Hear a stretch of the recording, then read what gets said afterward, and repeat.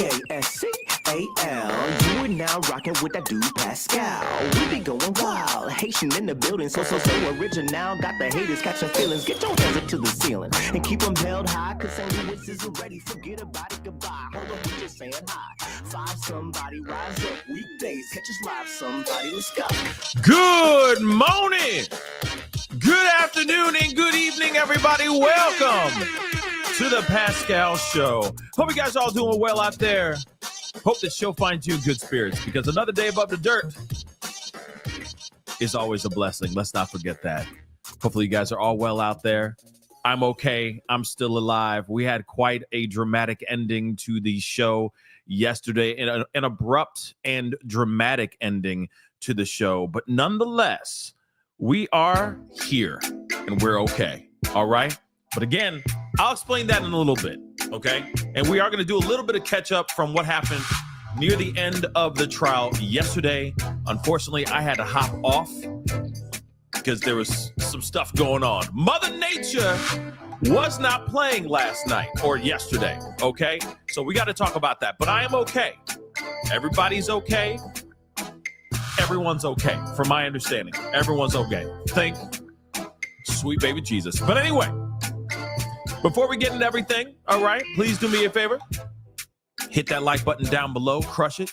Hit that reaction button, please. And thank you if you're watching on those other platforms. If you are watching on those other platforms like Facebook, X/Twitter, Instagram, TikTok, Rumble, let's make sure that you hit that follow button on those platforms, okay? I'm on all of them. Also, please make sure that you subscribe here. Very important that you do that. Subscribe here. Hit that subscribe button here. Make sure you go to the second channel, the Pascal Show Clips. Subscribe over there as well, please, and thank you. Hit that notification bell on both platforms so you know whenever I go live, whenever I upload, because a lot of times it's random, especially on this main channel, except for this trial, okay? A lot of times it's breaking news and very random, okay? Just so you guys know, hit that notification bell. Also, hit that join button down below. Become a member. Check out my Patreon. Check out my locals. And of course, check out PascalMerch.com. Got some really great stuff over there. Real talk. Really great stuff over there. PascalMerch.com. Okay. We have got to get into this. We got to get into this conversation. But before we get into that, let me just explain something, okay? So yesterday we ended the show quite abruptly. It was pretty dramatic. I'm going to be honest. I didn't know this was going to happen, but out of nowhere, you know, it was raining in the area, that kind of thing. It was just one of those things where you're like, all right, it's a gloomy gray day. It's going to be raining for a few days. So, you know, you're just expecting it to be like that. But while we are doing the show, out of nowhere, my phone goes off with a warning saying tornado warning. Now, let me explain something. Just going back like a few weeks ago. A few weeks ago, the same thing happened, but at the very last minute, where sirens were going off in the distance. And we also got a phone alert basically saying tornado warning, seek shelter now. And knowing the area, knowing how we live, again, we're like, they always say, oh, be worried. You know what I mean? Seek shelter. And then nothing happens, right? But this time, the alert went off, the siren went off in the background, and all of a sudden, it was like a big boom happened. So when if you go watch that live I did, where the feed goes out, that's literally when the boom happened. Okay, so I'm hearing, the sirens going off. Suddenly I hear hail hitting against the window, because there's a window this way, right? And all of a sudden, out of nowhere, it's just like a boom, right?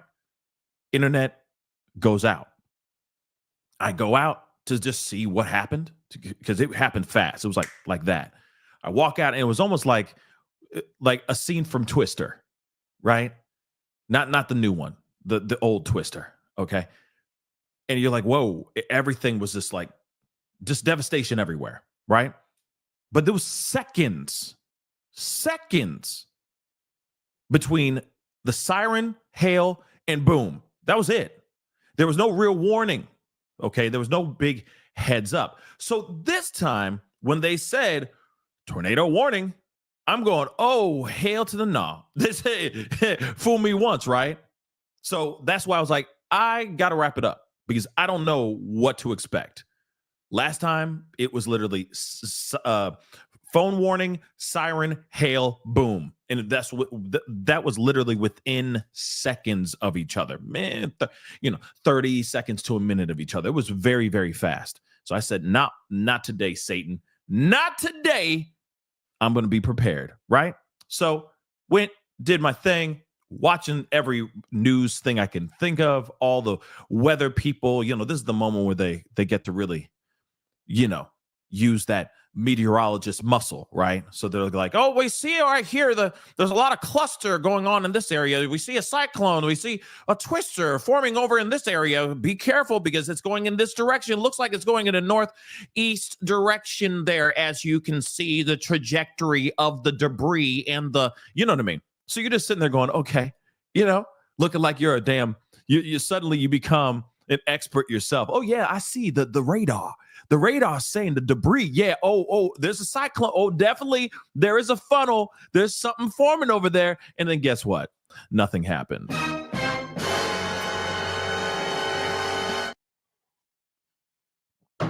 But at the same time, yes, we're all sitting there going, oh my God. Oh my God. You know what I mean? We're all scared because last time, like I said, fool me once, right? So we're all expecting something crazy to go down. And yes, there were some touchdowns in areas, but it wasn't anything bad, right? Nothing like what it was a couple weeks ago where we were waiting for FEMA to come through. There are people without homes, roofs literally ripped off from the tops of these homes. You saw my live, okay? I went down to basically an area where it was just literally ground zero. And it was absolutely terrible. So again, like I said, as soon as that alarm went off, I was like, I will not be in this room if something bad goes down. Hell no. I'm not losing my life whilst live streaming. Hell no. Right? So long story short, everyone's okay. We are okay. It was just terrifying for a second. But then, of course, it was just a really nasty thunderstorm that just rolled through, and it was fast. Okay. So everyone's okay. We're all okay, but I'm glad that it was near the end of the show. We were able to just get what we needed to get in as far as the meat of the testimony, especially Bana's cross, which has been brutal, to be really honest. But we missed the last bit of it because of the siren going off and the alarms going off and all that. Oh, by the way, I just want to make sure you guys know this too, because just so you know, the mayor of this area, of this city, was getting a lot of flack because of what happened last time. Okay, the sirens went off way late. They did not go off in time for people to seek shelter. Some of the areas, the siren didn't even go off, y'all. Yeah, it was that bad. And so what's crazy is that the heads of that had the responsibility of hitting the button, they were actually at a convention. Apparently they were at some other place. They weren't even in the building so that they can go and hit the alert button and let people know, oh damn, tornado done touched down. Nope. So now they're overcompensating, all right, for the big muck up that they did a few weeks ago. Okay. Now, of course, people were on suspended. Some people have been put on leave because those people were responsible to hit the button, but they didn't do it and all that. You get what I'm saying? They're like, well, somebody's head's got to roll and it ain't going to be the mayor. So they point blame specifically on the people that were supposed to hit the button, right? And they were doing all this. It's their fault. No, it's their fault. No, it's their fault. You see what I'm saying? So now they're overcompensating and they're going, oh, tornado warning, everybody. take shelter now, when nothing actually happened at all. Okay? But at least they're trying to correct and get it right this time. Right? Like I said, fool me once. So, like I said, when that whole thing went down, I had to, of course, like I said, last thing I want you guys to see is a whole roof above me just get ripped off and I get sucked into oblivion. Hail to the no. Okay? I will be on this earth as long as I can, dag nabbit, and it's not going to be a tornado that takes me out. Okay? Like I said, this is not Wizard of Oz or something. There was a tornado in Wizard of Oz, right? Yeah. Yeah. Anyway, yeah. All right. So, yeah, while holding on to my microphone, literally holding on to the podcast microphone, just being like, and I'm getting sucked into the vortex of the tornado. Like, that's not going to be me. Okay. Somebody else can do that. All right. And get their million views, go viral while they perish live on video. I'm good on that, guys. I'm good. I'll talk about it later. Okay. As I'm getting sucked into the eye of the tornado, like that, not me, and not today, Satan. Okay, guys. So there's a little bit that we missed yesterday with Bana's testimony. So I want to let you guys know what's going on. Of course, as you guys already know, the testimony cross for Bana has been very interesting. And here's the thing also, I had some time to think about this, okay? I thought about this, and I'm going to be honest. I could see, because here's the thing. When it comes to trauma, when you're experiencing something absolutely terrifying, right? Yes, there are going to be certain things that there's going to be details you're not going to remember, right? There are going to be things that you're going to say, okay, I don't know if I was standing this way or that way, but at the same time, though, I feel like there's certain things you do remember.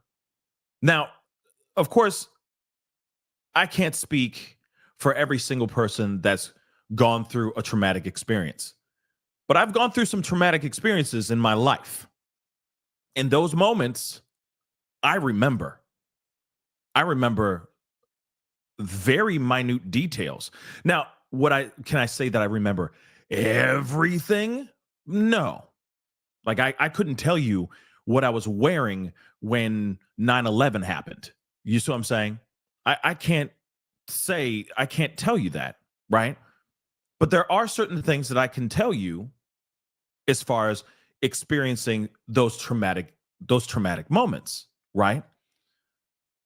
So when we look at something like this, where she's getting grilled by Westmoreland, okay, the defense, and all she's saying is, I don't remember, I don't know, I don't remember. Honestly, when you're sitting as a juror and you're listening to her scathing stuff during the direct with prosecution, and then suddenly defense walks up and says, do you remember? Okay. Do you remember this happening? Do you remember you saying this to, these things happened days ago or weeks ago. Do you remember saying this to the government? Do you remember, mentioning this, and this? Do you remember saying this before and now it's not that anymore? Do you remember saying he said that he was going to take your life at a photo shoot, but now it wasn't at a photo shoot? And all she keeps responding is, I don't know. I don't remember that. And it's like, wait a second. Are you sure? Like, you see what I'm saying? I get it. Traumatic experiences can be really, really scary and can be, and sometimes can alter your memory, because of the traumatic experience. But when you have someone as iconic and as memorable as Diddy walking up to you in a space, which we don't know what event it was now. She now says it was, I forgot what she said. Where was it that she said it was not at a photo shoot this time? It was, she said something else, if I'm correct. But regardless, You're going to remember the event, right? Something like that. I was in a space. It definitely was not my home. Lights, strobe lights were flashing because we're at a photo shoot. And this mother lover came up to me and said, I'm going to take you out. I could unalive you right here, right? I'm the devil. Okay, if he really said that, wouldn't you remember that? Like, especially in a space, wouldn't you remember? Thank you, John. Wouldn't you remember? Okay, that was done. That he said that in an apartment. That was crazy, and that was scary as f, right? Or we were in a photo shoot for Ciroc, having a great time. I'm sitting there making sure the everything's in place for the photo shoot. Or I'm just sitting in the back because I'm chopping it up with one of the models because she cute. And then suddenly out of nowhere, Diddy saunters up to me and says, I'm the devil and I could take your life. You're going to remember that. I'm sorry. You're going to remember the atmosphere, at least the environment in which he said that. He threatened your life. Someone as iconic as that. You're going to remember that. Like I said, you might not remember every nuanced thing, but you're going to remember where you were, right? So what the defense is doing right now is it's brutal. Of course, they're trying to dismantle her narrative. They're trying to discredit her. But then, here's the other part, because we're bouncing back and forth. Here's the other part too. Here's the other side. Let's not forget substances. Substances were being used. She clearly was an addict. She clearly was using a lot of substances. So was she completely out her mind on some sort of chemical when he walked up to her and said, I'm the devil? That's possible too. But you mean to tell me you're that zooted? You're that gone that you can't remember whether it was in an apartment or at a photo shoot? I mean, that's you, man. That's insane. How are you even able to function at that time if you were that far gone? Okay. So again, like I said, these are things that I have a feeling the jury is going to have a grand old time debating and discussing about. Let's keep it a bean. This is going to be very tough for them, at least with the Bana stuff. Because the defense is also trying to create a narrative like Cassie, Deontay Nash, Mia, and Bana all kind of congregated together to corroborate some lavish, detailed, deplorable story about Diddy, which I don't think so. I don't agree with that. I don't think that that's true. I think what happened is Diddy's a monster. These guys saw how monstrous this mother-loving monster is because they were victims of his attacks. And it wasn't just Cassie. But like I said, Diddy's team is going to do everything they can to move that goalpost, y'all. They're going to do everything they can to move that mother-loving goalpost. So we stopped at a specific place, the tornado that didn't exist, but thank God there was no tornado. Let's be real. I mean, in my neck of the woods, okay, there was apparently a tornado that did touch down, but apparently no lives were taken. Everyone's okay. It was brief. We good. Okay. So here's the thing. When it comes to this, it's very interesting because we stopped at this moment. So I'm going to share and show this with you guys. And then, of course, we're going to get to the live stuff. Okay. But this is interesting. So let's take a look at this. Because again, right before we ended, I was like, damn, why does this tornado have to be all up in my business when this actually happened? So I'm just going back a tiny bit before we continue forward. So where we left off, or just a little bit before where we left off. All right. So the balcony incident, this is what defense says to Bana. Okay. the balcony incident, didn't you tell the government there was a party in the apartment? She says, I don't remember that. Remember, she said in her testimony that what we read, okay, and what we understood, she says we were at an apartment. It was not a hotel where this whole thing went down. She woke up to Diddy storming into I'm assuming it was Cassie's apartment. They were having an argument. She said she took the girlfriend that she was with at the time and put her into the bathroom to hide her in the bathroom because she was like, I just don't want my girlfriend to see how dangerous Diddy is. I don't need her to get, to be hit by Diddy's wrath, right? The wake of Diddy's wrath. So she allegedly hides her in the bathroom, goes out to the balcony to light up a blunt. Okay, smoking that good, right? And that's when Diddy storms into the balcony, picks her up, puts her on the railing of the balcony and says, do you know what the F you did? Do you know what the F you did? And she's like, I don't know what the F I did. What did I do? What did I do? Right? And then he threw her into the furniture of the patio furniture. And then, of course, that's where she got some bruises and some, cuts and bruises and all that, right? Just so you guys know, just a quick recap, all right? So this is where we're at. Westmoreland trying to make a Perry Mason moment. I'm being real. So let's get into this. She says, the balcony incident, didn't you tell the government there was a party at the apartment? She says, I don't remember that. You told the government your girlfriend was in the bathroom. Not that you took her in there. Remember, she said, I took her in there during her testimony. I put her in the bathroom, went out to the patio to light a blunt. Smoking that loud, right? Okay. She says, she was like correcting her, like, no, my ex. Okay, cool. So Westmoreland continues. So your complaint says you were smoking a cigarette on the balcony, not the Mary Jane. So she says, I don't remember. But in her testimony with prosecution, she said she went out to the balcony to light a blunt. But now she doesn't remember. That's not great. Yeah, that bleezy, right? So the defense is like, these are different things. She's like, yeah. So defense says, you told the government you recalled he was charging at you, right?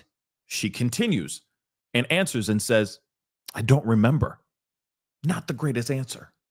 Okay? That ain't gangsta. Okay. Did you say Diddy SA'd you on the actual balcony? So she says, I showed them where his hands were. You said he groped your tatas. Or your lawyers said that. My lawyers said that. Didn't you tell these prosecutors 2 whole days ago that you couldn't remember what happened out on that balcony? She responds, I don't remember. Okay. Do you remember what substances you were actually on, if any? No, I don't. Didn't you tell the government you took the M, the G, and that yayo? Shoot, that's a lot of substances. But didn't you take them all? No, not all that night. Okay. No, all on that night. I think that he means what he wrote is like not all of that night, right? How much more do you? Then of course the judge says, how much more do you have? Then Westmoreland, this person, this lawyer right here, she's like, how much can I get? I'd really like to finish today. So the judge says, I ask you how long? She says, quite a bit more. All right, you may go until 11 a.m. tomorrow, right? So he goes to defense again. And Westmoreland says she needs about 45, maybe 30 minutes more with Bana. She ain't done playing with Bana. She ain't done exposing Diddy. Okay? Which is not good. Oh, dear Lord. Okay? So, of course, there's a chilling there has been a chilling effect on media coverage, even of demeanor of the witness. I don't think people in the court and other courtrooms were trying to violate the order, nor do I think they were chilled. That's what the judge said. Where are the arguments? So the defense says, I disagree that there has been no chilling effect, at least with respect to the mainstream press. And then, of course, they say, I think we'll be reading the order. Let's see. So now it's like, now he can't even talk over the phone. He has the minutes, but he can't call us. It says you have no minutes. Like, it's all this stuff. Like, they keep on saying, like, oh, we need more time with him. We need more time with him. We need more time with Diddy. But of course, lo and behold, they keep getting what they want for the most part, as far as him getting more time, right? So this whole thing has begun, but we got to go back a little bit. Let's take a look at this. And of course, you got to remember also, after Bana is done, we go straight into Jane Doe victim number 2. All right. And one thing that they're very concerned about, they're absolutely concerned about her identity getting exposed. I don't know how they're going to be able to kind of like block her from the courtroom, from people being in there. I'm going to be real. A lot of people are going to say her name. I already know it. As soon as Jane Doe walks in, that information is going to leak. But I also think her information is going to leak because the defense is going to expose that ass too. I'm telling you right now, they're going to ask something very specific. Okay.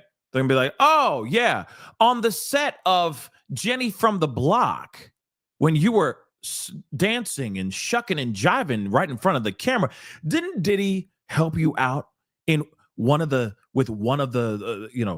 the production of that music video? Everyone's going to be like, oh my God. You know what I mean? Like, they're going to say something that's going to be so revealing. The defense is going to expose her for sure, whether she wants to be exposed or not. And I feel like also prosecution could possibly expose her through questions as well, because there's going to be some things that are going to be very specific that are going to drop as far as information. Okay. Just wait for it. But they also said that Ray J is a dealer too. I forgot to add that too, that they said Ray J's name in there and all that. But let me tell you something. Didn't we already know he was a dealer? What happened to Whitney Houston? Okay. What happened to Whitney? Ray J? I got questions. What happened? Let me repeat. What happened to Whitney? Whitney was in a bad place. She was loving that. The rock, the snow, everything. And I know that was before with Bobby, but at the same time, though, Ray J kind of helped that situation out a little bit more too. I'm just saying. But now his name has been brought up as a dealer. It's interesting because his name wasn't mentioned in the transcripts here, but his name was mentioned out here. A lot of the YouTubers that are there, shout out to all the YouTubers out there that are doing fantastic coverage of the inside the courtroom. But they all said Ray J's been named as a dealer. Like, it's the wildest thing I've seen ever. Okay. But let's get into this because they started. I mean, they didn't really start until about 8 minutes ago. Okay. So they just got started talking to Bana. So let's see what's going on here. I understand the press is doing their best with the orders. What about Jane's texts? So I feel a need to personally read them before releasing them. This is what prosecution said, before releasing them to the press. How about Saturday for Friday's exhibits? Then judge says, don't kill yourself. Okay, don't stress yourself out.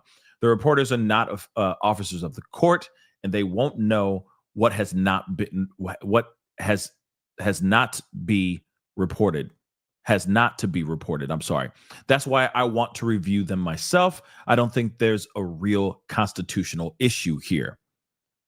And then, of course, Inner City Press says, well, I disagree. So moving on. The type of information that prosecution wants to redact, is it just a matter of timing? Should we adjourn for the day to permit redaction? No, I reject that. The First Amendment does not require that. The government is making accommodations. Oh, I'm sorry. If I'm correct, that's... Yeah. So prosecution wants to, of course, redact some of these things, which understandable because they're trying to protect this Jane Doe's identity, which I do not blame them for trying to do that. Okay. We want a screenshot of Cassie's communications with KK about Bana being dangled off the balcony. How does the balcony incident connect to the incident? Indictment, I'm sorry. It shows Mr. Diddy's violence and that Cassie is aware coercion. So it should not be admitted. It is a backward-looking statement. The screenshot was captured in September 2016, shortly after the incident, though, Your Honor. It does not, and then, of course, Shapiro's like, it does not show how Miss Ventura heard about it. It could have been from someone else. Okay, so I don't know what happened with that, but he was like, F it, let's continue. All right. So bring in Bana, jury, all rise. All right. So they have lunch coming in from, okay, we're going to take a shorter break. So Miss Westmoreland. So they go straight into it. Bana's taking the stand and away we freaking go. So what is this a photo of? Substances, party favors.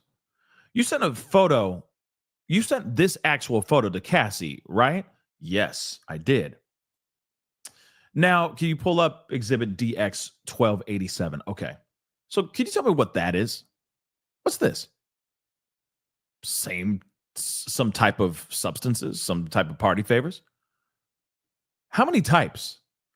I mean, I really can't tell.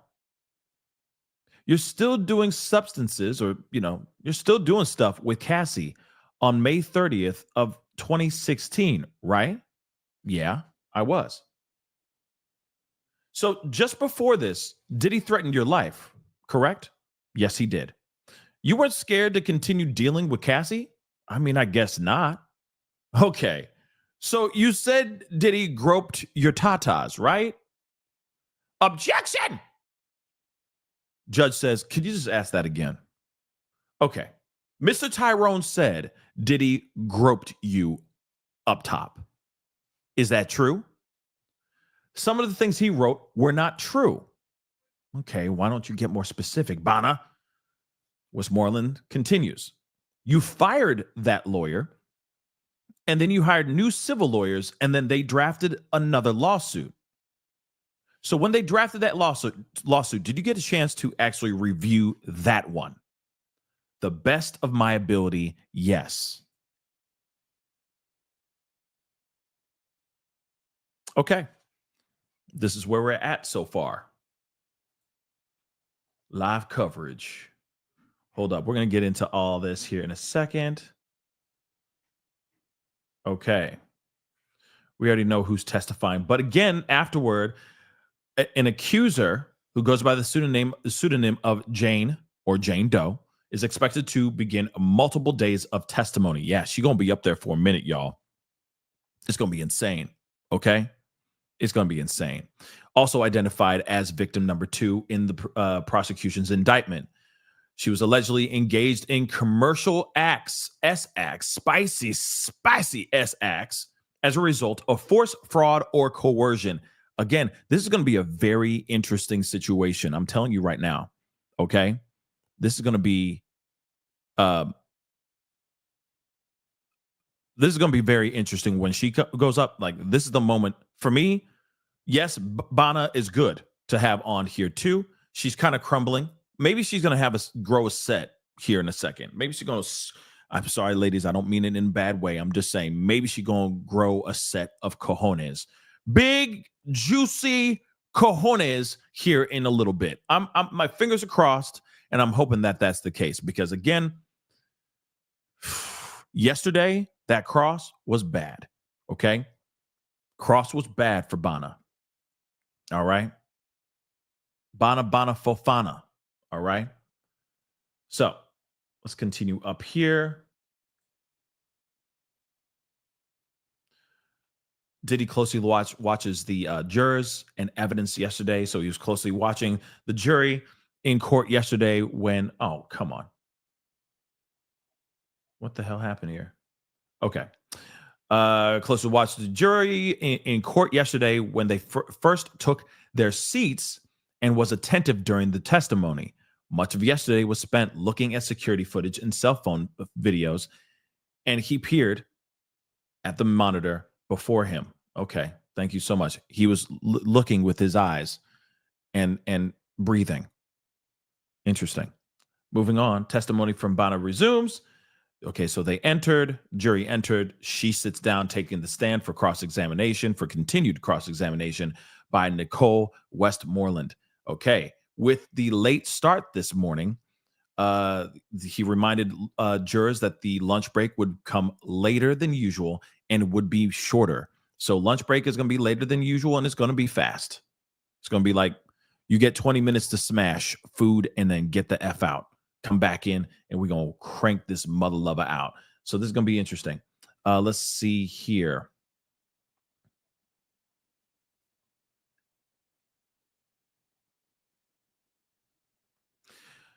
So balcony incident testimony shows mob-like behavior. Prosecutors need to prove case, and this is what the legal expert says.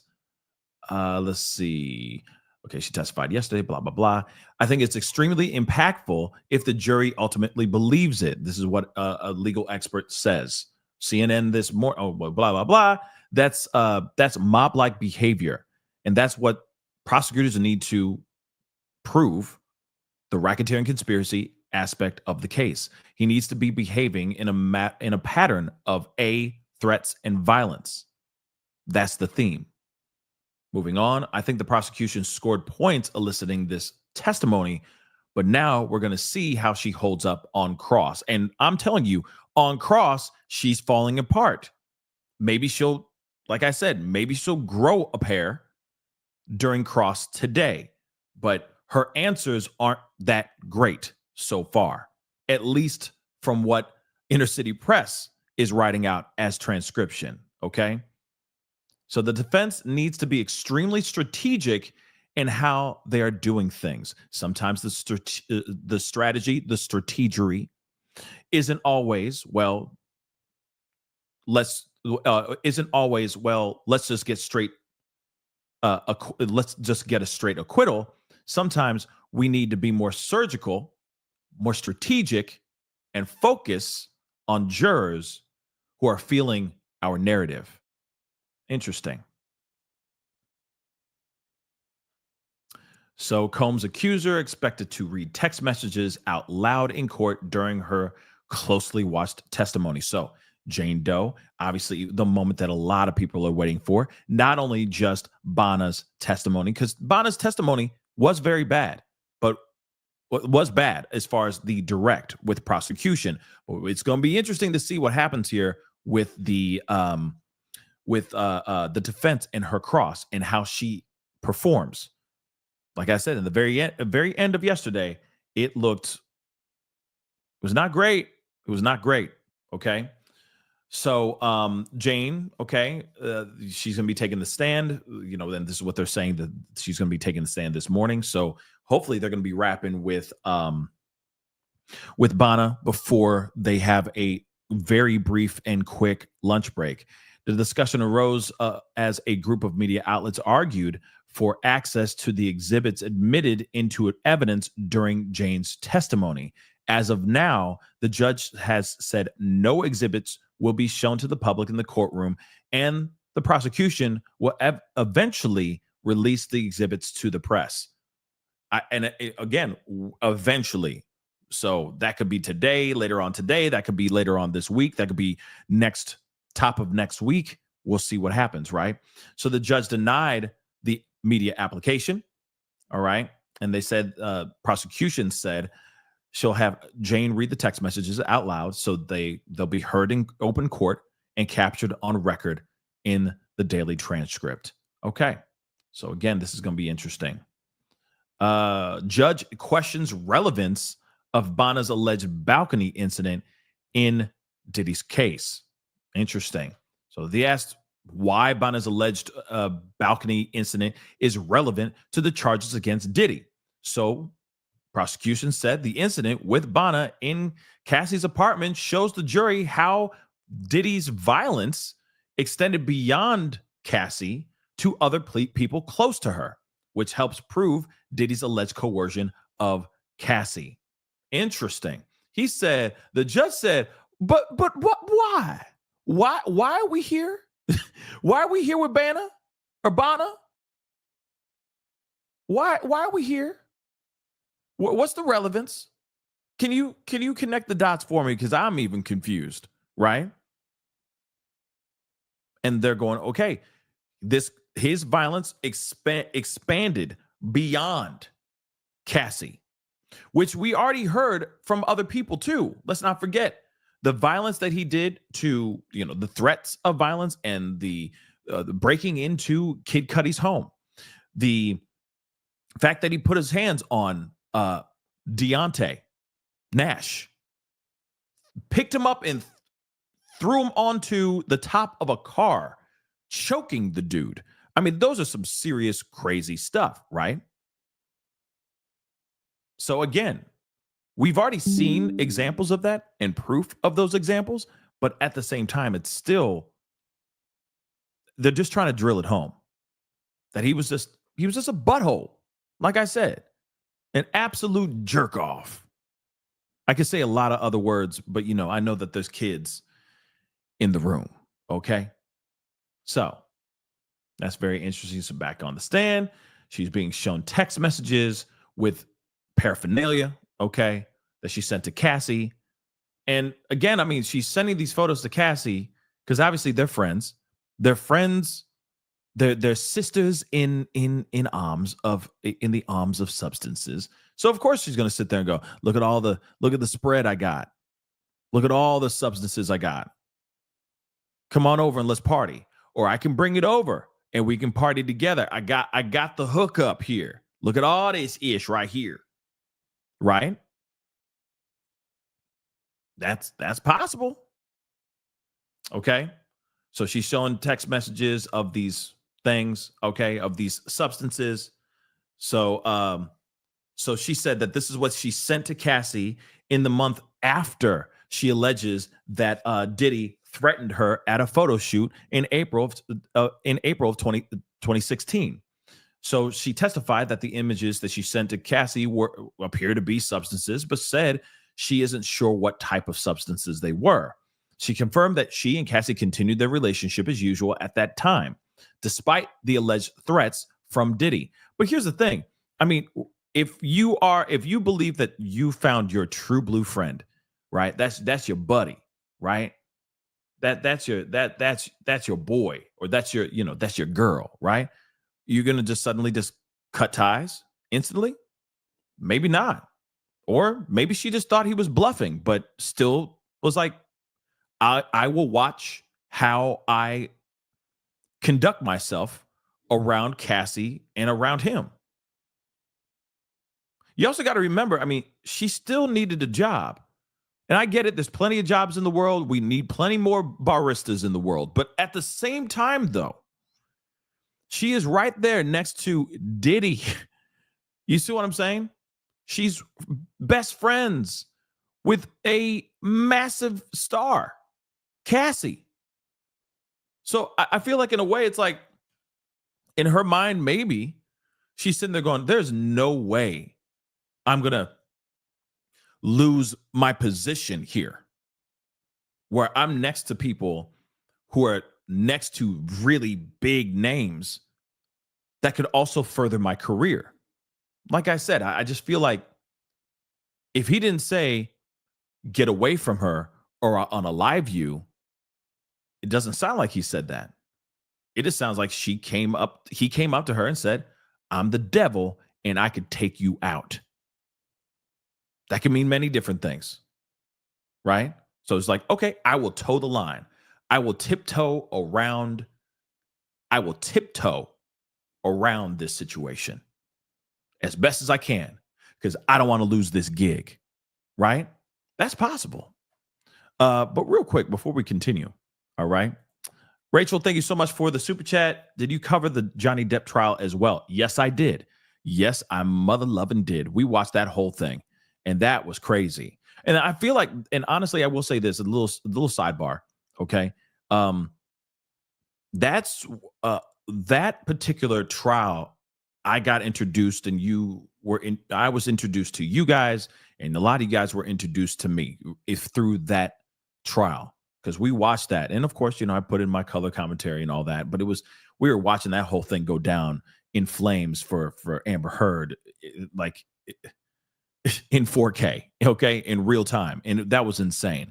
But that was the first time ever watching a trial for, several hours every single day and all that. But that was the moment where I got to kind of meet you guys and get to know a lot more of you guys for sure. So again, for those of y'all who are starting to subscribe, starting to follow this platform, this channel, I look forward to meeting every single one of you guys and getting to know all you guys. So again, that one, Gabby Petito's case as well was another one where got to, be introduced to a lot more people, right?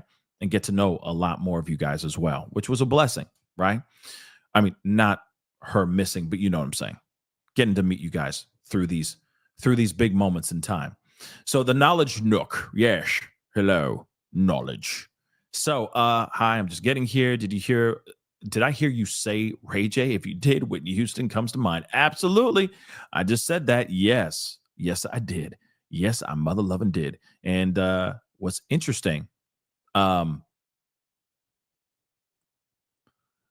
Ray J's been named as one of the dealers. And I think that's a big deal. Okay. That may be nothing, but it also could be something too. So we'll see what happens. Oh yeah, Angela, yes, you found me through Popcorn Planet. Shout out to Popcorn Planet. Shout out to them. Okay, fantastic channel. Great people on that show. You know what I mean? But let's continue. So she said, Westmoreland said, you fired him.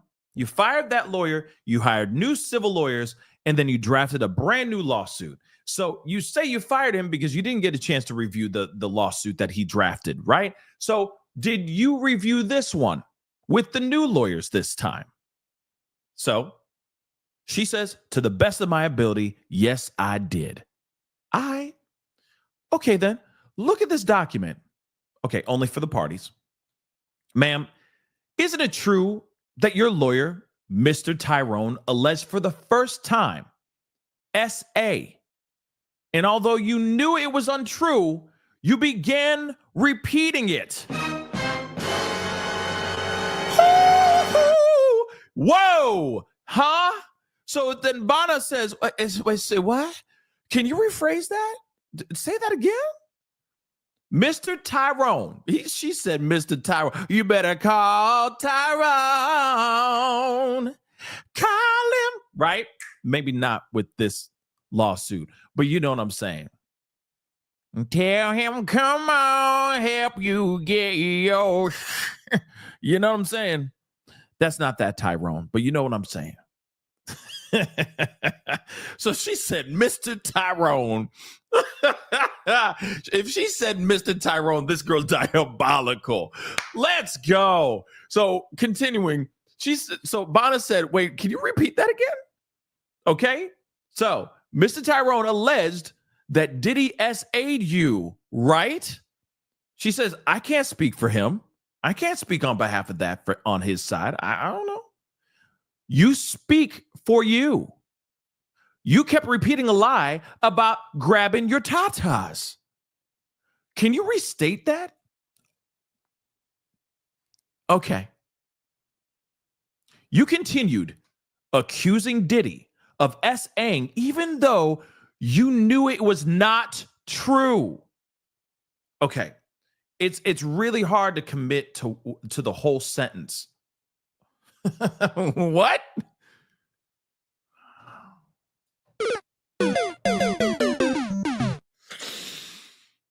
Let me repeat that again. She said, okay. You want me to repeat it again? All right, I got your ass. Hold on. So you continued accusing Diddy of SA even though you knew it was not true. She says, Bana says, it's really hard to commit to that whole sentence. What kind of answer is that? You knew SA was the only way you could sue, right? Bana says, I don't recall. You say you were screaming. Are you aware of anyone else calling the police on that day? If you're screaming so loud, screaming for help, terrified out of your mind, no one called 911? None of the neighbors heard you? Nothing? I don't think so. You didn't go to an urgent care after he threw you into these patio furnitures? Is that plural? Furniture? When you say what's plural for furniture? Is it furnitures? I'm an idiot. I'm an absolute idiot. Moving on. You didn't go to an urgent care after he threw you into the patio furniture? No, I didn't. You didn't tell the chiropractor, even a chiropractor, on what happened to you? No. Well, why not? I was scared. Okay. That's fine. Let's start here. The girlfriend. What's her name? Sarah or Friday? Can you give her can you say her full name, please? I think Sarah Siddle. Something like that. Or Seidel. I think Sarah Seidel. Something like that. It was a while ago. It was so long ago. This is not good. You got the government saying she was Friday and that she wouldn't know anything. I'm not sure. So on October 4th, 2016, didn't you attend Diddy's concert? I don't remember the date, but yes, I did go. This woman, Westmoreland cooking. Oh, dear Lord. This is not good.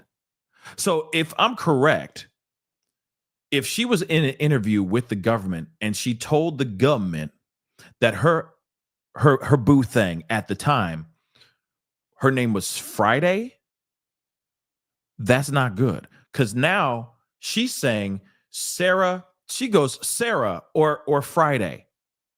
So you're telling me you don't even remember the girl that you were bumping uglies with? You don't even remember who and what her name is during the time that you were attacked viciously, dangled over a balcony by the diddler? This is not good. Again, like I said, I will call it like I see it, y'all. I will call it like I see it. I will walk it like I talk it. Okay? So this is not good. If we're seeing this, if we're reading this correctly, This is no bueno, cabrón. Ay, Chihuahua, cabrón. This is so bad. This is bad. Because suddenly she's like, I don't remember her name. You mean to tell me you don't remember her name? And maybe, you know what, Spain, Drexel, you that's true. Her nickname, she could have a nickname, and it could be Friday. It could very well be that. Okay? But at the same time, though, maybe it's not.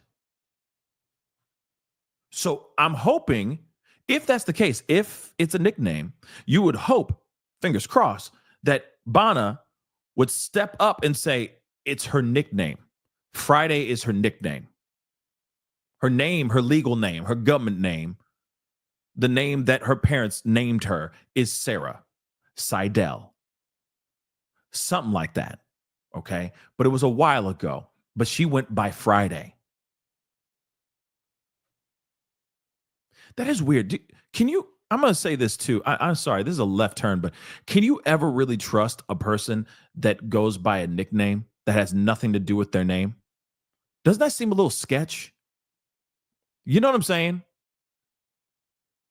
Like his name is Tom, but you met him and he goes by Diesel. Like that's weird, right? Is that weird? I think that's weird. Yeah. Yeah, I think that's weird. You know what I'm saying? You had a club, you have your little martini, your Cosmos, feel a little Sex in the City, you feel me? And then all of a sudden you meet this guy. Good looking dude, right? 6-pack, looks like a damn Tyson Beckford up in this mother lover. And you're like, oh my God, what's your name? Right? He's like, well, everybody calls me Diesel. Do you trust that man? I'm sorry, it's a weird name. It's weird to be like, yeah, I go by Diesel. What's your government name, bruh? Oh, it's Thomas. You know what I mean? It just seems weird. Does it seem weird? I feel like instantly they're untrustworthy. I'm sorry. They're going to be stealing your money and probably your substance too. Okay? I'm sorry. Just trying to kill some time. You know what I mean? What's your name? The Punisher. You know what I mean? No? Like, because, we all have nicknames. You know what I mean? And, we all have nicknames, I'm sure. Family nicknames. But I'm not running around and doing my family. You know what I'm saying? I don't know. Maybe that's just me. That's probably just me. I just instantly, if I met a girl, okay, out in the bars during my days of being single, if I met a girl and it's like, yeah, my name's Sarah, but everyone calls me Friday. I'm out the door. I'm like, check, please. Nice to meet you. Bye-bye. I'm not new. You know what I mean? Diesel cocks a lot. But yeah, you know what I mean?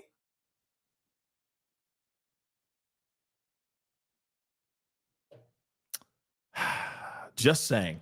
Let's see what NBC has to say here. But like I said, you're clear. That's clearly not a relationship because you found that you both are in love or, psychotically passionate about the Smurfs. You know what I'm saying? It's not like you're not meeting Tom or Diesel at church. You see what I'm saying? You're not going, praise the Lord. What's your name? I go by Diesel. At church. You're not. Okay? You're not. Let's continue. So if they go by a nickname, don't do it. That's a recipe for disaster. So defense continues challenging her memory of the balcony dangling incident. So Diddy's lawyers continued the same strategy as Wednesday, calling in question her memories of that 2016 incident. When defense attorney Westmoreland pointed out that she had previously said Cassie witnessed the incident, she responded with, I don't recall. That is not good. Do you understand? That is not good.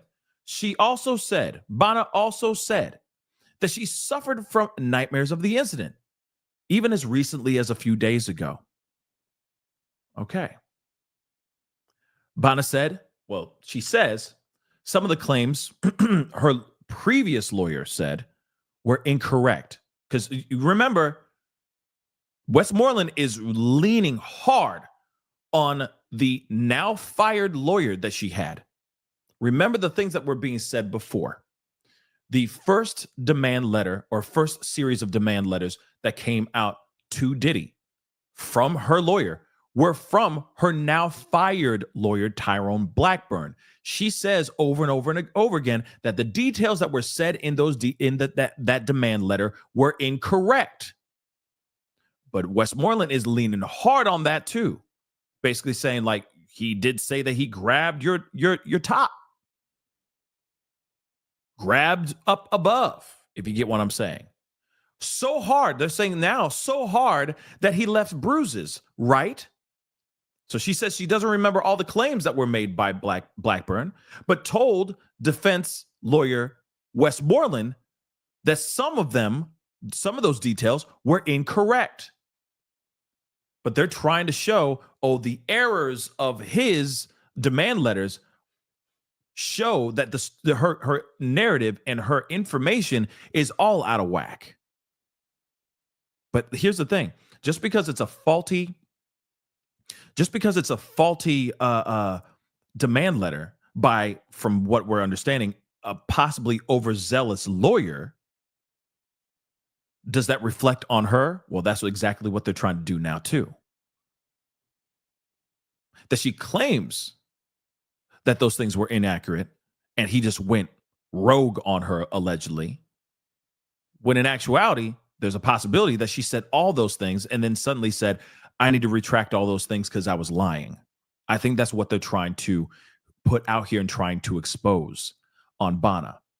But like I said, all the things where she's like, I don't remember, I can't recall, so on and so forth. It's not good. It's not good. It's not good, guys. So she's questioned about the lawsuit claiming SA. Again, they're claiming that she said SA. I remember that. She claimed SA in the very beginning, and then all of a sudden she wasn't saying SA anymore.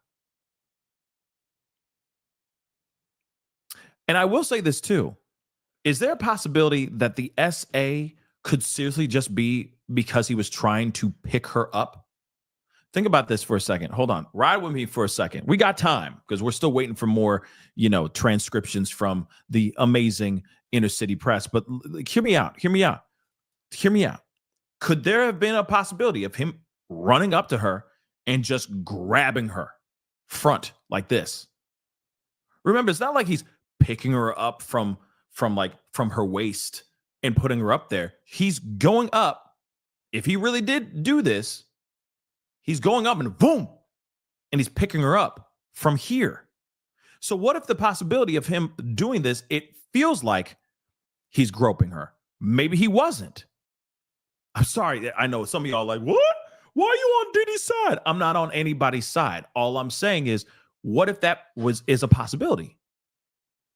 Boom. So she felt like, his hands are all over this area.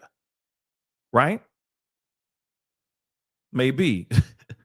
Caesar says, it was a prank, bro. You know what I mean? Like, so then where's Ashton Kutcher? You know what I mean? Where's Ashton Kutcher with it's so punked right now, huh? You know what I mean? So it's not a prank, clearly. But see what I'm saying? Boom, like this. He's just picking her up. He's not like, can you put your arms up really quick? I'm gonna hoist you and place you gingerly on the railing of this balcony, and then I'm gonna scream at you. Okay, ready? Put your arms up. Okay, let me just grab you from the waist and put you up here. You know what the F you did? Like that's not that's not what's going down here.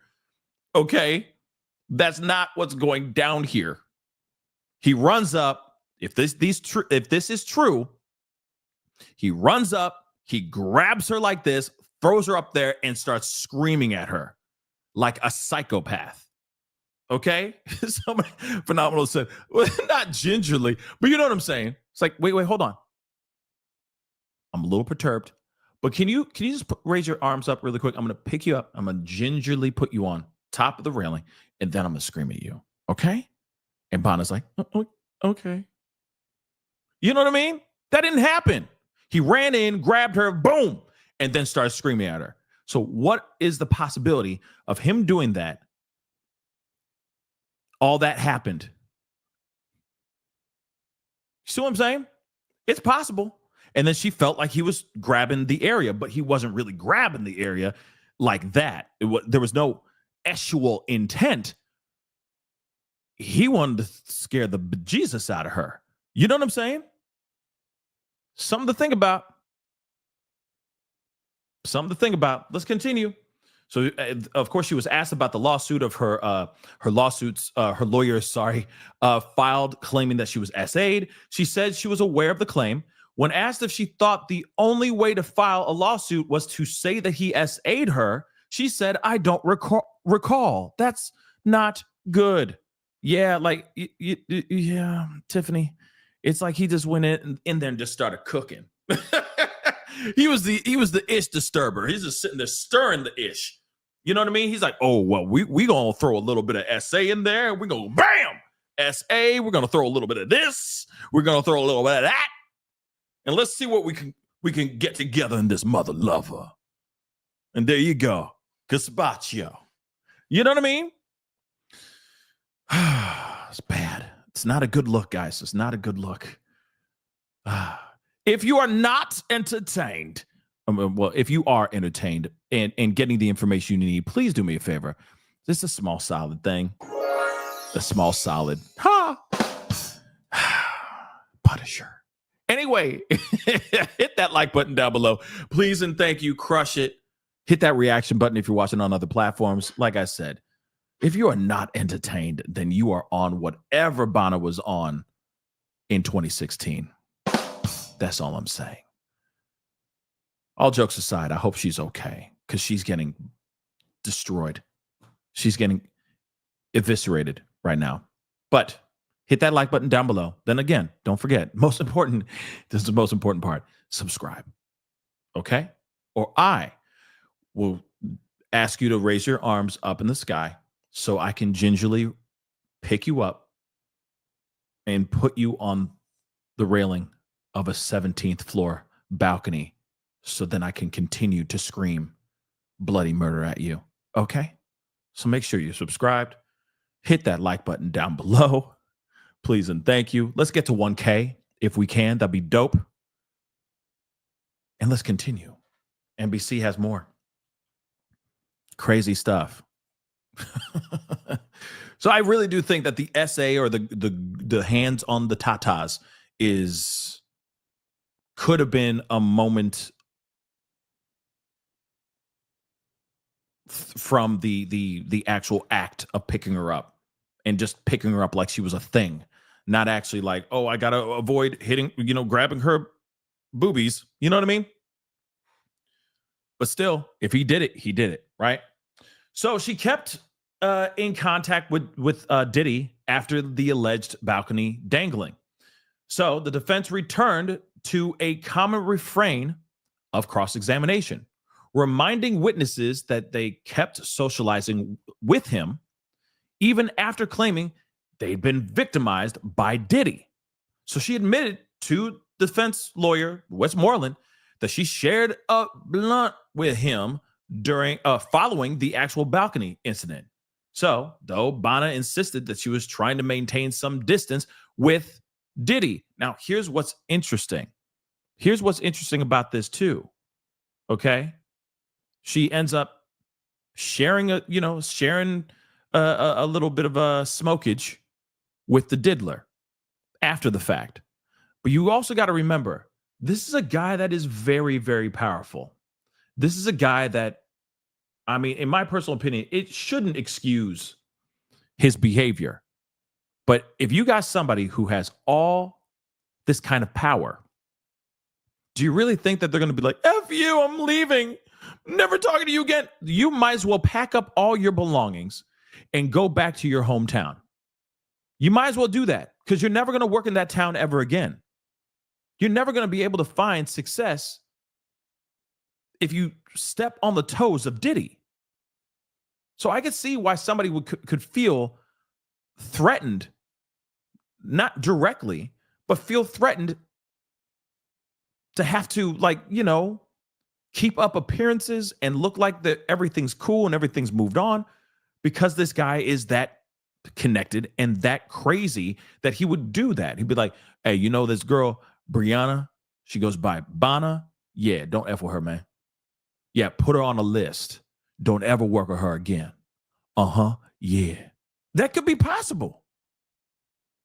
So again, a lot of these people, as you noticed, all of them, for the most part, have come back and been like, hey, Diddy, yo, my bro, my man, what's up? Can I get another job? So on and so forth. Because they know that this guy has the connects. And that's what's so sad about this. She can't sit there and say, F you, bro, I'm out. I'm never working with you ever again.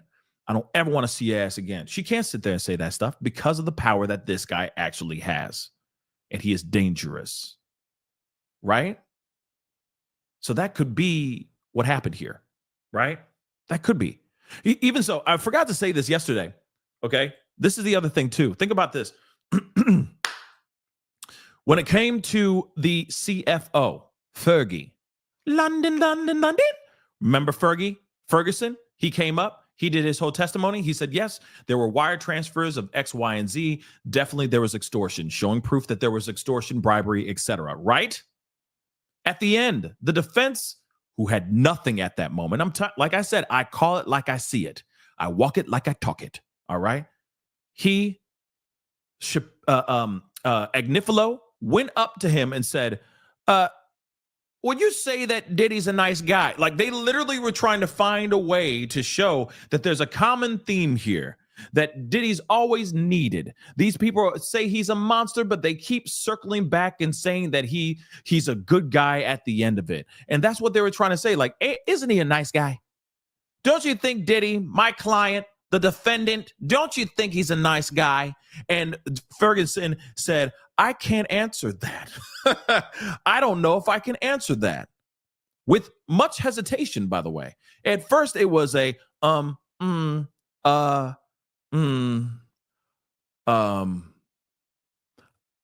think I can answer that. That is a long period of time that apparently he had a lot of things that he wanted to say about Diddy. With it, there was a lot that he said without saying anything. And then he had to say something, which is, I don't think I can answer that question. He didn't end with, yeah, he was one of the most fantastic bosses I've ever had. It was an experience of a lifetime. Nope. That guy's like, he a butthole, without actually saying he's a butthole. You see what I'm saying? So, very interesting stuff. Very interesting stuff indeed. They're trying to do that same stuff. You see, she's still cool with him. She cool with him. This smoking the blood, right? They're having a great time. Even after she got dangled over a balcony and almost lost her life, it's no big deal. They're sharing a blunt. They're cool. They're cool.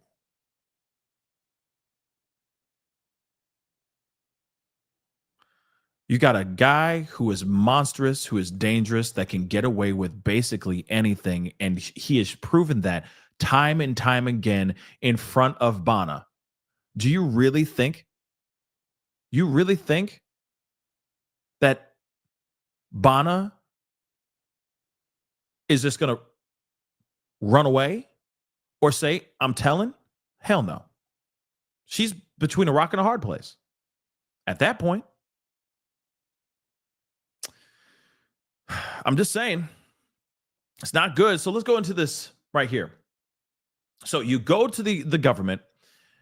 You got to the you got the government saying that her name was Friday, and that she wouldn't know anything. She says, I'm not sure. So on October 2016, didn't you attend Diddy's concert? She says, I don't really remember the date, but yeah, I went. So judge says, just ask Miss Westmoreland. Okay. May we read the text? then, Your Honor? Yeah, proceed. Okay. You read Bana and I'll read Cassie's responses. Okay. She says, okay, I don't know what I wrote. Coolio. What time? See, this is at Cassie. Coolio, what time? Love you. Thank you for yesterday. That's what Bana said in a text message. You're asking Cass if Diddy would like a sweatshirt 2 weeks after you alleged he held you over a balcony. Am I correct? We were trying to be cool. Can you repeat that again? We had the FaceTime call, and then we were just trying to move on. We were trying to be cool. Isn't it true that you continued to see Diddy and Cassie because Diddy did not cause you any injuries? Part of that statement is true, and part I can't agree with. Answer the question. Oh, I'm sorry. Answer the mother-loving question then. See what I'm saying? Isn't it true that you continue to see Diddy and Cassie because Diddy did not cause you any of those injuries? Her response is part of that statement is true, and the other part I can't agree. Specify. Get specific. Yeah, some of the part that you said about that I continue to see Diddy and Cassie is true, but no. Later on, no. He caused me those injuries. So those injuries are true. Specify. This looks weird. And if you're the jury and you're sitting in there listening to this stuff, you're going, what? Wait a sec. You can't even answer that specifically? You can't even answer that cohesively in a cohesive, coherent way? Oh, yo. We need to have a conversation, Bana. Moving on. She says, you see your phone number on this, right? Yes, I do.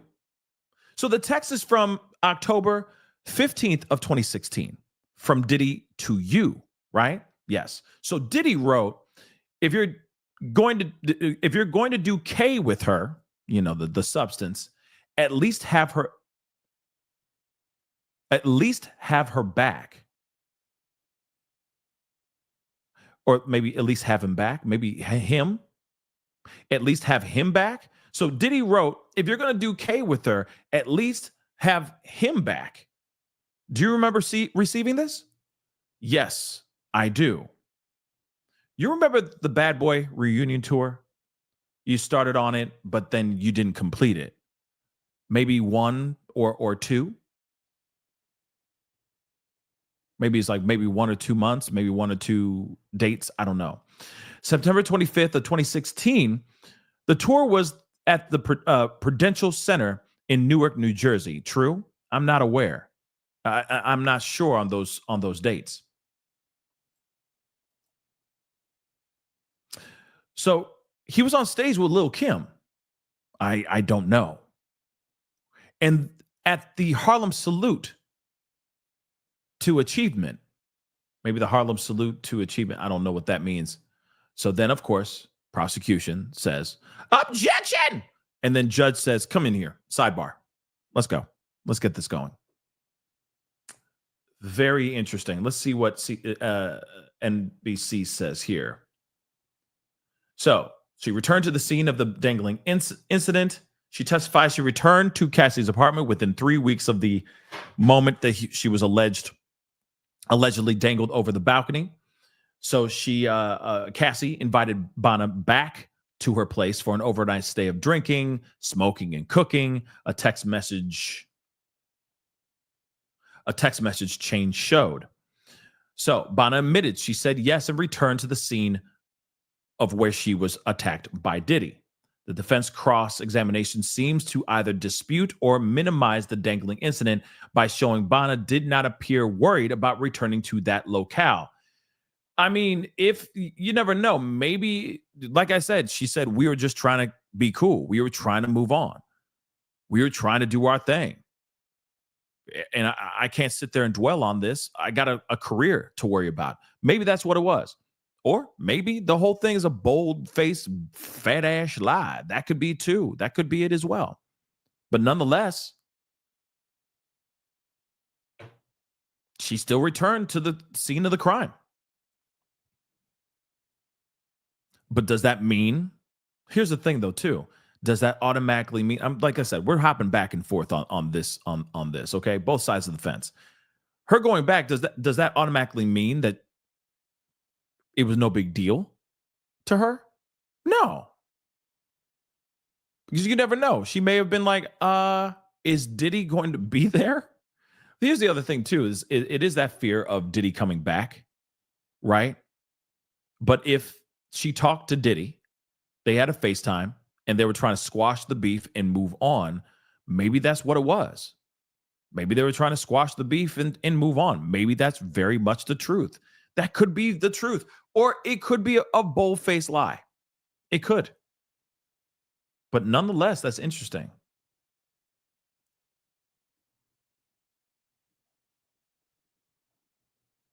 That is interesting. Let's see if the sidebar is done. Nope, not yet. So I'm wondering about this, the Harlem Salute to Achievement. I don't know what that is. And then, of course, they're like, objection. So again, like, they're trying to, true, they're trying to minimize, like, the dangling incident obviously was not that big of a deal if you were willing to go back. Shoot, it either is not a big deal or it didn't even happen. That's basically what they're saying. You really weren't that scared. He didn't really SA you. You're just exaggerating for money, to get a couple $1 million, etc.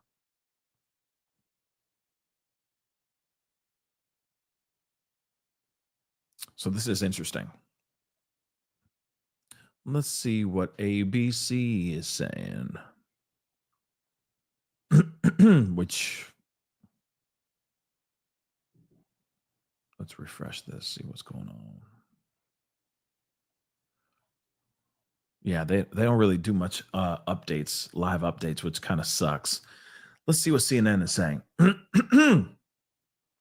She kept her distance from Diddy after the alleged incident. She kept her distance from Diddy. Doesn't mean that she can't still be friends and hang out with Cassie. You see what I'm saying?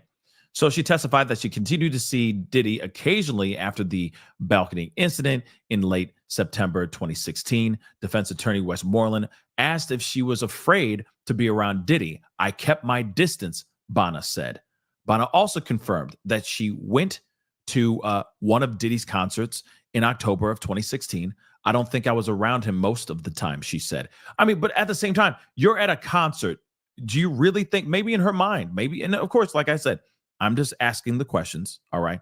Maybe she was asking, maybe she thinks that by being at this major event, he's not going to do anything crazy, that he's not going to put his hands on her, that he's not going to put his hands on Cassie while they're backstage, while he's on on tour doing a show. I really don't think that he would do something like that, right? But then again, I don't know. But maybe that's her logic. Maybe she said, I can still go to this concert. I'm going to be around a whole bunch of people. It's not like he's going to put his hands on me in front of thousands of people, right? She also confirmed that she went to a club that Diddy rented out the following day on October 5th. So defense asked if she wore a neck brace to the private party. I probably should have, but didn't. Eesh.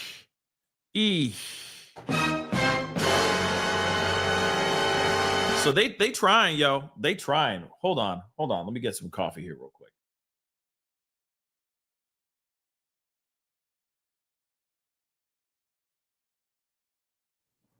That's not good. Because apparently she had a photo of her like with the neck brace and all that stuff, showing photos of her with her leg all banged up and all that. But then if this thing happened in late September and her body was that jacked up, why would she not have the neck brace? So that's not that's not good. That's not good. She said, I probably should have, but I didn't. Again, they're dismantling it. She could have really been in bad shape and said, F it, I'm not wearing the neck brace today. because I look foolish, I look ridiculous, and it definitely does not go with this ensembles. She could have been like that. That could have been it, but in actuality, it's like, nah. Now it's coming back. That decision's coming back to bite her right in the booty, right? Possibly. Let's continue on. Defense questions why Bana maintained contact with Cassie and Diddy after the attack. I'm serious. I'm sorry for saying this, but again, truly, I believe she was trying to keep in contact with him because he's Diddy. He's a superstar. He's a mother-loving superstar. Cassie is one too. She's in the entertainment business. Come on. Of course, you're going to try to keep in contact with them to a certain extent because they have more power than he has more power than you, right? So, defense attorney pointed out that in the weeks following the alleged attack, Bana texts Cassie offering Diddy to get a hoodie from him. Again, if he wears a hoodie and puts it on video or puts it on social media and it's fire, people are going to be like, yo, where did you get that hoodie from? That's fire, right? Guerrilla marketing at its finest, at top tier. Because you know for a fact, as soon as he wears a shirt or a hoodie that looks good, everybody, and he live streams or he's, doing an interview or he's in something and he's wearing it, people are going to be like, where did he get that? That's fire, though. That's fire, though. Where did he get that? And then people go and buy it. Remember, she's a fashion designer. I'm just saying. So she says we were trying to be cool. According to text messages from October 9th, 2016, between Cassie and Bana. She also agreed to sleep over at Bana's apartment for about 2 weeks after the incident took place. Isn't it true that you continue to hang out with Diddy and you continue to spend the night at Cassie's house because Diddy did not cause you those injuries at all? So she says part of that statement is correct, and part of that statement I can't agree with. How do you respond in that way?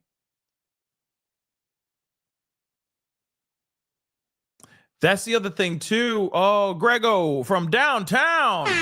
That's a very good point right there. Think about this too. She is also supplying them with substances. And if she was helping and she was the plug, okay, there's still a possibility of her being like, well, that's extra money in my pocket. I'm not going to lose this client. That's extra money and I need to pay rent. And you know how LA rent go. That rent is out of this world expensive. So I can see her being like, yo, man, I still need to move this weight. I got this stuff. You want it? Cool. Maybe that's what it was.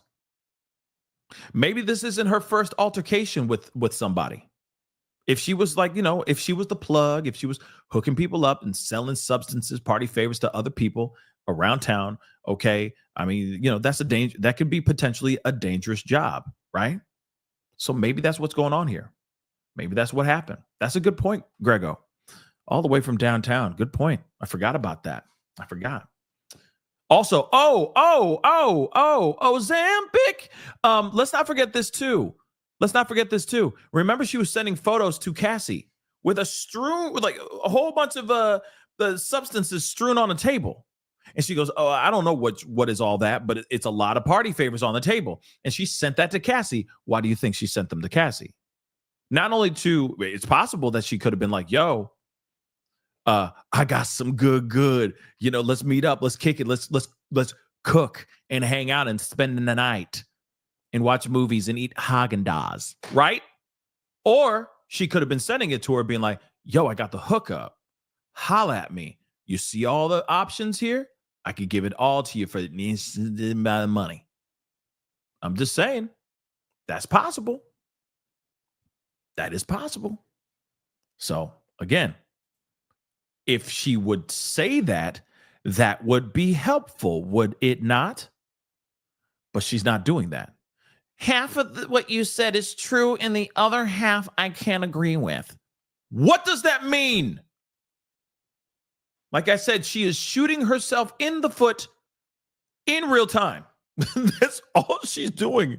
She clearly was the plug, though. Okay. She said, I got the hookup. Holla if you need me. Okay. Holla at your girl. I got them all. Everything, even that weird pink stuff that Diddy loves. So holla at your girl and let's make a deal. That's it. Come on, man. So, Diddy messaged Bana about friends stopping each other from making mistakes while under the influence. See, this is something we didn't see in the transcription. So, Diddy sent Bana a message saying that friends should try to stop each other from making mistakes when they get zooted together. If you're going to do K, at least have her back. That's what he was saying. If you're going to do K with her, at least have her back, Diddy wrote, according to a message that was read out loud in court. So again, he was like, yo, if y'all going to get crazy, at least make sure she's not doing anything stupid. Wow. So the defense asked Bana if she believed Diddy wanted her to stop using so many substances with Cassie. She says, I can't speak for him.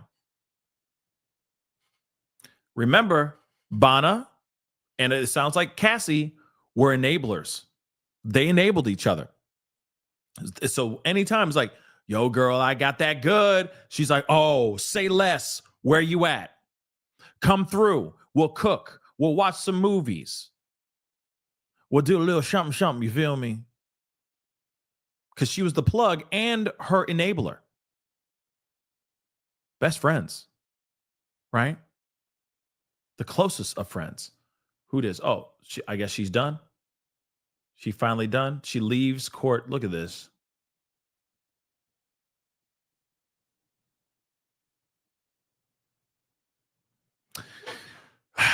Just say no, children. Just say no. That's all I've been saying. Okay? But here's the thing. So she says she continued to hang out with Diddy to be cool with him, which we already know about that. So she was just, after all this, she said, after being dangled over the side of a balcony, side of the balcony edge, she said she was just trying to be cool with Diddy. Yeah, she's little. She's a little one. She's a little miniature little one, you know? Small in stature. Vertically challenged, one would say. But yeah. They tried to rip her apart, guys. Let's see. So they're back. Is the Trump International Hotel stay of Frank Black? Does that include September 26, 2016 in room breakfast for $231? Okay, you see this, right? This food and this breakfast that was brought in, this room service. Yes, I do. You agree one person can't be in two places at the same time, right? She says, hard to say. You told the jurors Diddy injured you in LA on September 26. On September 26, 2016, correct? Prosecution says, may we have a sidebar? So they have another, damn, they got so many freaking sidebars. Hold on. Hold up. So the Trump International Hotel stay of Frank Black includes on September 26, 2016, in-room breakfast of a bill racking up $231. You see that, right, Bana? Yes, I do. So you agree one person can't be in two places at the same time. You can't be Clark Kent and Superman in the same place at the same. You can't be in two places at the same time. It's just not possible. Bana says, hard to say. But you told jurors Diddy injured you in LA on September 26, 2016, correct? Woo! I Chihuahua. I Chihuahua. Let's continue. They had the sidebar. They came back. Westmoreland, like I said, she trying to get her Perry Mason moment, like I said. So she says, Diddy did not cause you the injuries in the photo that you provided with metadata saying September 26, 2016, right? She says, I can't agree with that. She could easily just say no, but she says, I can't agree with that. Okay. All right. A person can't be in LA and New York at the same damn time. Bana says, my answer is the same. She says, I can't agree with that. Her answer is the same. So she believes that someone could be in LA and New York at the same damn time. That's what she thinks. Oh my God. Oh, this is so frustrating. She says, my answer is the same. And then defense says, no more further questions, and walks off the damn stage. Are they going to do a redirect? I'm assuming they are, because they're going to have to clarify some of this ish, because oh my damn, this is not my jam. But oh my God, what is going on? This is not good. She just failed miserably. Because now what's going to sink into the brains of the jury, hear me out as we wait, okay?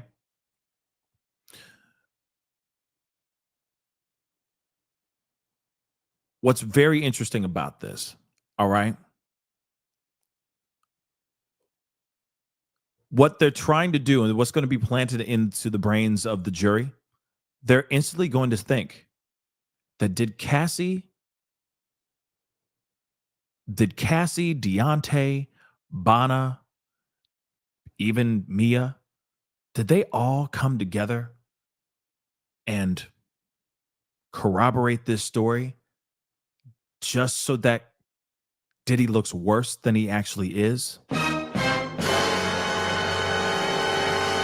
Did they create these stories and corroborate these stories so that she can make her lawsuit against Diddy even thicker and even more damning, so that she can secure that $30 million that she got from Diddy? They all still talk to each other.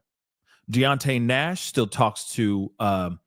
has conversations and talks to Cassie. In fact, he helped style her for her testimony, for her days of testimony. Bana still has contact and still talks to Cassie as well. I don't know if Mia still talks to her. I don't think that they talk to each other anymore. But still, no matter what, you still have two other people that are talking to Cassie before, during, and after her testimony. So what the defense is now trying to show is that maybe, or trying to put into the brains of the jury, is that maybe they corroborated that story to make it look worse for Diddy, to make it worse for Diddy. But here's the other thing too. Diddy still settled with Cassie in less than 24 hours after that became public knowledge. Her lawsuit became public. 24 hours later, that lawsuit was settled. $30 million she got in her pocket. Now, I get it. Maybe he can't attack every single thing that she said in that lawsuit. And she's like, that's not true and that's not true. Those two things aren't true, but those other things, yeah, I did those things. His lawyers are pretty much like, well, you can't fight every single one of them. All you can do is take the L, pay her the money, and keep it moving. Diddy, that's the only thing you got. Maybe that's what it was. And maybe these stories now, maybe these these claims that were made in that lawsuit, now the defense is trying to take this as an opportunity to dismantle the hell out of them. But here's the thing. I do believe that what happened to Bana is true. I still do believe it. I believe that he really did pick her up and put her up on the balcony, screaming at her, terrifying the hell out of her, and all that. I still believe that to be true. But she's just not answering. This is the problem. She's not answering the questions right. She mucking it up. She mucking it up bad. It's a bad look for her, period. She should not have answered the questions in this way. It's weird. She might as well have just said, I plead the fifth. You know what I mean? Even though she had immunity and all that, she should not have said what she said. How she responded to this. I mean, let's just, as they're bringing up the Jane Doe, which, by the way, Jane Doe's next. Woo! It's bad. It's going to be bad. Jane Doe is going to be interesting, and Jane Doe is going to be bad. All right. And then, of course, it's going to be interesting to see how she responds, how the defense handles her. Right. But one thing is for sure. Let's take a look at this. These questions, how she answered these questions is just wrong. Oh my God, why does she answer these questions in this way? It's so frustrating, guys. I'm sorry. Please forgive me.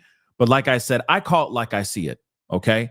And these questions are these questions, how she answered these questions is bad. Again, let's take a look at this.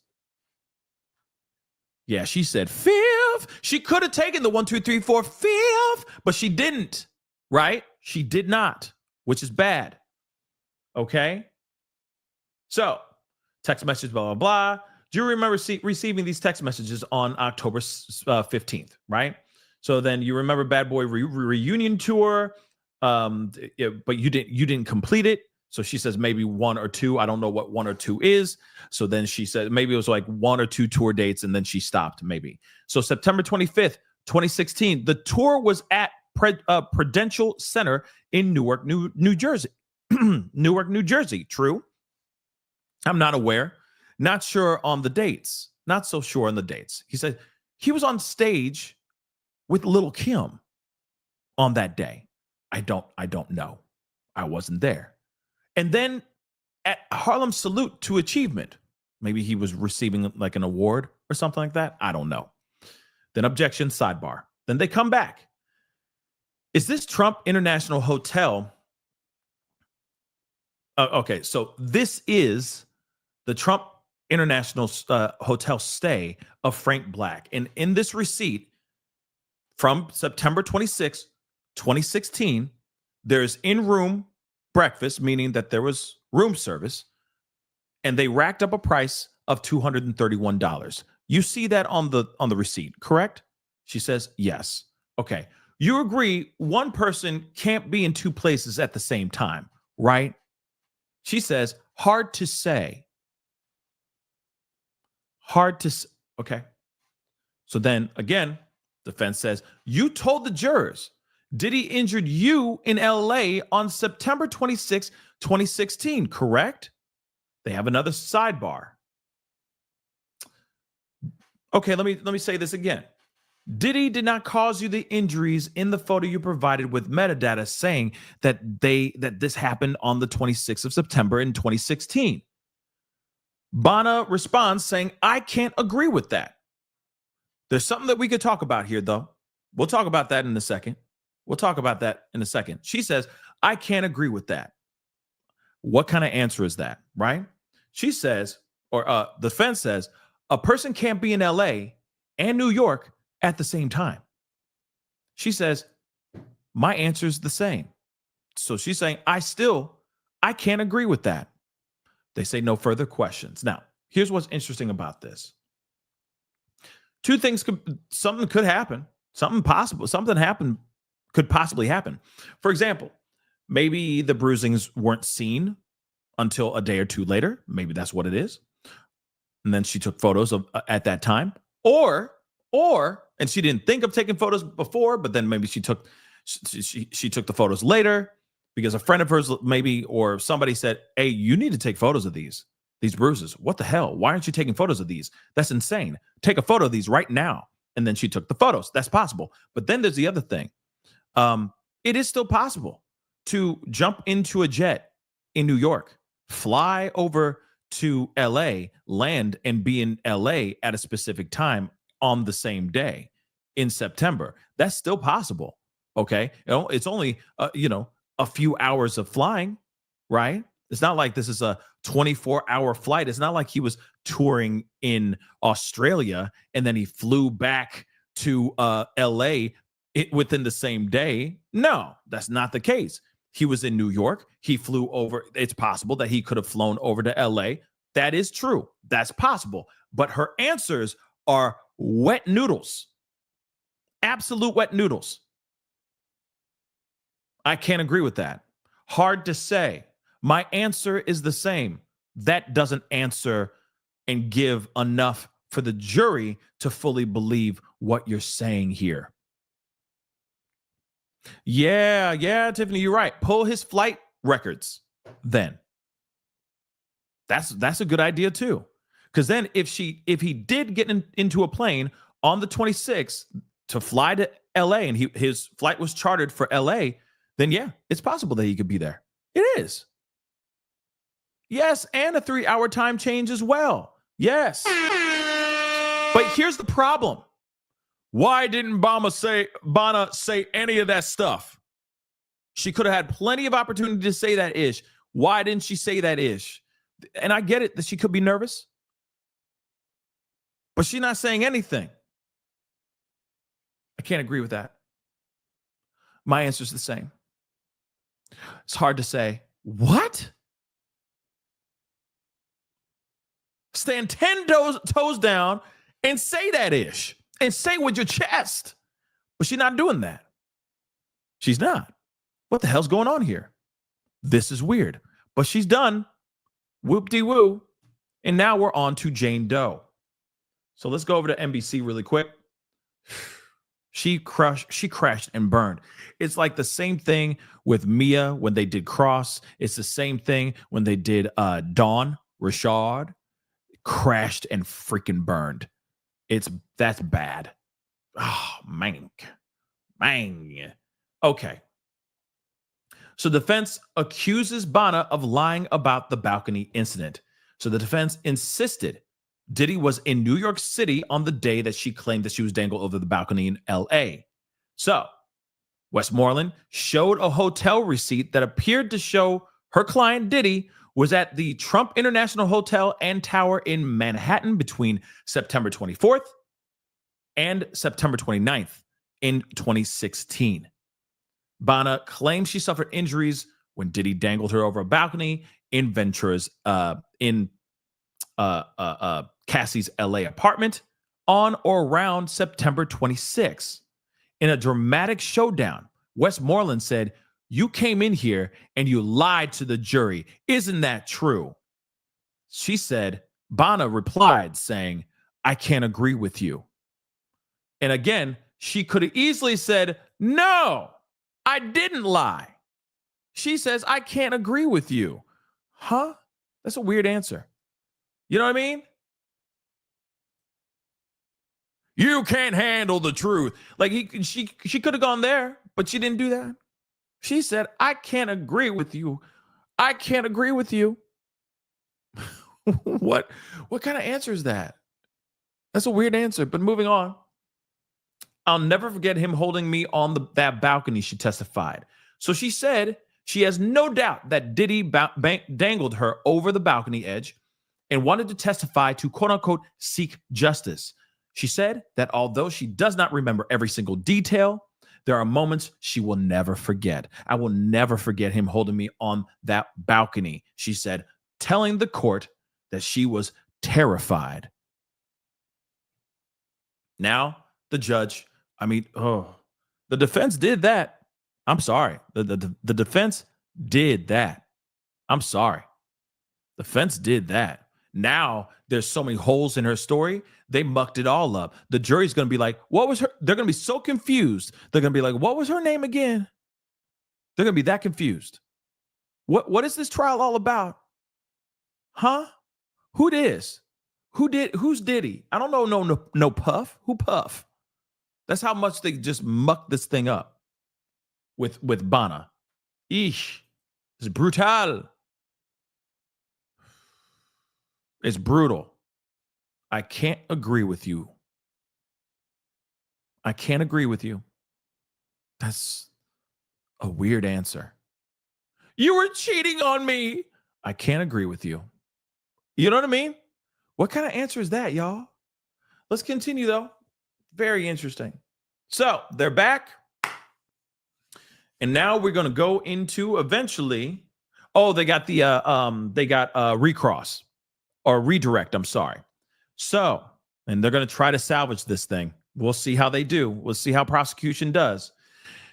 Did you ever review the notes that were taken at your interviews? She says, no, I did not. Did you give Cassie permission to put your name in her complaint? No. After she filed, I hit her up to tell her of her mistakes. Tiffany wasn't there at all. When you filed your lawsuit, when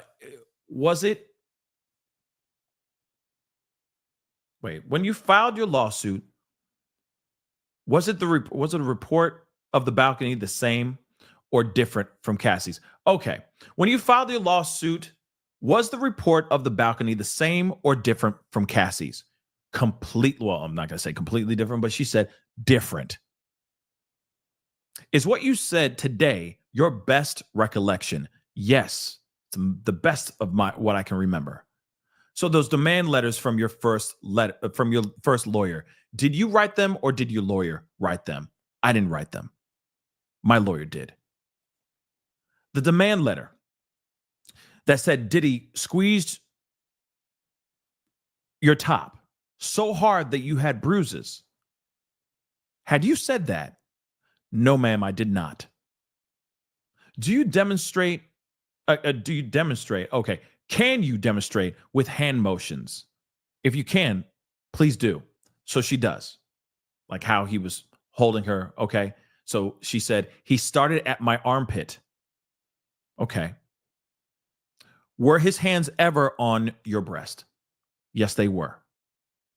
Do you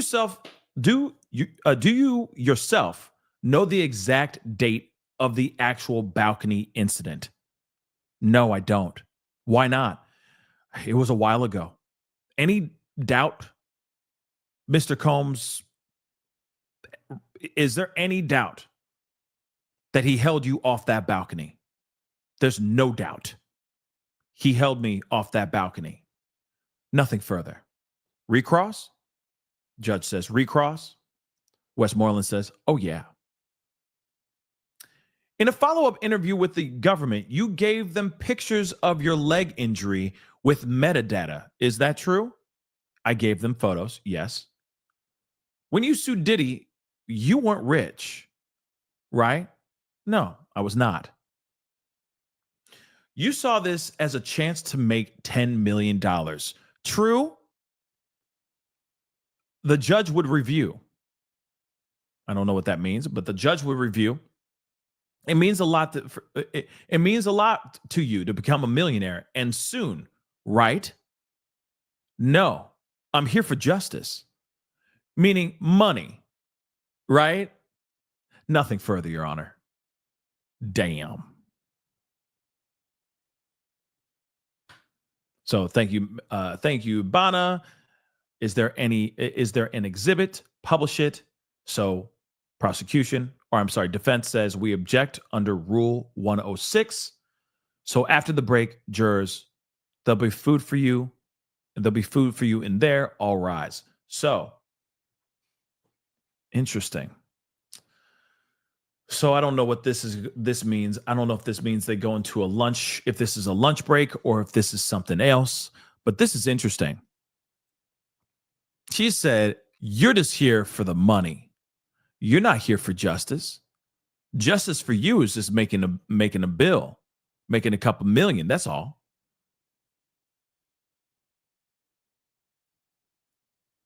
So Bana testifies that she's certain that Diddy held her on that balcony.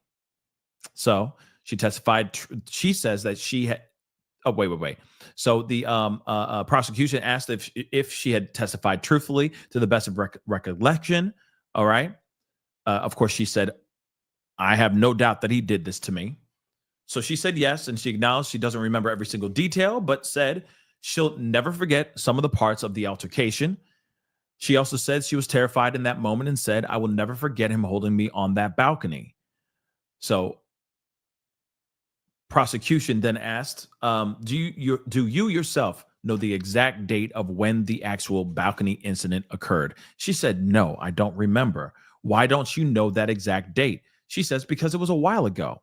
In a closing redirect, in closing the redirect examination, regardless of the exact date, do you have any doubt that Diddy held you up on that balcony on the 17th floor? She says, "I have no doubt." Okay, she says she cares about justice. And of course, they were asking, the defense is questioning her motives for accusing Diddy of doing what he did. So the defense briefly addressed Bana one more time before the testimony concluded, with attorney Westmoreland asking her if her lawsuit against Diddy was, quote unquote, opportunity to become a millionaire. She says, "I can't agree with that." Westmoreland pointed out that Bana is seeking $10 million in her lawsuit and asked if Bana cared about becoming a millionaire. She says, "I care about justice." So she is now off the stand. They're taking a break and they're dismissed until 1:30 p.m. Eastern Standard Time. So 30 minutes, a little less than 30 minutes from now. So this is very interesting. And then, of course, after this break, and I'm assuming this is their lunch break as well, which, of course, I'm probably going to go and do as well, because your man's hungry as hell. But when we come back, it will be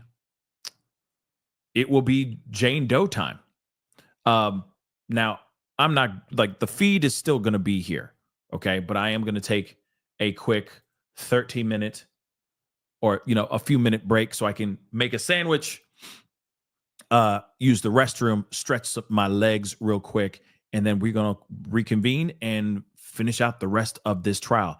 Again, this is very that one was not so great in my personal opinion. I don't think that this was a good look for Bana at the end of it. I do believe that what happened to her is real. The dangling of the balcony thing, I don't think that they would just fabricate that just for ish and giggles. I truly believe that that's what happened to her. But again, at the same time, the cross was not helpful. It did not help her cause, in my personal opinion. But we'll see what happens. Okay. So again, I'm gonna pull up Long Crime. They're doing their halftime show. Okay. And they're already in discussion about all this and then some. So we're gonna get into that right now, and then I will be right back. Okay. Gonna get some food, use the restroom, and then I'll be right back. So if this is an opportunity for you guys to, stretch a leg, do whatever you need to do that. And then when we come back, we got Jane Doe taking the stand. And this one's going to be interesting as well. So we'll see how she handles herself on the stand. So I'll be right back, guys. Sitting in the defendant's chair, right? It perhaps lets the jury question, is this really just a grudge match against the defendant? You're immunizing everybody else, but going after this one guy. So I think you do have to be somewhat strategic about how you're doing it. So there's no legal limit to the amount of immunity you can offer, but there may be a strategic limit to it. It's a good point. It's a good point. You always wonder because a lot of them are asked about the immunity deals that they took. Here's a question for you, Tyler. I'm very confident the answer is no, but I'll allow you to, but for a practical reason. This is from Teresa Worth. Can the prosecution bring Cassie back on the stand? No, I don't see any reason the court would allow Cassie or Miss Ventura to come back to the stand. I mean, early on, maybe there's something that comes out later on that justifies it, and they have to get granted that right by the court. But I don't see any reason for Miss Ventura coming back on the stand. Maybe earlier, if there's some issue with her pregnancy and her needing to quickly wrap up her testimony, and then something really just outlandish comes out when the defense brings their case in chief, and for some reason, the prosecution thinks it's necessary to call her as a rebuttal witness is something the defense brought up. But I don't see really any opportunity for Ms. Ventura being called back to the stand by the prosecution. I mean, she gave birth in like week 3 or week 2. She gave birth right after she testified. The judge was very keen on making sure she was in and off that stand immediately. They made sure that she wouldn't be able to be brought back. So again, we're waiting for Elizabeth to come out. We'll have to hit a break when that happens. I'm getting word. Do we have to hit a break now? Okay. All right. Guests, all-star panel, stay with us. Everybody, keep your questions coming. If you have any questions for Elizabeth, by the way, shoot them over to me. I'll ask her right now. So we're going to take a quick break. When we come back, Elizabeth Milner, our in-court reporter, is going to be with us. Our eyes and ears. Stay with us.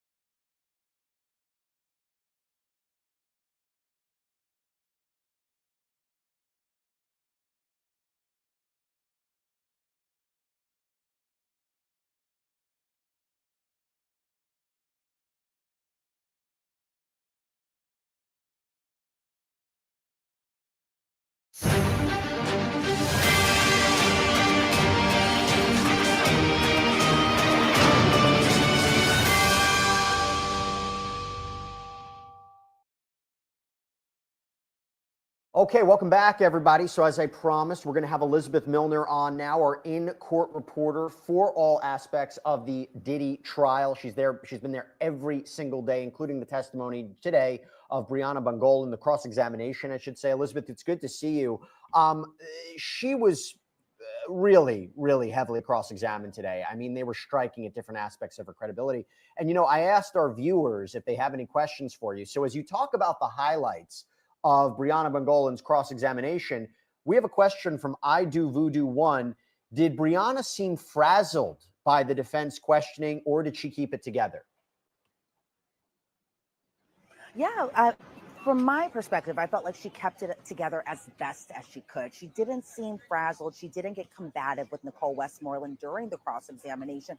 She really just, for the most part, if she didn't remember something, she said, I don't remember, even if it was something that happened relatively soon as far as the date goes, or when it had happened back in 2016. And it felt like the focus of the cross-examination for the most part, I'm sure you've already been discussing it, Jesse, it's just what she recalled and when she recalled it, specifically whether or not these injuries occurred and did they occur because of Sean Combs. And I think some of the big stuff that Nicole Westmoreland was really going over during the cross-exam was, for example, showing her photos about her sending a picture which looked like drugs. It had pills, there was crystallized substance in these exhibit photos. And Nicole Westmoreland was like, oh, so things were just business as usual just after this incident occurred. But I think the big kind of gotcha moment in a way was just that the defense brought up Diddy's hotel receipts, and specifically receipts from when he had checked into the Trump hotel September 24th through September 29th of 2016, because Bryana, while on the stand, or Bana, while she was on the stand, was saying that she believed that this date, or the date of the incident, had occurred in late September, specifically September 25th or September 26th. But as the defense pointed out towards the end of their cross-examination, Sean Combs and even Cassie in some aspects were over here in New York and even in New Jersey. So they brought up the Trump hotel, it was like a check-in document or a receipt, but the receipt was for Frank Black. And you saw the arrival date from September 24th of 2016 to November 29th of 2016. And then the various charges to that respective room as far as breakfast bills, which went from $344 to $1031. $107.84. So it really felt like they were showing just kind of that final receipt of being like, okay, you said that this happened on this date, but it shows that according to this receipt that Frank Black, aka Puffy, aka Diddy, aka Sean Combs, and even Cassandra Ventura, aka Cassie, were here in this area, here in New York, here over in Jersey, doing events. And so they try to kind of bring it back under the redirect, but I kind of feel like, and kind of have a sense that the damage might have already been done. You know, we have a question here from Danny, and this is one of the reasons I love having you on, Elizabeth, is there's only so much we can get from the transcript and the reporting. Danny asks, is it true that during some of Bryana's testimony, she was laughing on the stand? No, not at all. Okay. Like not from everything that I've been hearing did I hear any type of laughter. So no, that is not true, unfortunately. All right. Or not unfortunately, but it's not true. What about this? This is a question from Candela. How are the jurors coming along? Are they as invested as the first testimonies, or does the repetitive nature of hearing these allegations seemingly getting to them? They must be tired, I would assume. Yeah.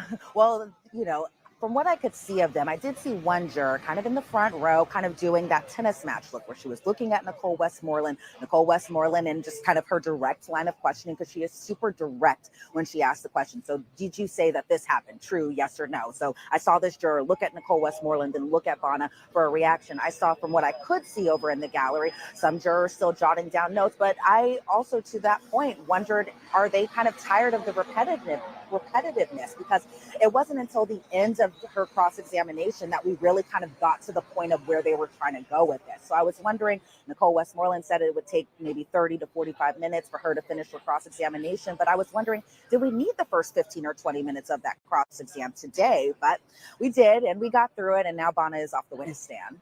I have maybe the most important comment yet. This is from Enlin DK for you, Elizabeth. Elizabeth, what's the skincare? Because damn. The people love you, Elizabeth. Everybody loves you. I know you needed that. There you go. They love you. They love you.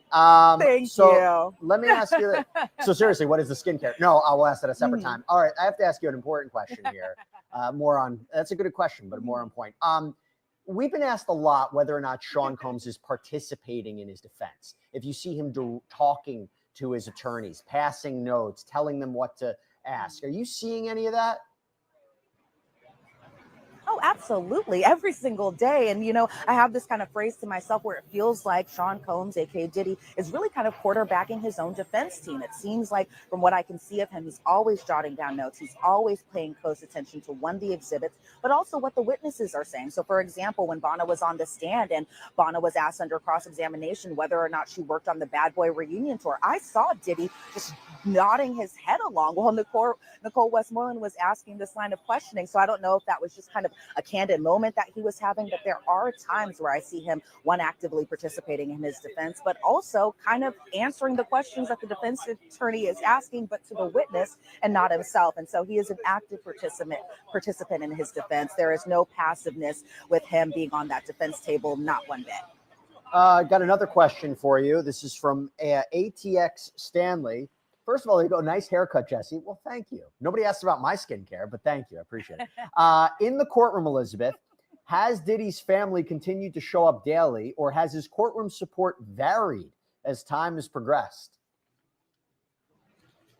Yeah, that's a great question. And it kind of has varied. There were times, especially at the beginning of the trial, where all of his children, with the exception of baby Love, were inside that courtroom. Then that kind of dwindled a little bit. We haven't seen his daughter since week 1 of trial. As far as his son goes, that's kind of dwindled here and there too. For example, last week we saw Quincy, Justin, and Christian Combs all inside that courtroom. But as far as today goes, it's a different kind of lineup. Justin Combs is inside that courtroom. His mother, Janice Combs, has been inside that courtroom for most of the duration of trial so far. Haven't seen his sister Keisha since last week, but his kind of one of his biggest supporters, Char Lucci, who's also a producer, but one of Diddy's very close friends from childhood, he's been inside that courtroom every single day of trial. And he was also one who had often attended the pre-trial hearings. I think notably kind of a person who I think is pretty interesting that's been showing up to court this week in particular has been Dana Tran, and that is the mother of Diddy's youngest daughter, and that is baby Love, who is I think maybe 2 or 3 years old, but she's been appearing in court today. So as far as everyone together, it's like Diddy's PR, his mom Janice, Dana Tran, Char Lucci, and Justin Combs, all there to kind of support Diddy over on the defense side. Elizabeth, something just happened in court a few minutes ago, and I want your perspective if you've seen this. So Judge Arun Subramanian said to Mark Agnifilo,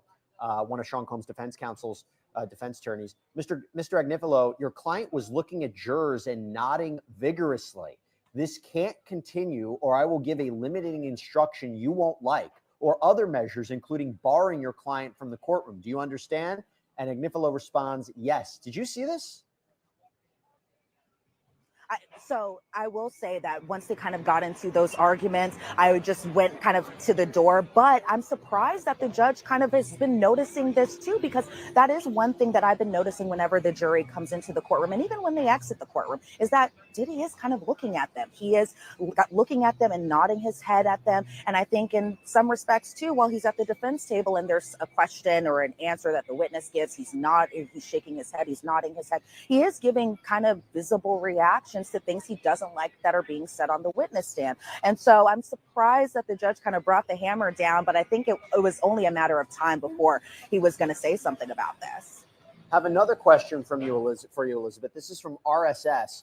Reporters and press have noted strange interactions. Reporters and press have noted strange interactions outside of the trial. Has Elizabeth faced any such strange encounters? And then it gets cut off. I mean, I don't know if anybody's been watching Sidebar. Sometimes people yell things, but have you noticed anything like this? Yeah, they do. Yeah, there's been a lot of just interest, and I think just the volume of people here who are here every single day. There are some interesting encounters that you have. For example, today, one of the people who sits in line overnight was allegedly hit in the head with a hammer by none other than the MTA lady. And so there are some people who just try to either cut the line to get into the courtroom. There have been kind of, I wouldn't say verbal spats, because then that would imply that it was super aggressive, but there's been kind of just a little bit of, I would say, kind of a little bit of aggressiveness as far as just some people who either will cut in line, or some people who just want so much access to the trial that it kind of is upsetting people who have been standing in line for hours on end.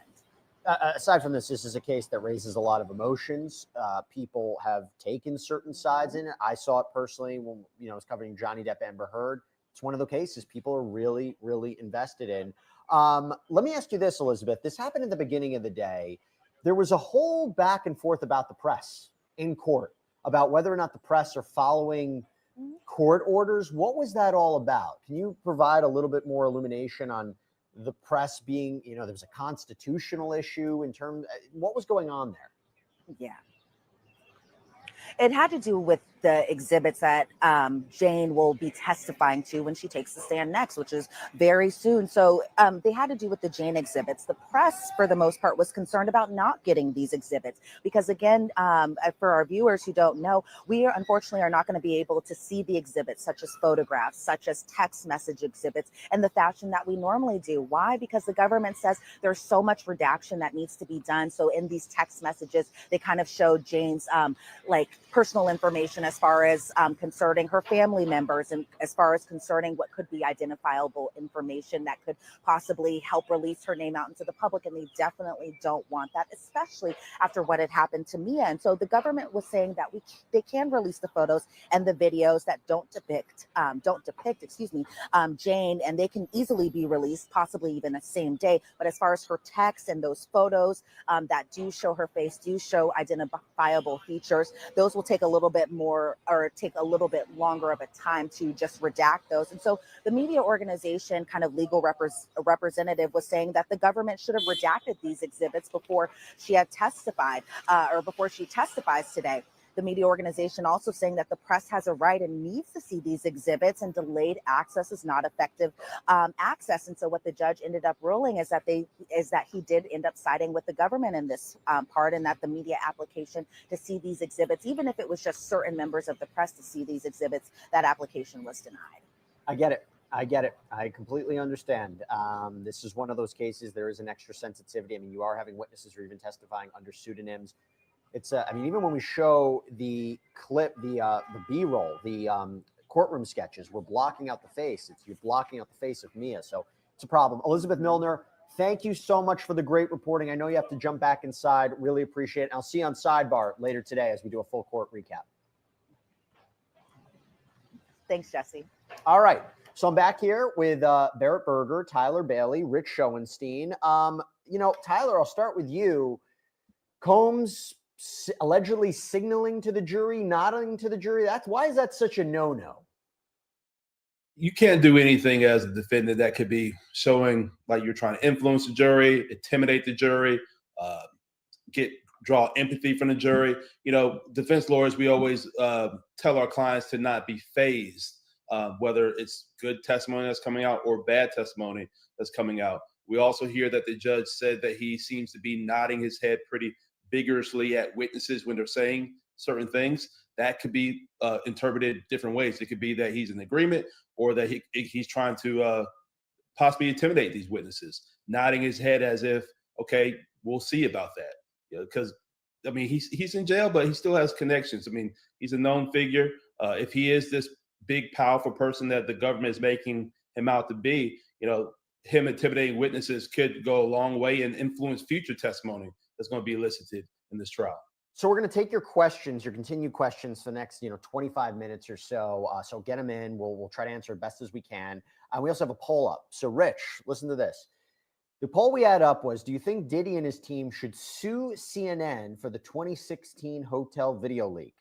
80% say no, 19% say yes. What do you think about that? Well, I'm with the 80%, but mostly because it would be a fruitless endeavor to try to sue CNN for that. I don't see any basis for it. Well, actually, we have a question that just kind of jumped on that. This is from Illy Gazarian. Can Diddy also sue the hotel for providing the video to CNN, assuming that's what happened, since they told him there's no copies? Can he sue the hotel or the staff? Well, that's an interesting question, right? So he bribes the hotel to buy the video. Can he then sue the hotel because they kept a copy? I mean, he didn't really pay the hotel for the video, right? He paid a guy at the hotel That split it with two others. right, to surreptitiously get the video to him. So I don't know how he could sue the hotel. I guess he could sue the guy, but I don't know. I don't think that's going anywhere. Well, couldn't you sue the hotel and be like, this is who you employ? How dare you employ people that I couldn't properly bribe? Right. Why can't I beat up my girlfriend in your hallway in private? And pay it off the right way. Yeah. I mean, we're making light of it. It's a serious argument, but I hear what you're saying. Okay, Barrett, I want to go to you. This is from Fet Leon. Could it be tactics from the prosecution to bring in anonymous witnesses to emphasize how much of an impact the treatment by Diddy had on them? That's an interesting question because the jury seems to be they're testifying under a pseudonym, right? Yeah, I mean, it's an interesting question, but the short answer is no, it's not. And I know that because it's a really high bar to be able to get a witness to testify under a pseudonym. So in federal court, and actually in all courts in our country, there is a presumption that the courts will be open, that the public has a right to see what happens in a public trial. So anytime you want to take a measure to sort of limit the public's access to any portion of a trial, there's a pretty high bar for that. So if you want to close the courtroom for certain motions, you have to satisfy certain, legal thresholds. Same with getting a witness to testify under a pseudonym. It's not something that's granted easily, and it's not something that's granted often. So no, I don't think it is something that the prosecutors are doing at a whim. My guess is if they have been able to convince the judge that this is appropriate, then there is evidence that there is some sort of a real threat. Barrett, I'm going to throw another question to you as well. This is from RSS. Is barring a defendant a measure a judge has ever taken in a federal case? So as we were talking about Judge Subramanian potentially barring Combs from the courtroom if he's, signaling to the jury, nodding to the jury. Has it ever been done before? Yes. That is not something that's done frequently, but it definitely happens. You have defendants that act out in court.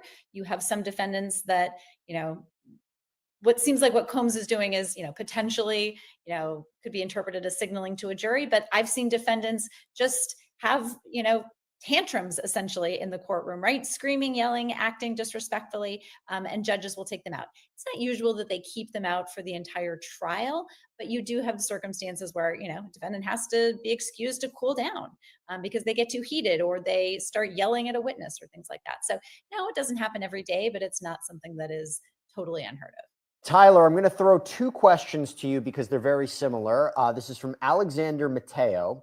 Jesse, being that the prosecution's case is not a clean-cut case, do you or anyone feel like this case can end up being a mistrial? And then the question from Stephen Clark is, forgot to ask last week when you discussed mistrials, could the prosecution's case be in danger if we're 7 weeks in and the juror is replaced? Would a new juror cause a mistrial by not having all the details? No, so there's alternate jurors who are there hearing the testimony. As of right now, they may not vote, but if something happens and the alternate has to step in, you don't have to recreate the whole trial. So the first question, no, that's what they have alternate jurors there who are there for. But also, it's been 7 weeks, or it's a 7-week trial, and there's always a risk of a mistrial. But I still don't believe the government's case is terrible. I think they've been putting compelling witnesses on the stand. I think the defense is doing what they can to score points on cross-examination when they have a case to do so. But we're still early enough that the defense has not put up their case in chief. A mistrial is always possible. The defense would love to get a mistrial because this is a expensive prosecution for the government. And if there was a mistrial declared, we don't know if there will be a new trial of Mr. Combs for these cases and charges that he's been accused of. Barrett, I want to throw another question to you. This is a super chat question from Iron Galaxy Gamer. Another one. Really, really appreciate your support. Thank you so much. This is for you, Barrett. Do you think it's possible more crucial evidence from Diddy's other homes that we haven't seen is intentionally being held to try a slam dunk later? So I think the general trajectory of a trial is you want to start strong and finish strong. Prosecutors tend to call their most compelling witnesses or put their strongest evidence forth right in the beginning of the trial and then right at the end, right? That's sort of the primacy of when jurors are able to retain this information. You kind of bury some of the slower stuff in the middle. So is it possible that there is, amazing evidence that going to be put into the case at the end? Absolutely. That happens. It would be surprising to me if there's, huge things that we haven't learned about, only because there have been a lot of motion practice in this case. So much of what has come out in the trial has already been a little bit previewed for the public. But yeah, it's possible. Rich, I'm going to go to you for this question because I have to tell you, I think one of the reasons people are fascinated by this case, given the fact that we're talking about Sean Combs, but the question becomes, what's going to happen in this trial? Who's going to testify? How much of the allegations from all of the civil complaints going to come in? How big is this case going to get, particularly since we don't know really the witness list? This is from Sally McWatty. Will the Jane Doe who filed a lawsuit about being violated with the IUD and remote testify? By the way, she's talking about Ashley Parham. Wouldn't her testimony go a long way improving RICO, as she says, KK, Christina Coram, Sean Combs' purported former chief of staff, as she says, KK was present. I reckon it would. Goes to a larger question. I mean, whether or not Ashley Parham would testify, whether or not other alleged victims in all these civil suits would testify. That would be interesting. Well, I think the government, If Ashley wants Parham, other victims because you don't want this just to be a situation that was between Combs and Cassie. That seems more like a domestic dispute.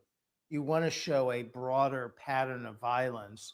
So the government wanted to bring in multiple victims. Now, I thought they were bringing in 3 victims. I don't know if they can add on more at this point.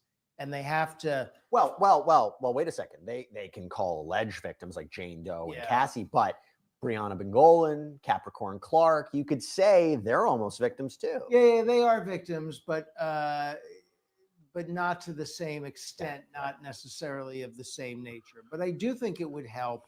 And I do think, one of the parts of that question was the fact that it was known to KK, right?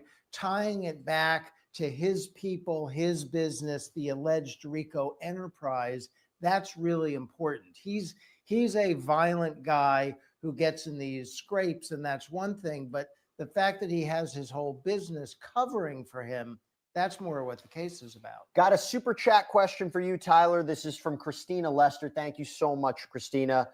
Could it be a case of too many cooks in the kitchen with such a deep bench of attorneys, meaning defense attorneys, or is it simply the strongest defense? Because, Sean Combs has quite a few defense attorneys.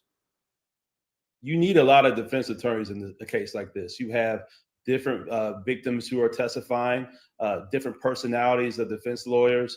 You got a lot of documents to crawl through, text messages, a lot of information that's out there. So you need more than one person running the show. And there probably are a team of lawyers that we don't even see who are helping out in this case at these lawyers' offices, going through some discovery and other information. And you don't want, sometimes you don't want a male defense lawyer cross-examining a woman who's a victim. So he needs a big defense lawyer, defense team, but I'm pretty sure there's one person who is the head honcho running the defense.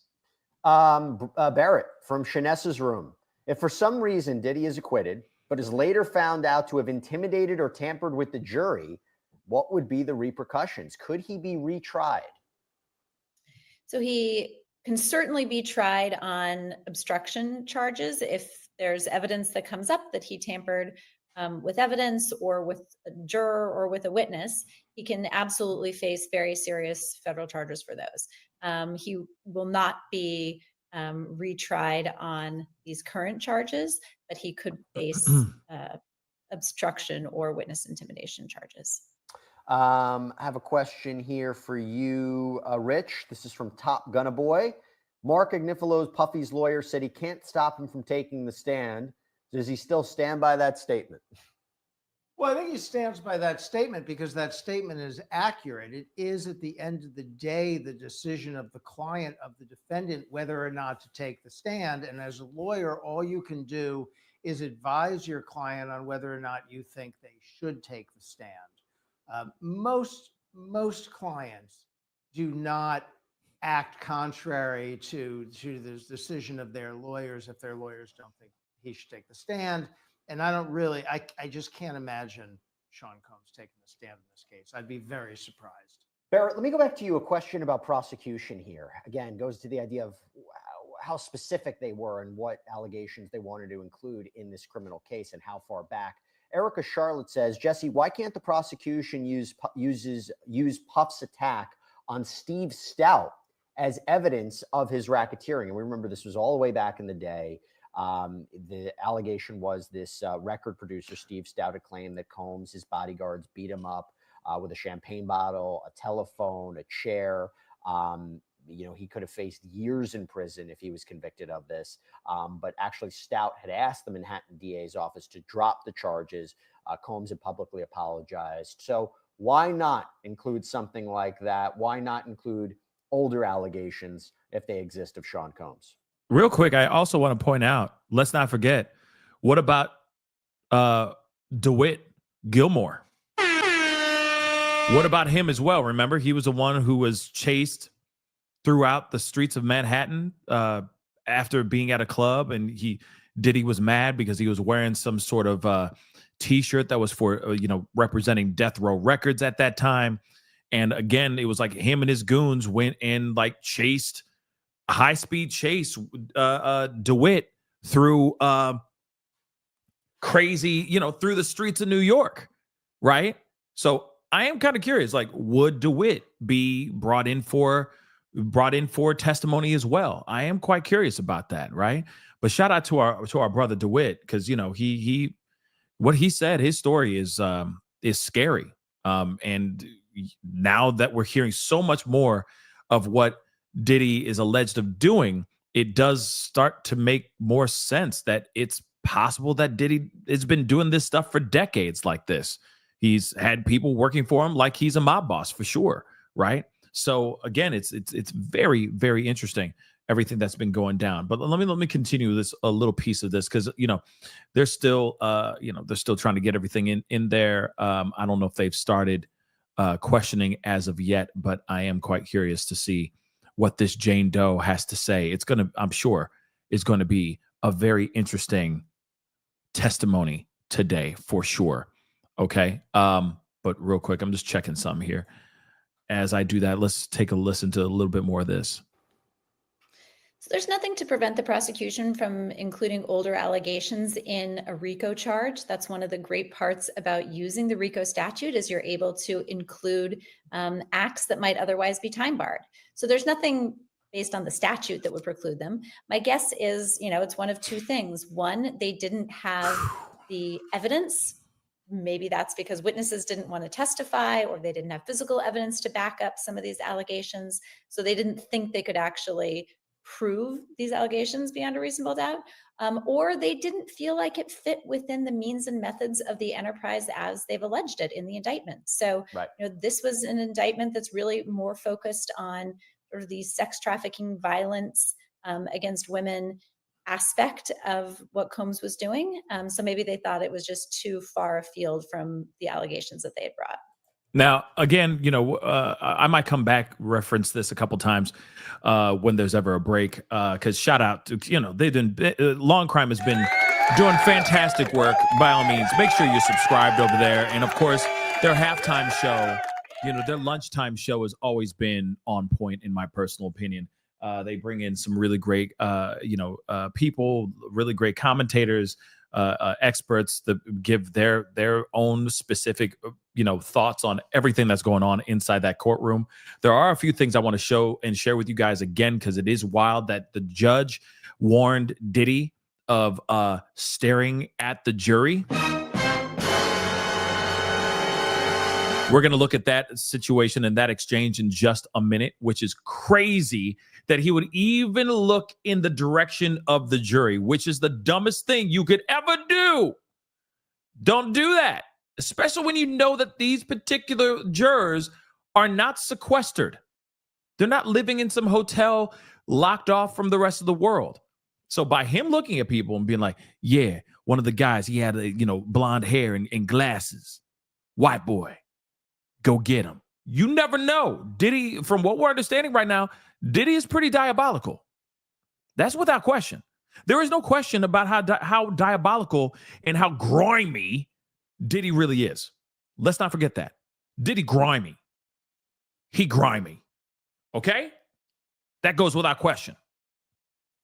So I wouldn't be surprised if he's sitting there looking at some spiking, getting a quick spike of these people like back.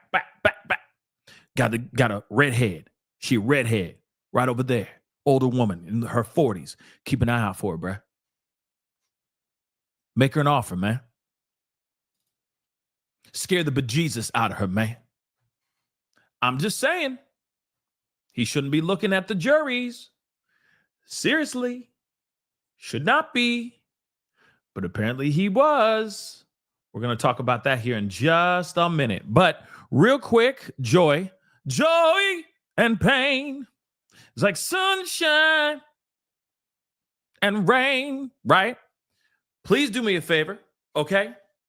Go check out my interview because you said, wow, I never heard of the DeWitt story. Go and check it out. I interviewed DeWitt Gilmore last year, okay? We had a great conversation. He's been on the show a couple times. But, I was one of the first people, not saying the first, but one of the first people to actually have him on the show and get him a chance to just tell his whole story. He has a book out called The Night Puff Tried to Kill Me. That's literally the title of the book. That book does exist. It's out there. Definitely check it out. DeWitt Gilmore is the author. He is the person who came onto the show talking about all of this and his experience. And I'm telling you, it is a wild, scary experience that he's still deeply traumatized over.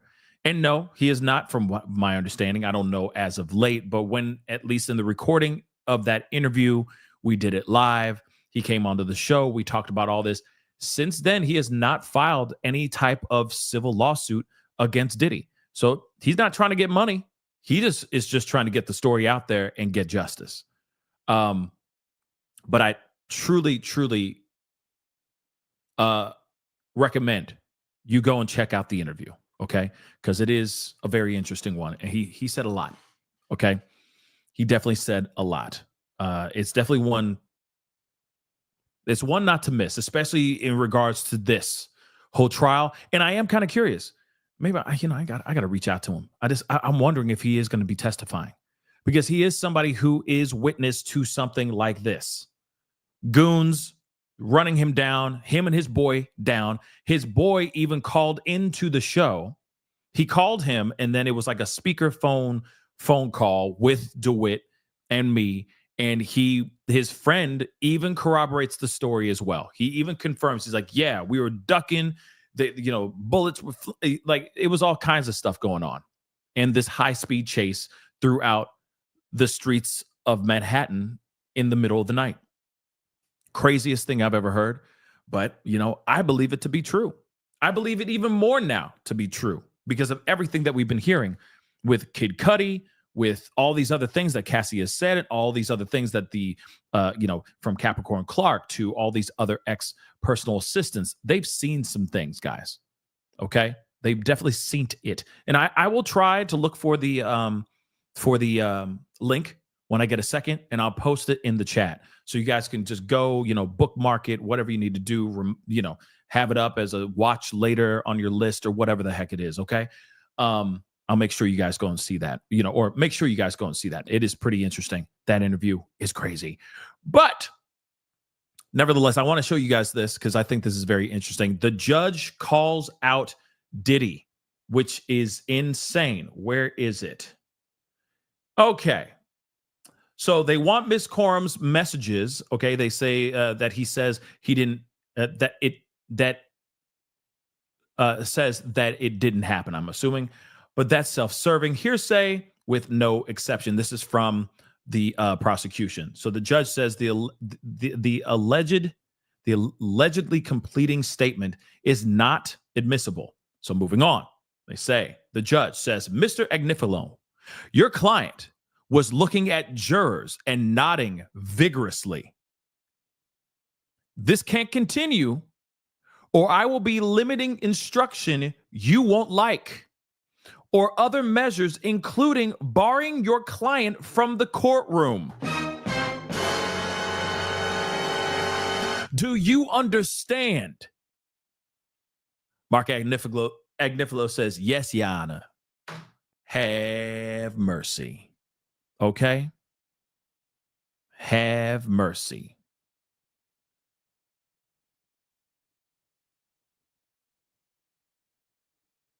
Oh, yeah, you're right. He did file. Dennis, thank you so much for the reminder. Yes, he did file. Sorry, DeWitt did end up filing a lawsuit. I forgot about that. But that was after the interview I had with him. But still, no matter what, he did file that lawsuit. And what happened to him, I believe it's pretty scary. But what's interesting is, yeah, they could bar him from the trial. Absolutely. He could be put into another room and all he can do is just sit there and listen. Real talk. If he's sitting there, okay, if he's sitting there,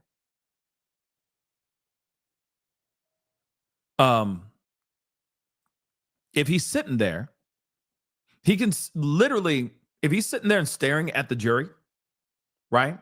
If he's sitting there and staring at the jury, that's not a good thing. He's not supposed to be doing that.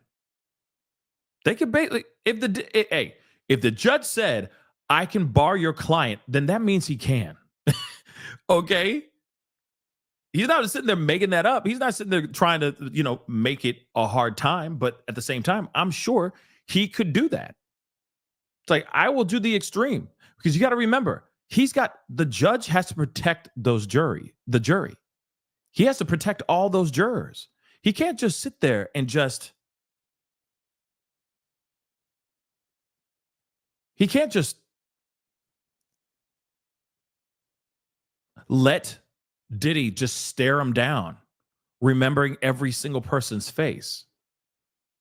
It's a recipe for disaster. So he has to protect those those jurors, no matter what. So if he's out there staring and just like nodding and looking at their faces, that's a recipe for disaster. Also, remember, one more time, they are not sequestered. They are not sequestered.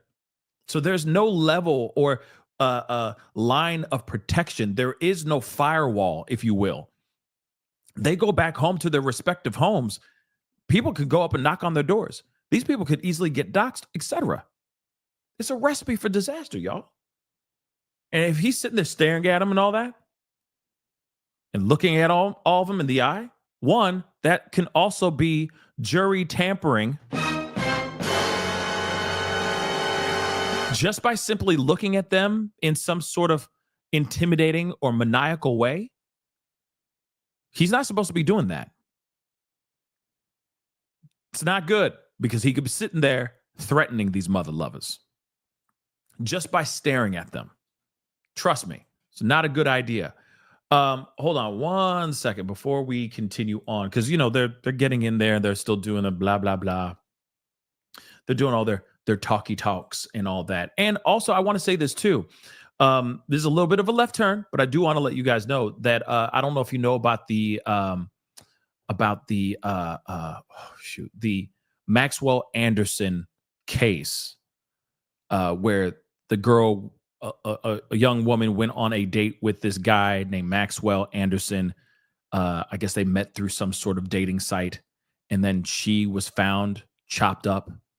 Her remains, pieces of her body were washing up, like on the shore in Milwaukee, and washing up on the from a lake, because he tried to discard her remains. That trial is happening right now as we speak as well. Yeah, Sade Robinson. That's happening right now as we speak. So just so you know, like I said, I wish I could cover all of these all at the same time, but unfortunately I can't. I'd like to, though. I'd really like to. Hold on one second, though. I want to get this link.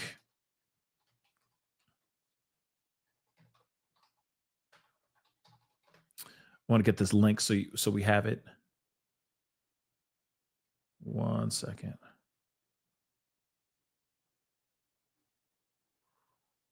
Where the heck is it?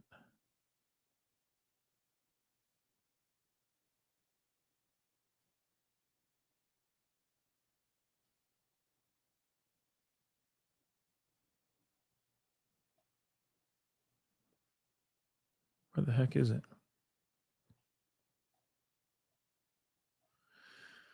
Uno momento, por favor. Hold on, guys. Let's go to the playlists.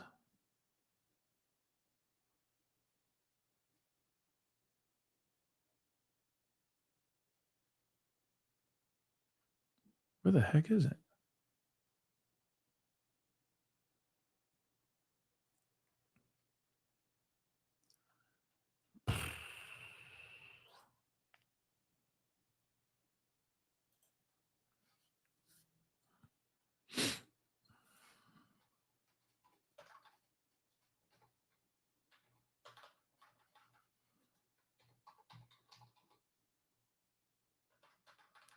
What the hell's going on, man? This is so freaking annoying. Sorry, guys. I thought it would be an easy find, but apparently it is not.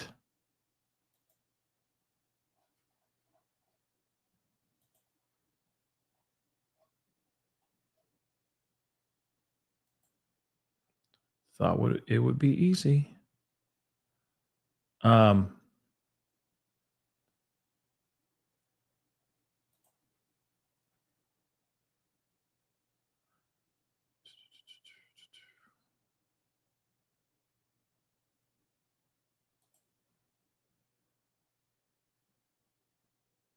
So much has gone on. This is insane.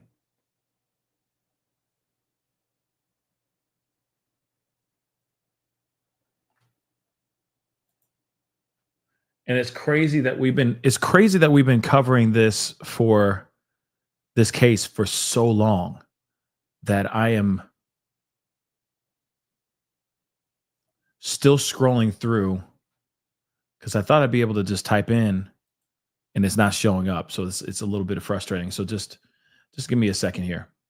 Like I said, of course I want to be able to share the great conversations I've had with people, especially this one, because I think just what he went through, what he experienced is just shocking, to say the least.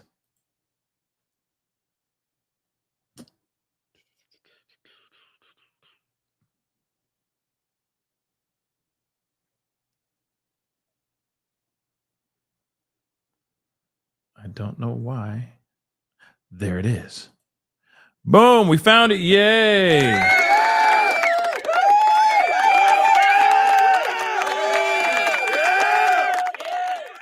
Cool. Let me pin this to the top of the chat.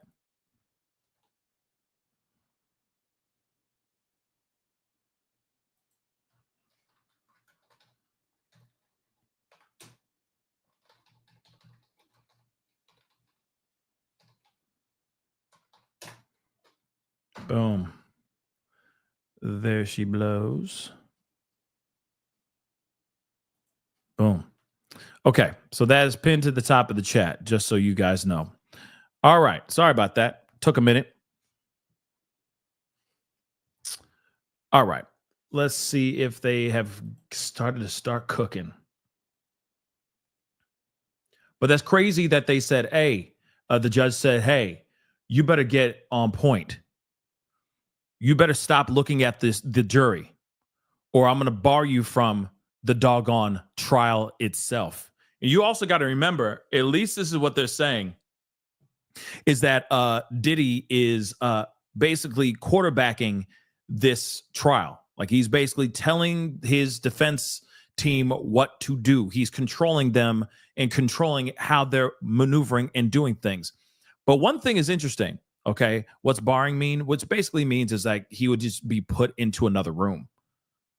I'm assuming he would just get like a video feed or something of that sort and be put into another room. Like I said, this judge is not playing. He is not playing. He is just not playing, guys. And he's had enough of the defense. I feel like that's the vibe I'm getting here for sure. And at least this is what people are saying out here in the streets as well. All these commentators that have been in the room, they're seeing what's going on, right? And they're basically saying that they're tired of the he's very, very tired of the antics from the defense. Now, one thing we have to talk about, because there's still, so he said, oh, and that's interesting.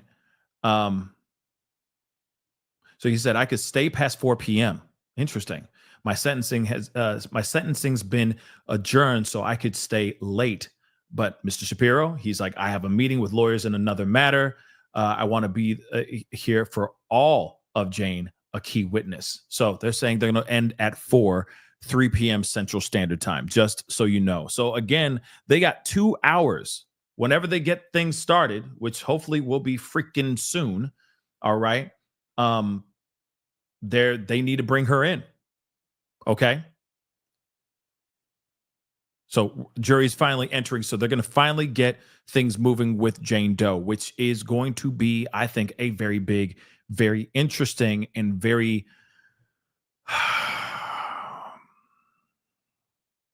wild testimony. If it ends if it ends the way that Cross ended with Bana, this is not going to be good. And I want to know who's Jane too, but at the same time, respectfully, we have to just sit and wait and see what what they say in the questions, right? The questions are going to be interesting. And I think we're going to see proof of who this is through the questions. Okay. So let's wait for that. All right. I forgot I was going to say something else. I forgot. Dag nabbit. I forgot what I was going to say. Witnesses walking in, apparently. But I was going to say something. Okay. So not only is, Diddy apparently controlling his team, he's basically like writing them notes and sending it over to them, and that's what they're running with. There's something that we need to talk about, because here's the thing. She says, okay, when Bana, Bryana said that she could not remember, specifics on the attack. We got to talk about this, because again, Diddy's like, well, I got receipts from me being at the Trump International Hotel in New York. So what of it, bruh? Right? Just because there's a receipt does not automatically mean that he was actually there.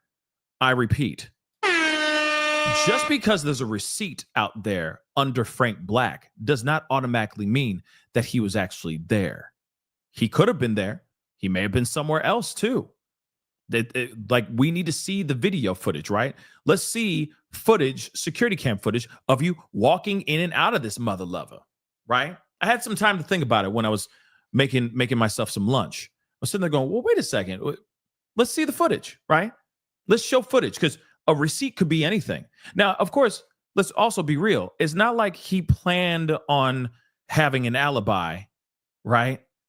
Back in 2016. And he's like, well, I need you to get me a receipt, right? But at the same time, though, it is very interesting that there's just a receipt. That receipt could be anything. He could have had somebody there staying at that hotel under Frank Black, maybe one of his new girls, whatever it may be, under the name Frank Black. And then they racked up a $230 breakfast bill for room service. That's possible. But then it's also possible it is him racking up that bill and ordering some food. That's also possible. But here's the other thing that's also possible. Remember, she doesn't remember specifically all the specifics. What if the thing that happened to her happened a week before? What if it happened days or weeks before the attack? The weeks or days before the attack that is alleged to have happened. What if it happened in the middle of September, not at the end of September? She says she doesn't remember everything specifically. Like I said, I truly believe what happened to her is real. I truly believe that she is a victim. I do. She just might have her timeline wrong. You also got to remember, if she doesn't remember everything, if she doesn't have all the specifics correct, because she was completely out her mind on substances, maybe, just maybe, she had the days off.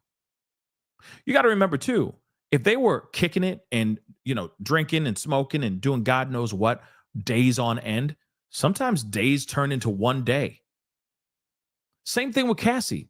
When she would do these freak offs that would last for days and days and days, you really think she's remembering today is the 16th of September? No, she's like, I'm in this room and the sun went up and the sun went down. I don't remember what day it is right now. She is literally doing like, seriously, like Ebenezer Scrooge, okay? After he's seen all the ghosts, he opens up the window and sees the boy in the snowy road and says, "Young boy, what day is it?" That's what she did too, I'm sure. Walked out of that mug, went to the front desk of that hotel and said, excuse me, ma'am, what day is it?" "Why, it's Christmas Eve, sir." You know what I'm saying? So again, when you look at something like that, maybe they were doing all kinds of crazy-ish, and then this tragic, terrifying thing happened to her, and she just doesn't remember the actual date. She remembers how she was picked up. She remembers all that, but maybe she doesn't remember that piece. That doesn't mean that it never happened. It just means she was on some serious substances and she was high. And she just doesn't remember the days. Remember, she even said that she, Diddy, and Cassie would go and do K for 8 hours straight. You're telling me that's the longest marathon they've ever done? I guarantee you it's more than just 8 hours that they've done. Like I said, unless she has a journal, little diary that she writes with a little, pink feather pen, where she's sitting there just writing every nuanced detail that she can remember the next day or that night of what happened to her, and that's documented, written in page. I think it's going to be very difficult for her to be like, yes, this really happened on this particular day because I have proof. Then also the photos that were taken. Just because those photos were taken on the 26th when he's out of town does not mean that the crime happened that very day. It could have been a day, 3-4 days later. Sometimes bruises don't show up for days. And then suddenly, boom, there's a bruise. You're like, where did this come? Oh, yeah, Diddy. You know what I mean? Or the bruises get even worse over time. Sometimes they get worse before they get better. So what are the chances of somebody being like, whoa, what happened to your leg, girl? He did what? Take a photo of that ish, girl. At least have proof. That's evidence, man. What the hell? Take a photo. Give me your phone. I'm taking a photo of this. That's possible. But none of that was asked or exercised when they did their cross. Of course, they're not going to do that during the cross. They want to pour confusion into the jury. And did they do that successfully? I think that they did. I'm just saying, okay? As she sits there and goes, I do not agree with you. I does protest not too much. Thusly, I agree with nothing. Like, it's like, what are you saying?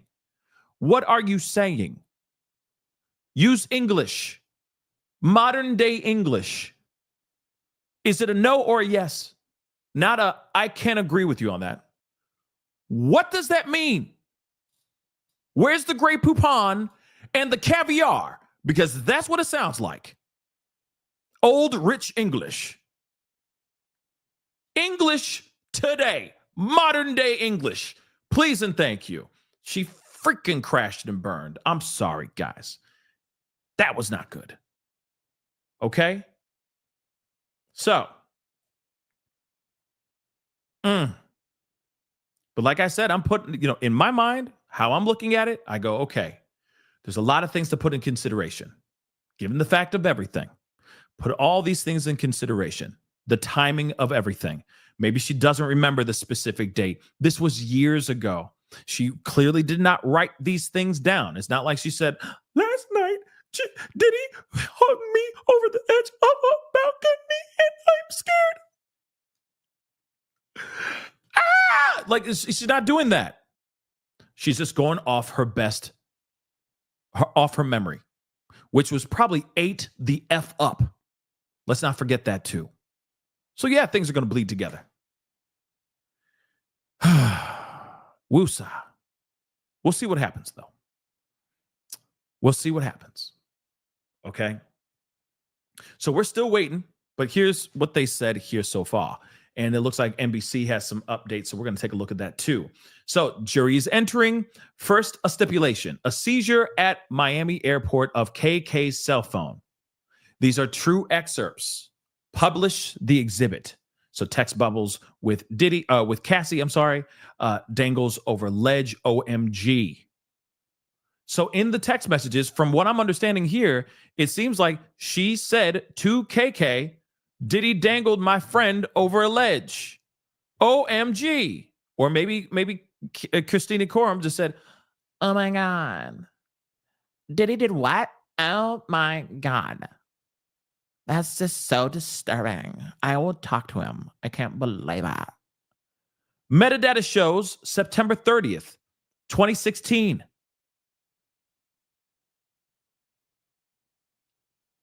By the way, metadata shows September 30th, 2016. He was at that hotel in Trump. He was inside Trump. I'm kidding. But he was in Trump's hotel, the Trump International Hotel, till the 29th of September.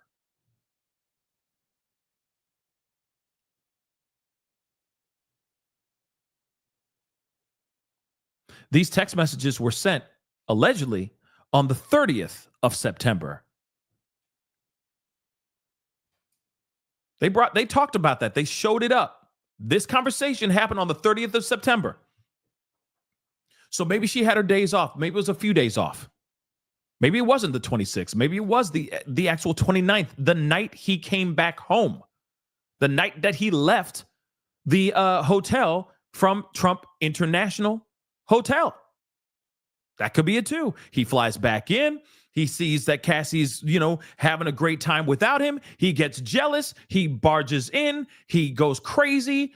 Bana is on the balcony, maybe smoking a cigarette, maybe smoking a blunt. We don't know. Picks her up, puts her on the edge of the balcony on the 17th floor, and screaming at her, saying, "Do you know what the F you did?" That's possible. So again, it's like, well, he wasn't there during that time, mother lover.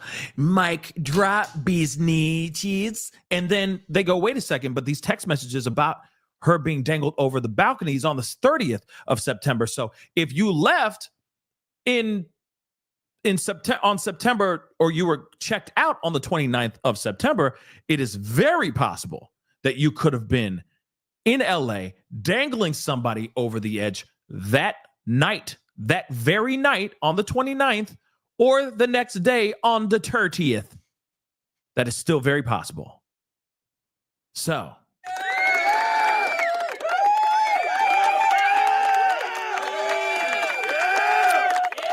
interesting though, right? We'll see how that translates and how that sticks into the brains of the jury. Okay? Yeah, it's like, yeah, okay, Alante, yes. It's like, or Alant. Maybe it's Alante. I don't know. Let me know if I'm saying it right. But you're right. It's possible that he took a red eye. Remember, he has a private jet. He can fly anytime he wants. So it's possible that he jumped into his plane, flew that very day because he wanted to be wrong. Alante, cool. Yeah, man. Okay, hooked on phonics is working. But still, you see what I'm saying? So there's still a possibility that he hopped in that plane, he checked out on the 29th, flew his booty back to LA, then, of course, got in his fee-fees about Cassie doing something. Maybe she was having the time of her life, and he got mad. You're not allowed to have a good time without me. And you never know. Maybe in his mind, he's thinking that Cassie and Bana are bumping uglies, and he doesn't like that thought at all. Just saying. I'm just saying. Mikia, thank you so much for the super chat. I appreciate it. Wasn't she the witness that tattooed the date? Wasn't she the witness that tattooed the date? Oh, no. She tattooed a date. Good question, though. Good question. Good question, Mikia. No, she tattooed the date that she decided to go sober. It was like January something of 2000 something. I forgot. But apparently it was after doing 8 hours of K with Diddy and Cassie that she realized, oh my damn, I got a serious problem. So she tattooed the date that she realized it was time to kick the habit and get sober, which is great. Congratulations to her. But at the same time, whew, okay. Hold on one second. I'm looking at email. Okay.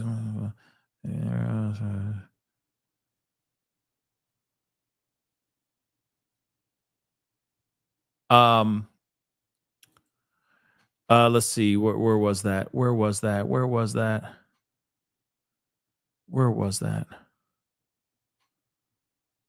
Hold on. Sorry, guys. We're waiting for them to get started. You know, everybody waiting for this, but hold on.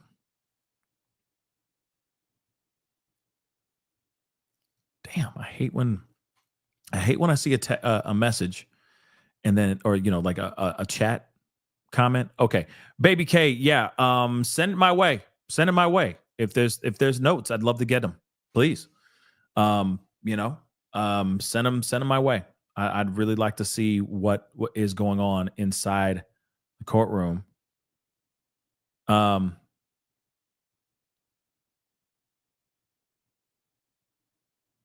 Sorry, hold on. Okay. Yeah, and send me her contact info, and maybe we could get something popping later this week or the top of next week or something like that. That'd be great. Okay. All right. So, yeah, Debbie, she already contacted me. So, the email. Okay, but I appreciate it, Debbie, and I hope you're doing better. Debbie. I heard you went to, you weren't feeling well or something like that. So hopefully you're doing better. Okay. Yes. So let us continue though. We're going over to NBC really quick before I hit that refresh. I know some of y'all like, refresh, Pascal, damn. We're going to get to it. I promise. Okay. So the government calls investigative analysts to the stand. What? No. Why they better go through this man fast. This is the moments. These are the moments where we get bored out of our skull. Okay, this is the moment where we get bored out of our skull when they start saying, "Oh, good God." Okay, so wait. So Combs spotted making faces at jury since start of trial. That is massive. Making faces at jury since start of trial. So the court artist, Jane Rosenberg, who's had her eyes and binoculars on Diddy for more than a month, tells NBC News that Diddy has been making facial expressions at jurors since the start of the trial. Diddy has been attempting to interact with various members of the jury. Why? Why would you do that? Real talk. Both affirmatively and negatively, depending on the testimony. Rosenberg said several NBC reporters and producers have witnessed the same. What the hell?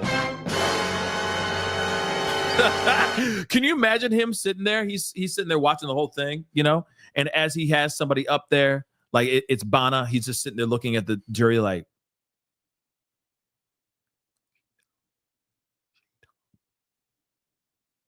or somebody he's like, oh yeah, this is working. Like, she's a liar. She's an absolute liar. You know that, right? Like that. Can you imagine? This dude's something else.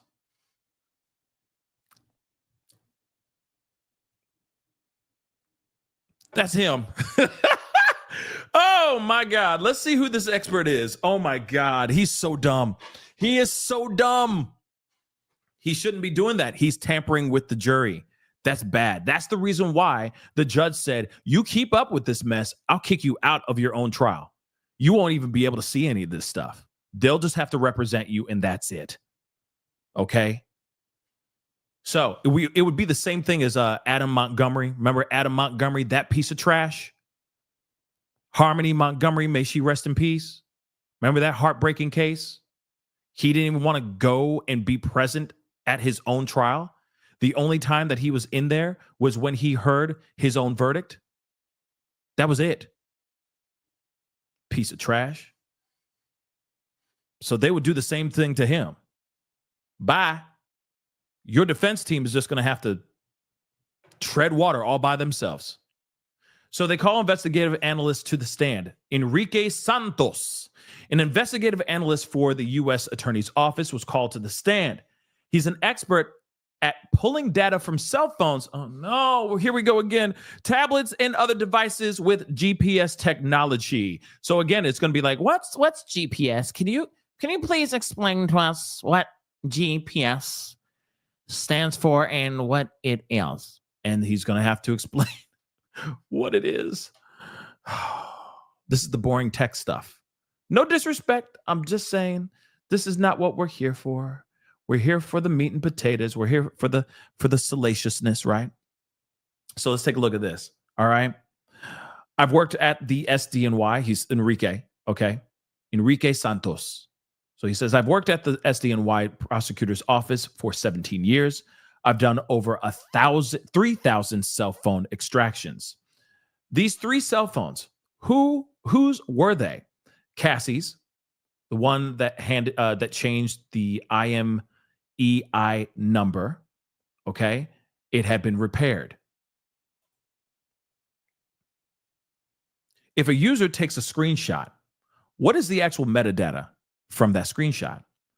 There would be like a creation date, modified data, and where it was stored. This exhibit, the one right here, you're seeing right here, is this another extraction? Yes. No further questions. That was fantastic. So, is there another extraction? Okay. Santos says, yes. No further questions. Defense comes in. Okay. So some deleted messages remain. So if you delete something, it still sticks around, right? Santos says, yes. And that's it. Y'all were so hype up about this info. Some of y'all be like, you're behind, Pascal. You're behind. You're behind. And it's like, wait a second, hold on. This is it? Y'all were getting me to rush through what I was doing just so we could get to this? Diabolical, y'all. Diabolical. Okay, the tech stuff. This is the stuff that we're like, oh, good God. So some deleted messages remain, right? Yes, they do. So Garagos asks, so the September 30th is the capture date of the screenshot, correct? Yes. Thank you. And then they walk away. No further questions, Your Honor. That's what they did. So in other words, the screenshot of the text messages captured here were made on the 30th of September. Interesting, right?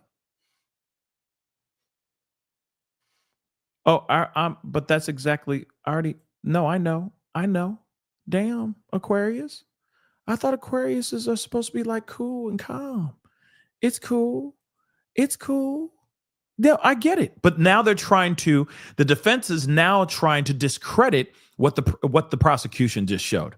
That, hey, these photos, yes, they were taken on the 30th, but there's still proof of the text messages beyond that, right? Beyond the screenshot. So then they went up and they said, well, wait a second. So if it was the capture was done on the 30th, that doesn't that doesn't completely mean that this all went down on the 30th. Could that be possible? That the screenshot was captured after the fact, a day or two later. And basically Santos is basically saying, yes, that is possible. And then they're like, thank you. Bye-bye. So next witness. Who is going to be next? Don't play with me, man. Thank God that was brief because I was about to be like, huh? Are we done? Tech stuff? So yes, the the prosecution's basically saying, hey, she's not lying. These text messages were made on the 30th. So the timeline that they're trying to create, that is like, it's not possible for him to be there. He was in New York from the 26th to the 29th. Ha ha ha ha ha. Prosecution's like, no, these text messages happened on the 30th, bro. So interesting, right? So yes, thank you for some sealed exhibits under the pseudonym order. And because extremely explicit 1503. At this time, we call Jane. Please bring the witness in. Please confirm that all the exhibit screens in the public gallery are off. Thank you so much for saying that. Make sure you do that, right? Because you don't want this person exposed to the overflow room, at least. Okay, courtroom deputy says they are. Like, yep, all the monitors shut off.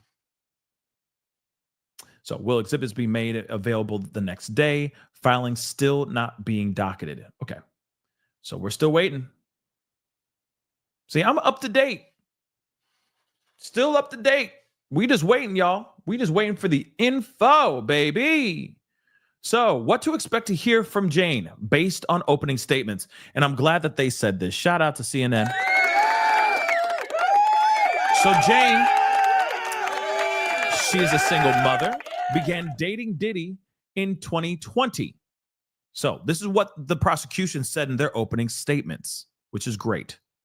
Thank you so much for this. And thank you guys. I appreciate the love. Okay. I appreciate the support. Thank you. Thank you, Carmen San Diego. Appreciate you. Where in the world is... Moving on. Combs promised that if they did these freak-offs, they would spend quality time together. But it was all a lie. That's what Johnson prosecution said. Instead, he allegedly forced her to take substances and stay awake for days at a time. So another situation like Cassie. All right? About a year ago, Diddy and Jane had a physical altercation at her home.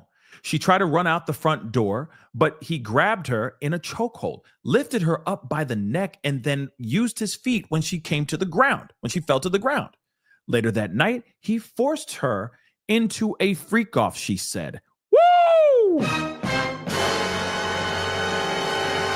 In contrast, the defense said in its opening statement, Jane was a quote-unquote willing participant in these sexual encounters. They also argued that the fight last year featured mutual violence. So they're not denying that this relationship did not exist. They're not denying that it did exist. They're not denying the DV that happened. They're not denying that either. They're basically saying that they were both throwing bows at each other. They went into blows at each other. It was a mutual fight. Interesting. Jane's allegations are key to the racketeering charge, 1 count of STing and 1 count of transportation to engage in prose. So this is going to be very interesting. And Aquarius, you didn't have to do a super chat, but I appreciate it. No disrespect. Injustice gets my blood hot. You good. You good. You good. I appreciate you saying, I appreciate the apology, but no need. No need. I was just giving you crap because I could. But honestly, I will cook. And we're going to get to the information as quickly as possible. When it pops up, right? And it's just not happening fast enough, right? So let's take a look at this. In my personal opinion, I wish, like I said, I wish we were watching this on video. Like this was all on camera. This would be a done deal. So Jane takes the stand. The prosecution calls witness testifying under the pseudonym Jane to the stand. And I'm wondering, here's the other thing too. The in-house courtroom artist, Rosenberg, well, she shouldn't be drawing anybody. It doesn't even matter if she's blonde or brunette or, you know what I mean? Doesn't matter. They should not be drawing these people at all. And what's funny is even with the Mia witness, they drew her blonde hair and everything. It's like, okay, now we know who this person is. You see what I'm saying? So again, it's going to be very interesting to see what happens here with this one, right? So judge read the jury an instruction about witnesses testifying under pseudonyms. He reminded the panel that they will learn Jane's true identity, but it won't be said publicly in court. Let's continue on. She testifies she was in a relationship with Diddy from 2021 to 2024. So prosecution asked Jane who she was in a relationship with, which, duh, she's going to be like, with that man right there, Sean Combs, right? She said she called Combs, Sean, baby, Ernie, and Schnookums. What the hell is Ernie? Was she the Bert to his Ernie? Why are we bringing in Sesame Street up in this mother lover? But okay. She said they called each other. Oh, there it is. They called each other Bert and Ernie. Like the characters from Sesame Street. Why they both men's though? Why they both men's names though? I'm just saying. Is this Young Miami? Could this be Young Miami? I don't know. I really don't know. But could it be? What? But why would you call it? Because you know that that show, that character, or those two characters, they're supposed to be like, are they? I forgot. Are they roommates? Aren't Bert and Ernie roommates? They're not really brothers, but they live together and they sleep in the same room. But they're also secret lovers. Yeah, that's what they are, right? Aren't they not? That was the whole theory for a long time. They mans that live together, but they get along, and they do that random sideways handshake. You feel me? That body handshake where two people get together and do the hibbity dibbity. So that's interesting that they call themselves Bert and Ernie. And she calls him Schnookums. Snookums. Yeah, hibbity dibbity. Okay. Let's go and look at what they got here. This is going to be interesting. Yeah. Hold on, guys. Hold on. Okay. 1 second. Okay. This is going to be interesting. Snookums? Okay. Here's the other question. Is this okay? I'm sorry to say this. It doesn't matter. Love who you want to love. But I'm wondering, hold on. We got to go back to that 1 second. So you got Sean, baby, Ernie, and Schnookums. Question. Is this woman from the Caucasus Mountains possibly? Or is she black? It doesn't matter. Love who you love, like I said, as long as it's consensual, right? But it does make you wonder, Schnookums? Late bloomer said Filipino. You never know. She could be. But I'm just wondering, could she? I'm just, Snookums is interesting. I don't know many. I just don't. I don't see. No. Baby, yeah, absolutely. Boo. But Schnookums? Okay. I mean, but they have these inside jokes, and you know how money be. When you get rich, things become more colorblind. You feel me? Words become more, you just start to integrate other words, you know what I mean, that may have been used more in like a white community, maybe, you know what I'm saying, than others. Maybe that's possible, right? But that is a question of mine. I know I'm already trying to ID this woman. I'm not going to do that. I'm not going to do it. I ain't doing it. Somebody else evil's going to do it. But anyway, this is interesting. Let's move on. Oh, my word. Like I said, doesn't matter her race. It doesn't. But Schnookums is like, that could, I don't see. Okay, let's be real. If this was Young Miami, for example, I don't see a Young Miami going up. Hey, Schnookums. I just don't see it. I don't see it. But moving on. Jane takes the stand. Okay. He is not describing her physical appearance. Good on you, inner city press. Moving on. Prosecution asks these questions. Where did you grow up? Jane says, California. Your level of college. I went to junior college and then I started modeling. Okay, so she's a model. With whom did you have a relationship with between the years 2021 and 2024? Sean Combs. Were there other names that you called him? I called him Sean, Baby, Ernie, Schnookums. Why Ernie? I mean, we did that. We just call each other names. I was Bert. He was Ernie. He was my Ernie to my Bert. Okay. Interesting. When did you meet him? On a girl's trip to Miami in 2020. He was dating my friend. He was really funny and nice. We went on a yacht. We started partying.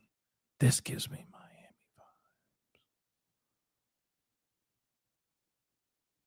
This is giving me some vibes. Maybe she is black. Maybe she is black. But Schnookums threw me off just a little bit. This took me off course. I have a feeling I know who this is. But I could be wrong. Let's move on. He was really nice. We went on a yacht, which most likely was something that he rented, and they were partying. He gave me his cell phone number. Oh, okay. Did you see substances? Yes. That very first night. One of my friends said she wanted some substances, I guess, so the stuff came out. I don't want you to guess. That doesn't help. But thank you for the information. Where did you end up going? So then we went to the studio in 2-star. And then a man out of nowhere pulled out this pink powder. Tootsie! My girlfriend was really upset, and she thought I was getting with Sean. So we left abruptly. Okay. So again, remember, he was dating one of her friends. He was dating my friend. Then they were partying, having a good time. So one of the girls said, "Who's got the blow?" Right? And Diddy's like, "Oh, wait a second. Say less. I got you. Can't stop, won't stop. Pizza boxes, right? Plastics." So they were partying. Tootsie comes out. They're doing their thing. Her girlfriend, her friend, who is currently dating Sean, starts getting upset because she thought her friend, Jane, was, warming up to Diddy. And Diddy was starting to look at her in that kind of way, right? So we left abruptly. So they said, so then what happened the next day? We were having drinks by the pool. Then we were just doing a little movie night in the theater at his residence. He texted me, "I'd like to take you out." So then I replied that I felt complicated. I think it's like I replied, it felt complicated. Maybe that's what she was saying. So where were you living then? I was living in the East Coast. Did Mr. Combs come back to Miami? Okay, so read the text messages. It's not shown to the gallery. So what does he say in these text messages? He says, "Call me Ernie."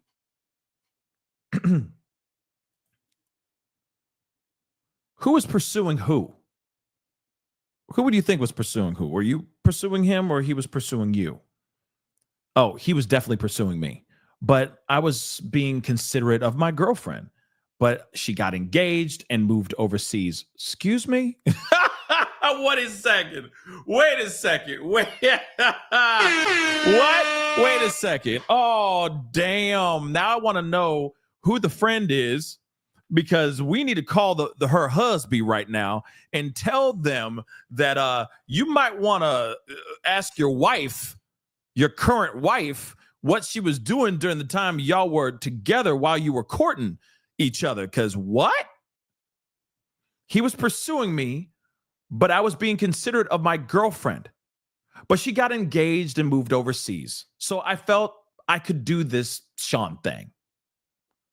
Wow. Wow. Had she been seeing Diddy and her fiance at the same damn time? Jane says yes. Whoever that person is, whoever that husband is, I feel bad for him, man. I feel real bad for him. Moving on. I went to Miami in January of 2021, and he actually got me a really nice hotel room. Okay, so where did you have your first date? The hotel balcony. How long did your first date last? It lasted 5 days. Woo! What did you tell him about your past? That I dated someone he knew. Uh-huh. Also, my child's father didn't get along with Sean. He said he didn't mind about that. How many children do you have? I only have one. What did Sean say about his relationships? He said, only my friend. He said it wasn't even a real relationship. Sheesh. Hold on. Who could this be? Who do you think this could be? Because clearly, if they're saying my baby daddy did not like you, does not like you, and he says, I ain't paying no mind to this. Shoot, I ain't tripping. He doesn't like me. I don't like him too. Could it very well be you nut? Could it be that? Ooh.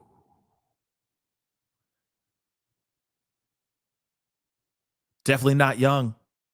Definitely not young Miami, if that's the case. That just exposed it all. I'm sorry. Because, I mean, I'm sure he's got arch nemesis out there, okay? Or arch nemesi, right? Maybe. I'm sure he's got multitudes of people that he does not get along with at all. But this sounds just like, and I saw y'all in the chat.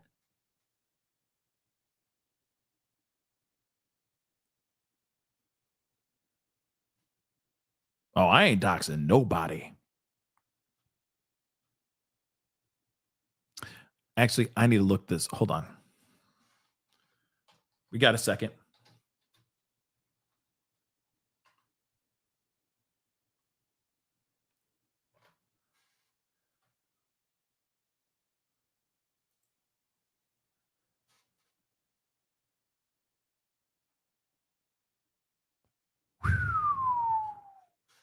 Okay. I am not saying anything, but this is interesting. I'm just asking the questions because that's some very telling stuff right there. Okay, let's refresh. Come on, where's the mouse? There we go. Yeah, I ain't exposing nobody. I'm just asking the questions. There's nothing that's confirmed, but this is very interesting though. And it's right. And of course, you'd wish that the prosecution, because you know for a fact, y'all going to be doing the math. Everyone's doing the math right now. If you're not seeing her in the courtroom, you're doing the math in your brain. And prosecution is not doing a very good job at trying to not get her exposed. These questions, for sure, boom goes the dynamite, right? So this is bad. So schnookums. Somebody might have been kind of maybe right. I don't know. But anyway, I don't know. Like I said, I'm not in the room, so I don't know. Moving on. So they were in there for 5 days bumping uglies, okay? Funky dope loving, right? Then the friend that was dating him went off and got married, which is crazy. All right, so she was bumping uglies with Diddy and was with another man at the same damn time.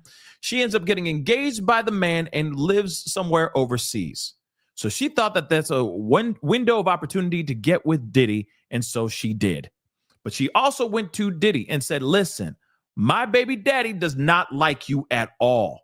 And he said, Diddy's basically replied saying, I don't pay no mind to that. I don't care. Okay. She has one child with another person that is clearly a celebrity of some sort. Okay. I'm assuming, especially if, or a power of somebody who's at the same level of power as Diddy to a certain extent, right? Because she said, my father, my child's father does not get along with you, does not like you, bro. He didn't care. Moving on. She has one child. Okay. What did Sean say about his relationships? He said, only my friend. He was like, I'm only with your friend. He said it wasn't a real relationship. So it was all just, having fun, doing whatever, whoop-de-woo. You feel me? So what did you do? So we made a lot of love. We walked on the beach. Later, we went on a proper first date, dressed up, and went to the restaurant, had a really great meal. I was absolutely head over heels with this guy. How did you guys stay in contact? We mostly text. Did you travel with him ever? Yeah, I went to Turks and Caicos. I was excited. I'd never been to Turks. So who else went in February of 2021? Christina Coram, his chef, his butler, and at one point a barber. How long did you guys stay there for? About 9 days in Turks, and then we went over to the Bahamas and stayed there for about 6 days. That is a hell of a vacation. Diggity damn. We're going to play a video for you really quick. And of course, it's not shown to the people in the gallery, in the courtroom, but loud music is being heard. So she says, I actually took that video. So what do we see in this video? The villa, the vibe. It's really beautiful. What did you tell Sean? That I was a single mother? On social media, I called myself a content creator.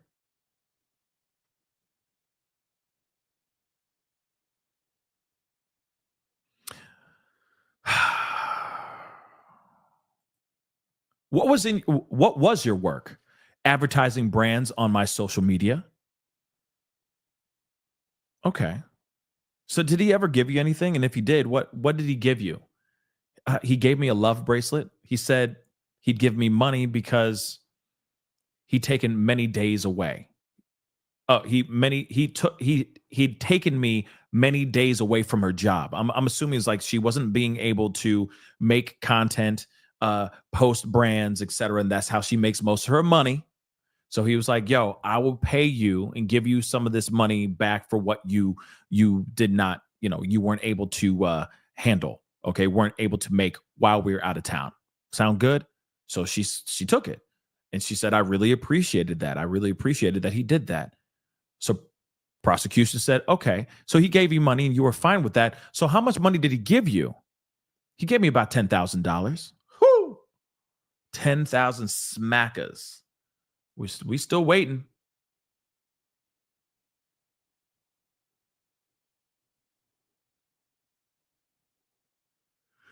Very interesting. Hold on. We're going to the NBC real quick to see what else is going on.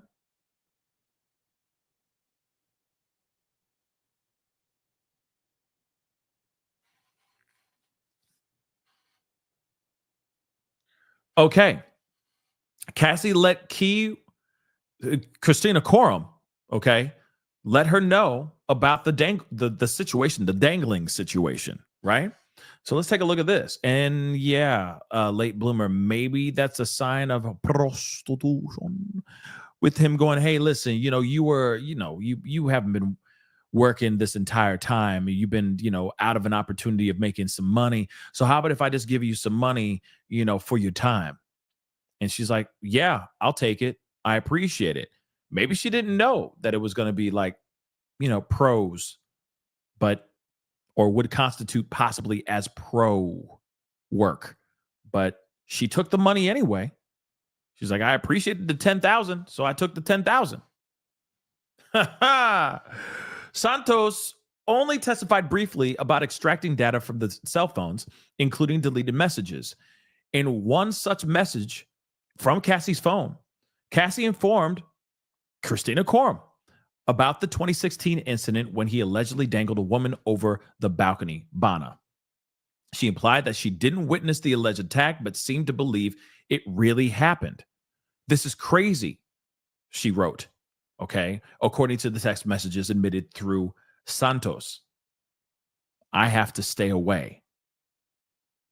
The text message could bolster Bana's testimony and help prosecutors push more of the case away from Diddy personally and closer to his company and a possible act of racketeering. So again, bad stuff here. Proof that this did happen. Witness known as Jane, been called to the stand. She's testifying under the pseudonym Jane, which we already know. Judge told the jury they will know her real name, but it will not be mentioned publicly to protect her privacy. Rightfully so. I know we all have our theories, we all have our questions, but at the same time, we don't know who this is, okay? That doesn't give her a greater or lesser weight of any other witness, the judge said. And they're saying she wore a brown suit and brown blouse to court, so she's wearing all brown. It's just fall colors, But anyway, Jane and Combs gave each other the code names Bert and Ernie. So when she first met and flirted with Diddy, they came up with the code names for one another. So in other words, they're like, oh, you cute. And she's like, you're hot. And then they're like, hey, I understand that your friend likes me too, but real talk, I mean, I want to holler at you though. What's up?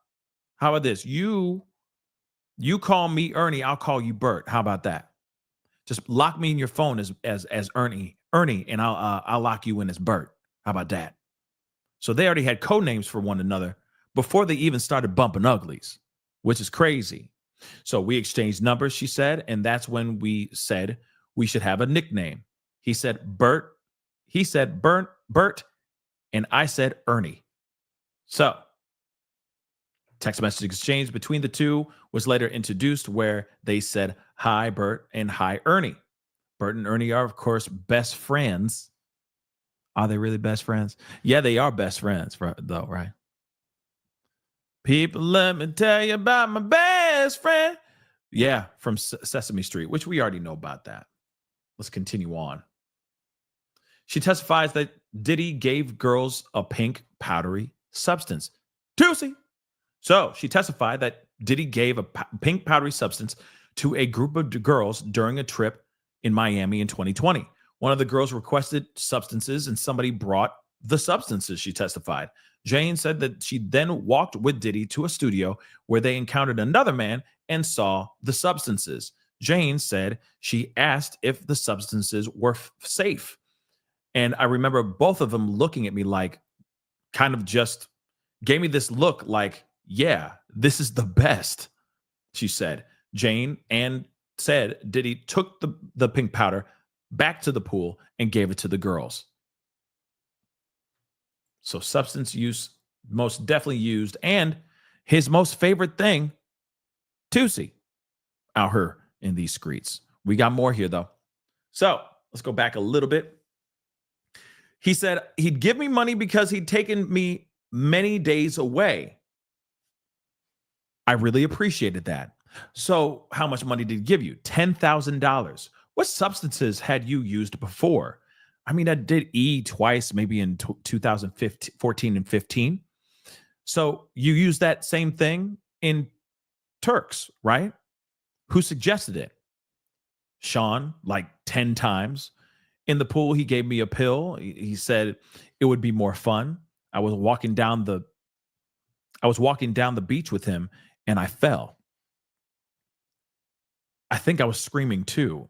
They put me in a shower. KK did. Uh-oh. So prosecution asked, did you end up taking another E-pill? Yes, I did. But this time it was a smaller dose. It made me feel relaxed, euphoric, and, a little sexual too. It enhanced touch and sense. It made me feel more loving and flirtatious. Oh, wow. So what about coming down from that ecstasy? What did that feel like? It feels like your mind was kind of readjusting, coming down from a really big high, but you're also just so tired. So in the Bahamas, did you continue taking substances out there too? Yeah. E. Sean gave it to me then too. How much did he end up wiring you?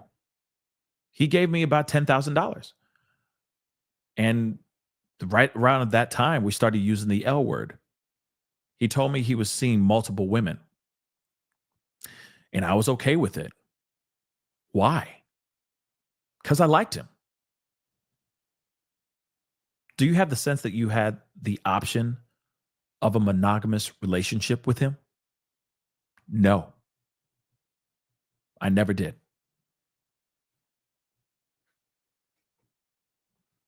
Crazy. Crazy, crazy. Let us continue. So she says she fell head over heels for Diddy in Miami. The witness recalled a 5-day-long first date with Diddy in Miami in early 2021 as she fell, quote unquote, head over heels for the music mogul. Lots of love, made love. It was just amazing, she said. I remember it was like morning time and we just decided to go for a walk on the beach. So she was having a grand old time, y'all. Grand old time. We got a couple more. Prosecution says, until when did you continue dating Sean? Up until his arrest, actually. Were there any breaks? Did you guys break up at any time during those 3-4 years? We did about 2 times. The second one was in October of 2023 for about 4 months. When did you get back together? In February of 2024. How public was this relationship? I mean, were you out here with him, seen out here with him at all? It was very private. Did you post about your relationship with Sean on your social media at all? Yeah, only once. Where did you move to? From the East Coast to LA. He gave me $6,000 for a moving trip. In 2021, February to May, how often did you actually see him? Every other week? Just about? Crazy.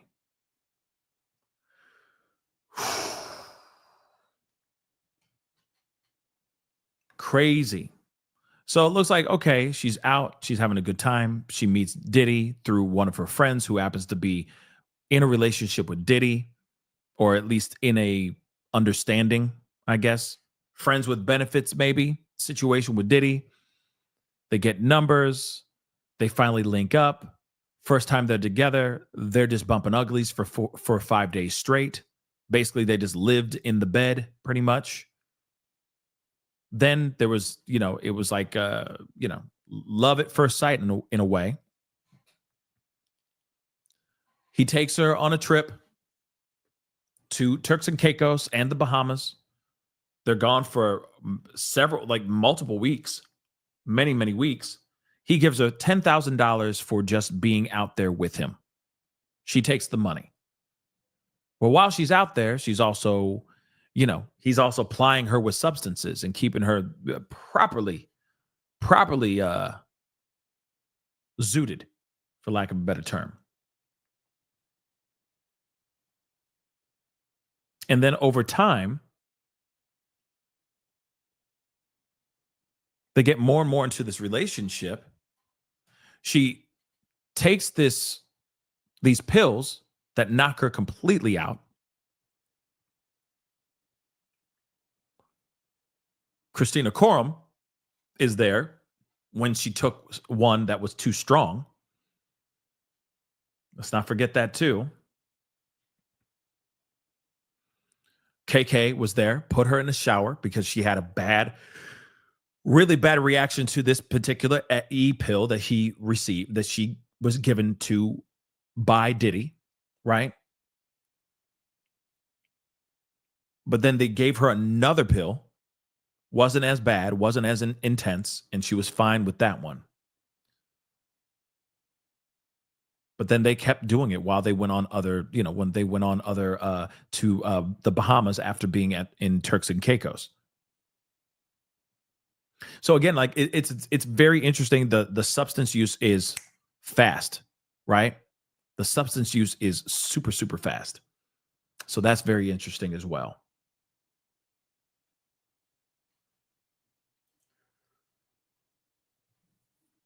Let's see. Okay. So how often did you see him? So she went out to LA from East Coast to LA. He gave her $6,000 to move to from LA or from New York to LA.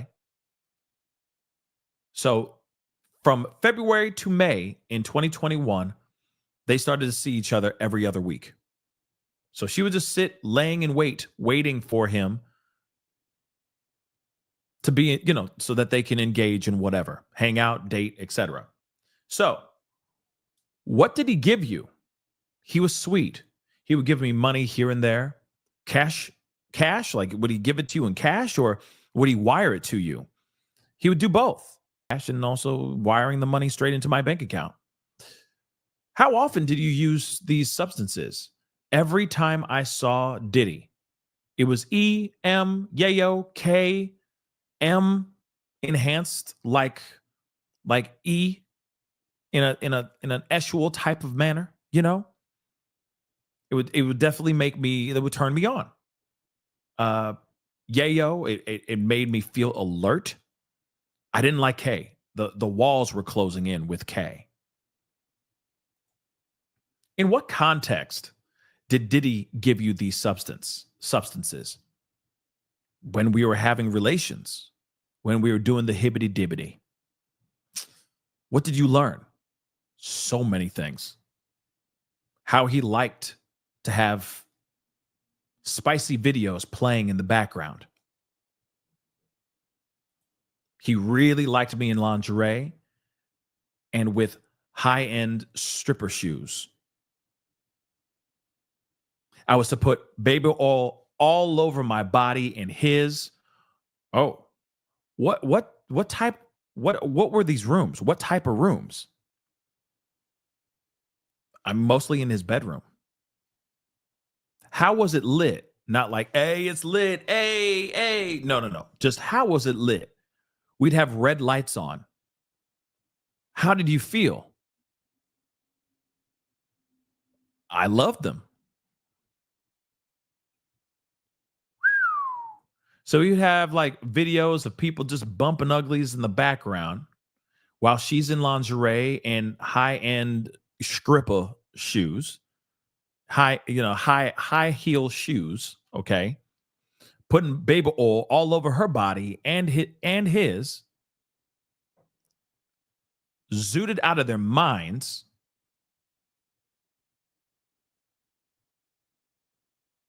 Bumping uglies.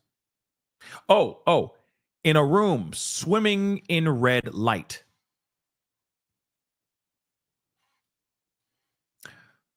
Interesting stuff. Baby oil is back in the conversation again. Okay? It is back. Let's see if there's anything more. Yep.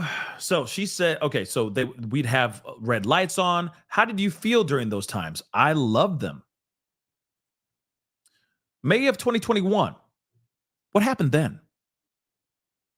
I remember that we would watch these spicy videos we have a lot more fantasy. We would have a lot more fantasy conversations. Her voice cracks. Do you need a break, Jane? No, I'm good. We would search things on the internet, and he wanted me to fantasize. Here comes the coaching, right? I need you to fantasize. Yeah, that red light special. Yep. Red light special all through the night. Yeah. So again, nope. We would search things on the internet, and he wanted me to fantasize. And I want to know what, fantasize what? And again,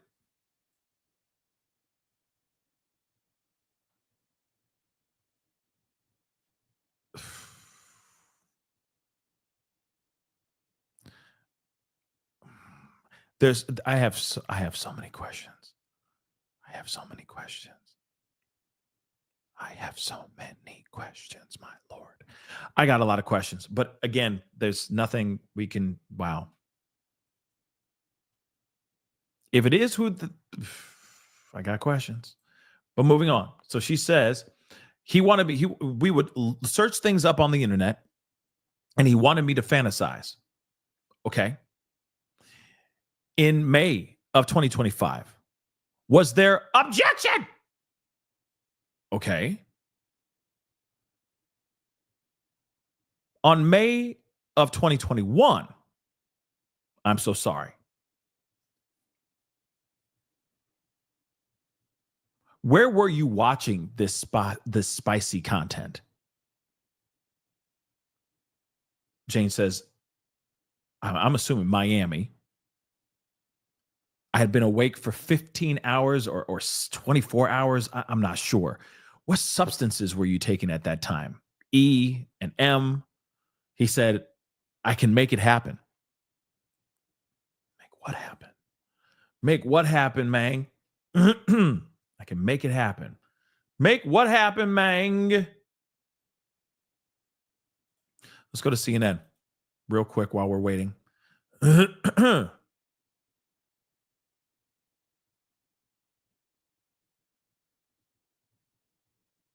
Okay, so Jane describes how charming Diddy was on their first date and says their time together was amazing. So the first trip occurred in November. Miami trip occurred in November of 2020. Jane saw Diddy again in Miami of January of 2021. She had been planning to be in Miami for an event. Diddy offered to book her a hotel room. When Diddy walked into her hotel room on the first night of her stay in Miami, he was quote unquote larger than life with a big personality and charming. She said her first date with Diddy started with dinner on the hotel balcony that night, and it lasted for 5 days. So in other words, they were smashing hard for 5 days. During that first dinner, they spoke about the father of her child, a man whom Jane said was someone Diddy didn't get along with. We already know, like I said, everybody doing the math already. This is easy math at this point. They also discussed how Jane dated a close friend of Diddy's around 2015. That's another piece of information. Because like I said, people are going to be doing this math. And they're going to be like, oh my God, in 2015, she was dating such and such. Wait for it. All right. So Diddy said he didn't care about any of that. She recalled the first night was amazing and they made lots of love. A whole lot of love. Okay. They spent the next several days together getting to know each other, she says. Moving on, the witness says she was head over heels for Diddy as they spent one-on-one time on vacation. If you notice, this is the same thing that Cassie was saying. Like every time that she would be with him, like the one-on-one time that she would have with Diddy, she felt like she was the only person in the world type of thing, right? That's all she wanted. She wanted time with Diddy and love from Diddy, and that's all she wanted. So it's very interesting that we're seeing the same thing, and they're not even in a serious relationship yet. This is the courting moment. This is where they're courting each other, right? And don't worry, I'll get to the inner city press stuff. I'm going to wait so it pops up a few more posts because sometimes his posts take a little bit of time. Okay. And we got a few more updates here from CNN. So we're going to read those here in just a second. Okay. But what's interesting about that is that there is a pattern here, if you notice. Again, this has nothing to do with him being possibly getting locked up for the rest of his life. Doesn't matter if he's Casanova or not, right? What matters is how what he's doing here is actually racketeering RICO or the transferring of pros across state lines or into other countries. So let's get into this, okay? So she said she was over heels, pretty head over heels after spending more time with Sean Diddy Combs in Miami in 2021.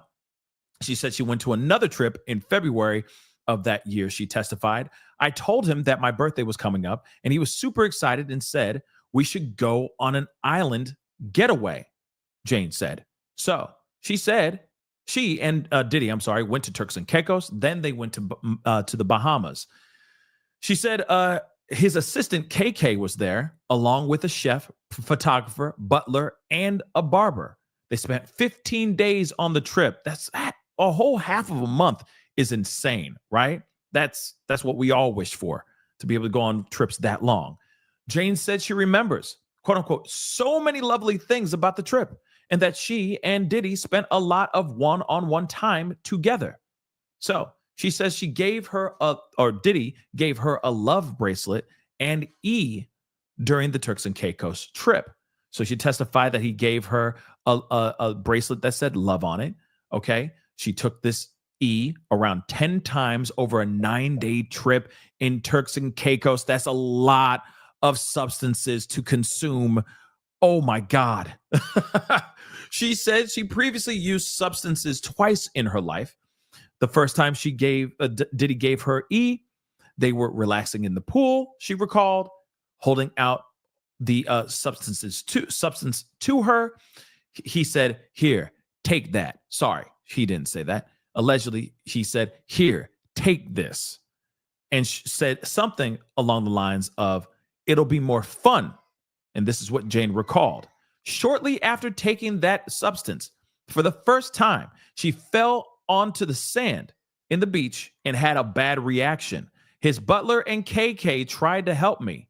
KK is the nickname for, we already know, Christina Korm. Moving on. He offered her $10,000 at the end of the trip because she had been away from work as an influencer for so long. She testified. He wired her $10,000, which Jane testified was a lot of money for her at the time. Moving on. She describes deepening feelings for Diddy. Why? Because of the D or because of the money? That's what I'd like to know. Okay? And an open relationship that lasted until his arrest. Jane said she had said that the E made her feel relaxed, euphoric, and a little, on it, baby. It was it just enhanced touch and sense and made me feel even more loving and flirtatious with him. So Jane testified that she took the E several more times during the trip, which we already heard. He provided the substances and determined her dosage every time, which is bad. After returning from the trip, she said she was even deeper in my feelings for Sean, for Ernie, right?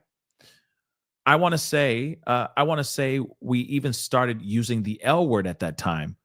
I was really deep in it. Jane said that Diddy made it clear to her that he liked her, but he was also seeing multiple other women. She said, I liked him.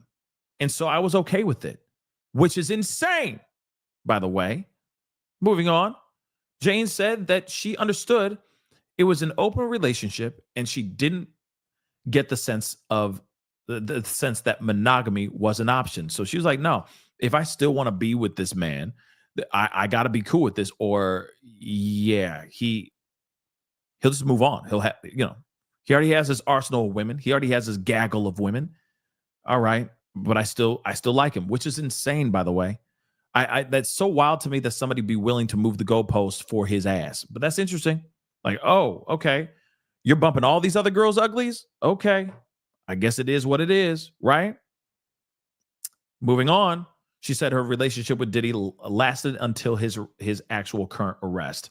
So let's go back over to Inner City Press. I know there's some updates over here as well. So let's see what's going on here. But again, dang, that's crazy. So He said, I can make it happen. I don't know what he can make happen. All right. But he said, I can make it happen. Why did you say okay? I thought I was playing into the fantasy. But when I came out of the bathroom, he was staring into his phone, really serious. He said, it can happen tonight. How did you react? I was like, tonight? Then, okay. Then we were in a hotel. I saw the assistants setting up the room. The lights were already red. Do you remember which assistants actually helped set up everything? I don't. He said, there's someone coming. He knows the guy. I was super nervous and listening in. Who do you think the guy was? The fantasy guy. What did you think? What did you think would start happening when he got there? This fantasy guy.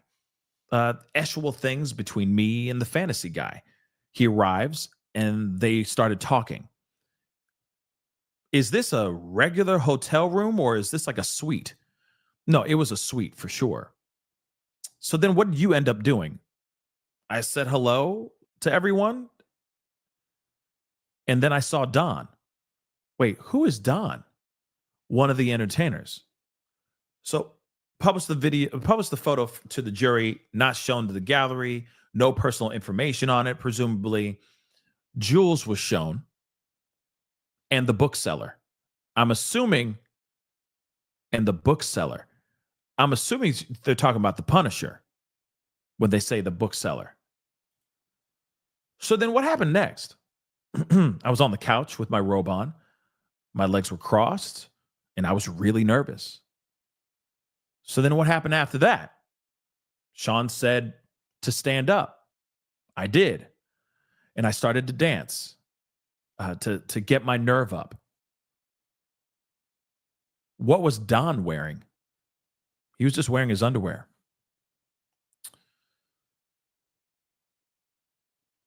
What was Sean doing during this time? He was just in the corner, putting his hands on himself. Was he masturbating? Yes, he was. Was he talking? And if he was, what was he saying?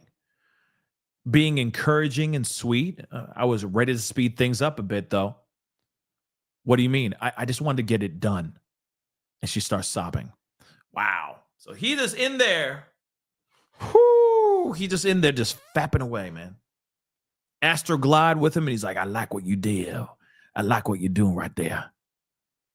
That's what I'm talking about. In the corner. That's me in the corner. That song. Oh my gosh. Oh my gosh. Oh my gosh. So what's crazy? Look, we gotta go moment by moment, because I was gonna say blow by blow, but that seems a little bit, you know what I mean? So we're gonna go moment by moment here. All right. So first off, let's go back. So in May of 2021, when he's already gotten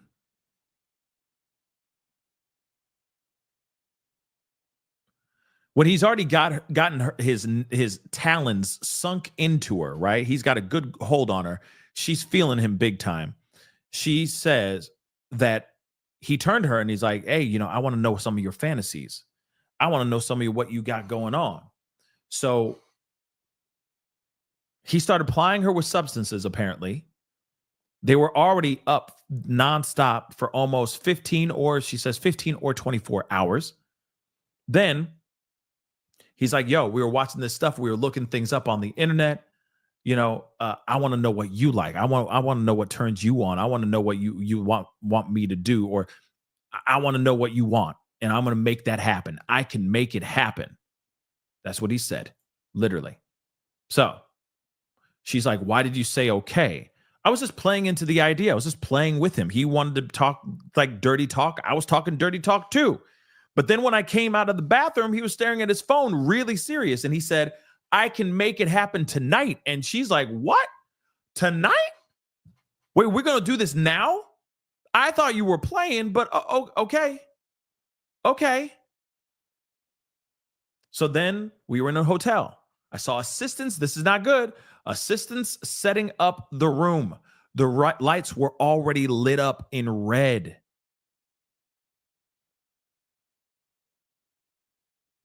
So Mrs. Spicer says, hold on, where's my mouse? She says, no, Pascal, he was telling her what to fantasize about. See, I thought he was like, what's your fantasy? Hold on. I see what you're saying. Oh, I see what you're saying, though. Thank you, Mrs. Spicer. I can see that angle, too. That makes a lot more sense. That does. So let's go back to this real quick before we continue. Thank you, Mrs. Spicer. I appreciate it. So it says, "What do you need a break?" No, I'm good. We would search things on the internet. He wanted me to fantasize. So in my mind, I'm thinking he's like, "Yo, tell me your fantasy. What do you no?" He's like, "No, I want you to fantasize what's going on in there. What's going on in this? What we're looking up, dude. Digging you out, and I'm over in the corner watching. Right? You putting on a whole performance for me. I need you to fantasize that, right?" They've been up for a whole day. It looks like 24 hours, 15 to 24 hours. She was already hopped up on all kinds of different substances. So I get that, right? Why did you say okay? I was playing into the fantasy, into what he wanted. But when I came out of the bathroom, he was staring at his phone and he was really serious. He said, it can happen tonight. How did you react? I was like, tonight? Then okay. So they're in the room. Assistants were setting up the room, which is bad. The lights were already lit red. Okay. Do you remember which assistants? She doesn't remember any of them, but he did turn up and say, hey, somebody's coming. He knows a guy. I know this guy and he's great. So I was super nervous and I was just listening in. So who did you think the guy was? The fantasy guy, the guy that he wanted me to fantasize about. Now he's going to be materialized in person. So what did you think would start happening? Just the spicy stuff between me and the fantasy guy. He arrives and they were talking. Maybe they were working out a transactional stuff. I give you the money. Here's some money. I just need you to go and do this, this, and this. This is what we're doing today, right? It was a regular hotel or a suite. It was a suite. Then she said, I said hello to everyone. I saw Don. So here's what's interesting. I said hello to everyone. What does she mean by everyone? Were there multiple men in that room? Hopefully they clarify that here in a second. She said, I said hello to everyone. That sounds like multiple people other than just Diddy and Don, I'm sorry. That sounds like more than just one man she's performing with. Again, like I told you guys before, if I'm correct, I'm a mother-loving genius.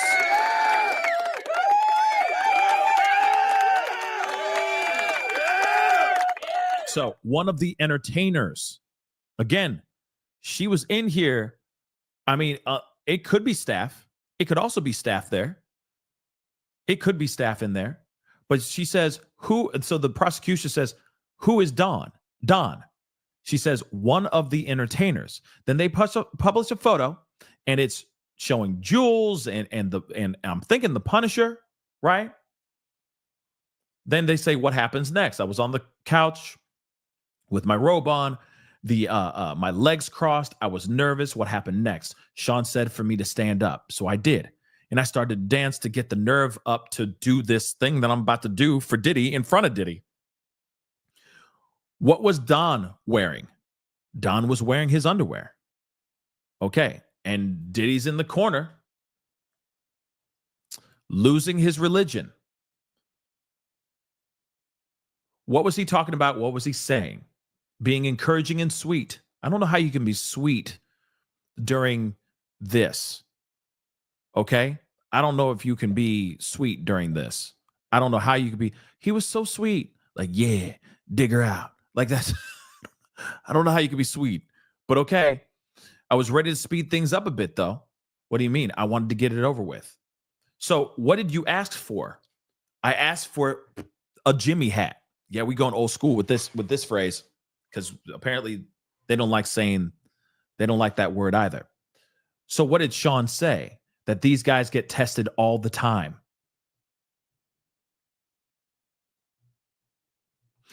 Later, did Don leave at all? Yes. Then Sean and I. Okay, so it was just her and Don. Okay, good. So yes, then Sean and I made love, and then the next day I went home. Any boat trip? Yeah, a nice yacht day happened. How did you feel? I felt exhilarated. It was taboo. I had a good time with my partner. Did you think you'd do it again? No, I thought it was a one-time thing, or maybe just a few more times. But it was something taboo, so I don't think it would be this often. How did things change after you guys started doing this? It opened Pandora's box.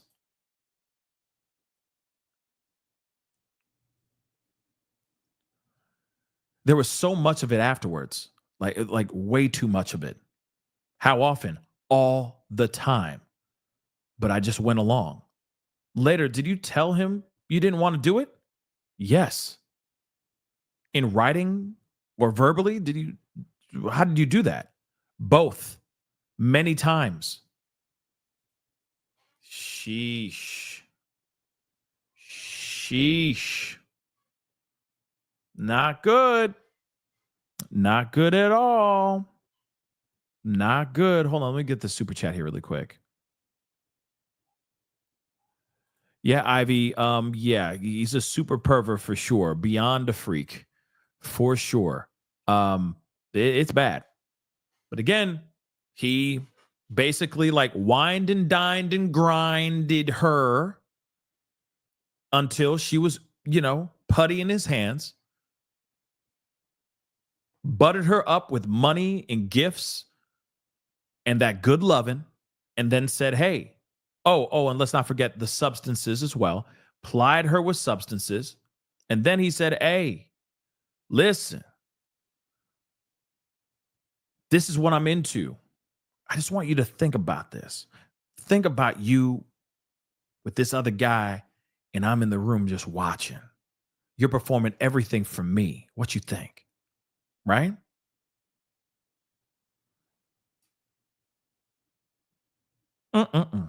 And she was all hopped up on God knows what she's hopped up on. And she was for it.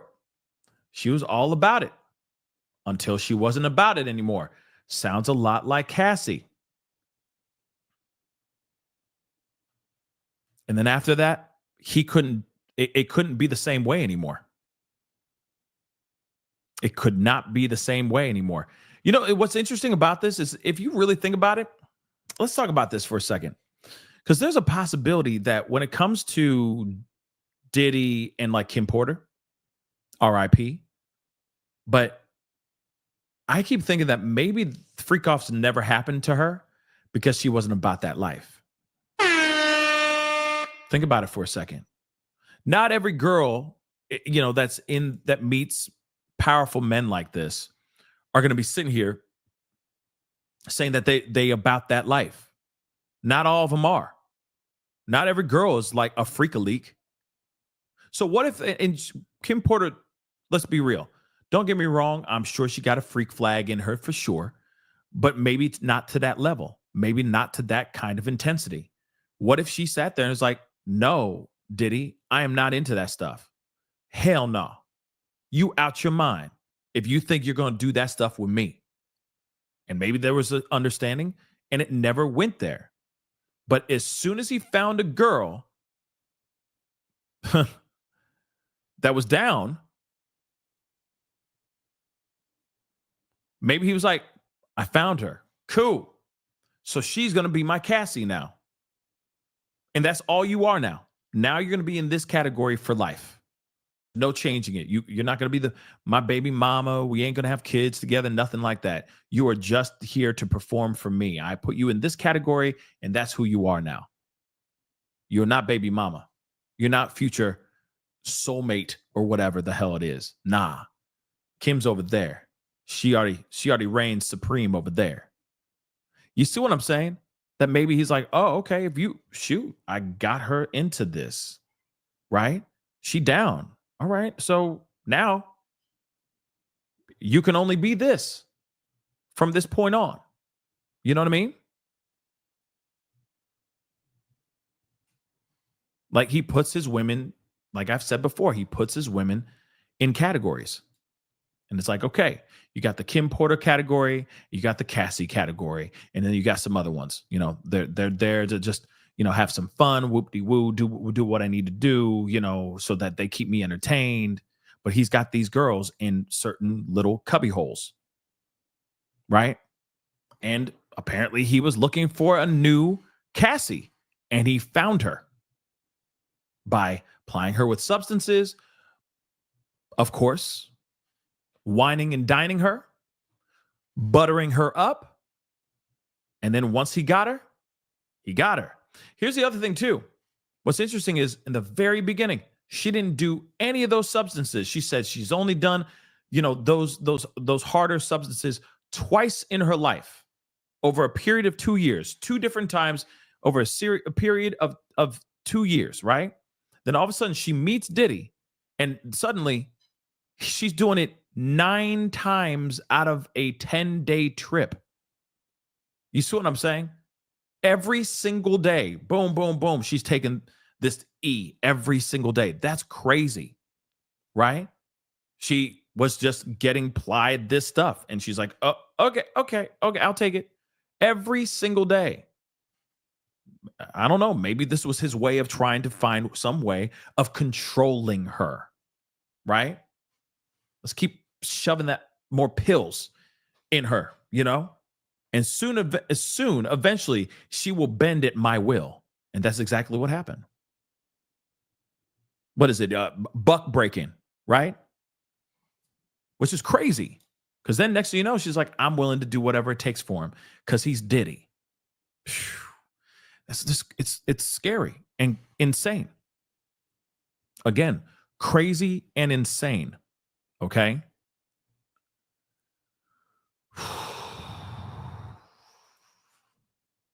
And you already know he's had practice. Okay. Look at Cassie. Look at what happened to Cassie.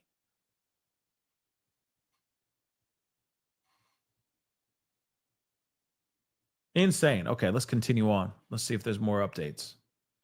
So, as soon as all that happened, Pandora's box was open, and instantly she is like, you are now in Cassie's category. Thank you. I found my Cassie, right? And it happened all the time. She went along with it no matter what. But she did apparently say in writing and verbally to Diddy that she wanted to stop. She wanted nothing to do with this stuff. She said it multiple times. Prosecution continues. What did Diddy tell you about your rent when you said you did not want to have relations with anyone anymore?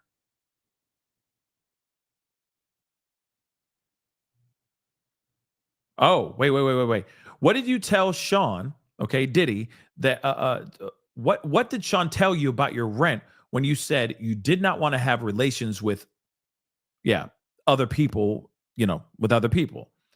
That he'd give me maybe 3 more months.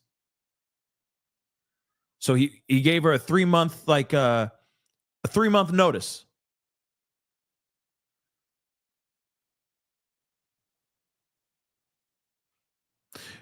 That's crazy. How did that make you feel? Frustrated, obligated to do what? Objection! Sidebar. So now they're at the sidebar. Jeez Louise. That's a little annoying. Oh, thank God. They're back. Okay, they're back. So between 2023 to the time of his arrest, did he pay your rent and make you feel obligated to have relations with other men? Yes, he did. What did you two call this particular night? Well, we would just call them debaucheries or hotel nights. How often did you see him? So they didn't even call it freak offs. They called it debaucheries or hotel nights. That's weird, right? Ivy, thank you so much. Does this prove Rico? She wasn't forced, though. Wait a second.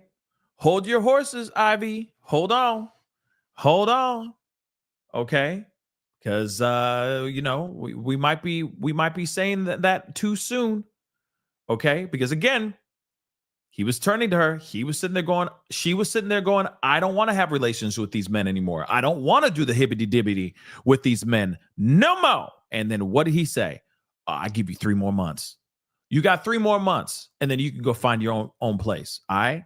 You can go pay for your own spot. You can take care of your own rent.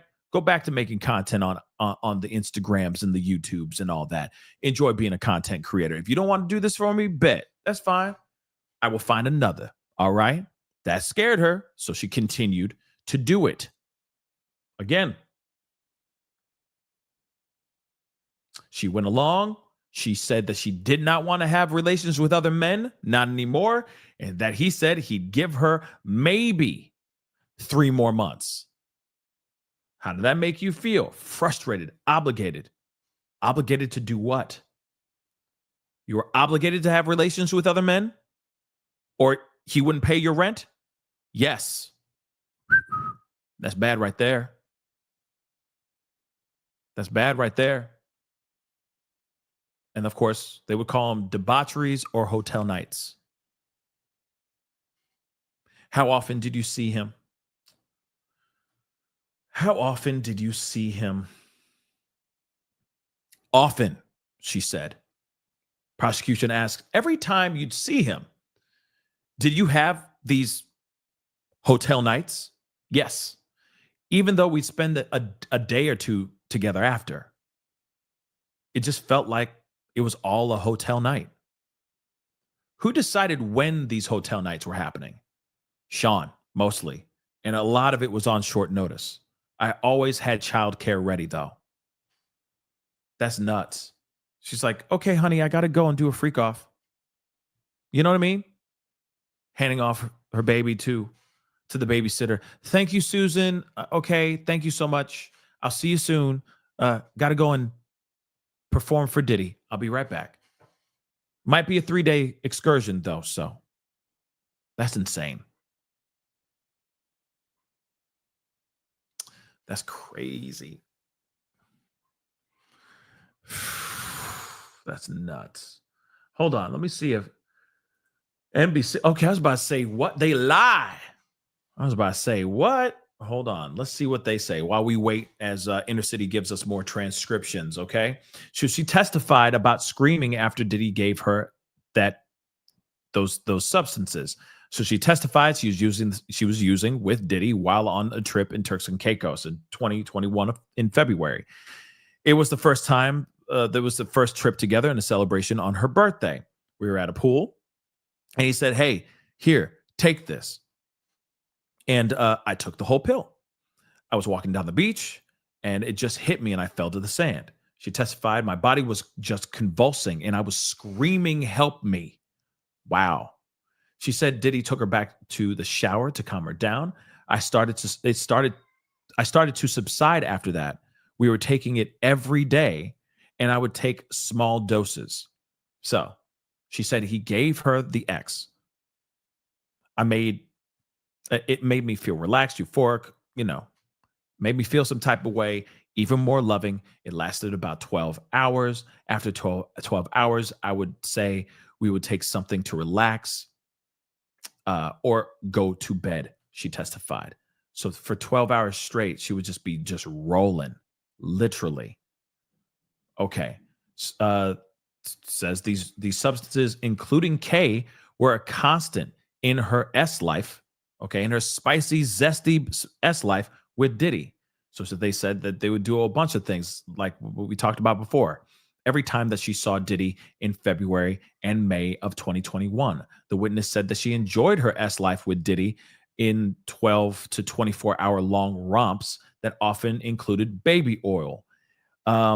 Diddy kept large supplies of baby oil, authorities said, which was used in his alleged sexual attacks on victims. But at this point in their relationship, Jane said she was engaged in consensual relations with Diddy. She tearfully recalls the first time she had relations with another man as Diddy watched. The witness began tearing up when she said she recalled Diddy's first arranging for her to have relations with another man. He said, we can make it happen tonight. And I said, tonight? I was taken aback, but I said, okay. Right. And this is, of course, having to do with what happened in May of 2021. When asked by the prosecution if she thought she was going to have relations that night with another man, or if she wanted to have relations with someone other than Diddy, she responded no and no. We went to the hotel room a couple hours later. I saw assistants setting up the room, getting his room ready. There was a bustle of getting this room ready, which is crazy. So he's like, I can make it happen. I can make it, get it all together right now. And I got this dude. He's amazing, right? And then she walks into a hotel room and there's these assistants and his little minions running around setting up lights and cameras and candles and all that stuff. Can you imagine that? I can make this happen right now. And then suddenly Don shows up. Some dude called Don shows up to perform. And then she has to perform, right? So they're saying that he operated a criminal enterprise to, in part, have these freak-offs when he wanted. So right there, her seeing the arrangement, them setting up the freak-offs is insane. That's, yeah. Team freak-off assemble. Bo, bo, bo, bo. You know what I mean? That's crazy. Team freak off assemble. She saw it. She alleges that she's seen it. All right. She says things escalated very quickly on the night that he proposed bringing another man. So the two had been awake for many hours. They were all the way up. They were rolling their balls off, having relations, taking substances. She testified he was asking her to fantasize about being with another man. Okay. Being with another man, and asked if she'd want to do that. She testified. She responded, okay, not thinking it would even happen that night, just playing into the fantasy, she told the prosecution. But Diddy was quickly on his phone telling her, I can make it happen tonight. Say what? Okay. Fine. She says why she responded that way is because my partner was excited and it was already happening. Within a few hours, they were in the hotel suite. They were bustling. He had assistants bustling around, setting up the room with red lights. After the assistants left, Diddy told her to relax and wait while the man wait for a man to come. So he told her that he knew a guy and he was really nice. So she testified that she was super nervous and still, feeling the substances that she took earlier in the night with Diddy. So he went to greet the man when he arrived, and eventually called Jane to join them. Combs told the other man, Don, was from the service Cowboys for Angels. Here we go.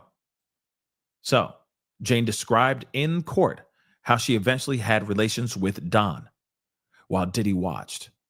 Don left after the two had relations. After Don left, she said she and Diddy had relations. And then she recalled they were really happy. The next day, she went with Diddy and his friends on a yacht. So that was her reward for what she did. You can come hang out with me on this yacht with all my friends, right? Jane's first night with Diddy felt exhilarating, but set a tone she couldn't escape. So she testified that she initially felt exhilarated by that night. I felt excited. I was happy. It was taboo. It was fun. I had a good time with my partner.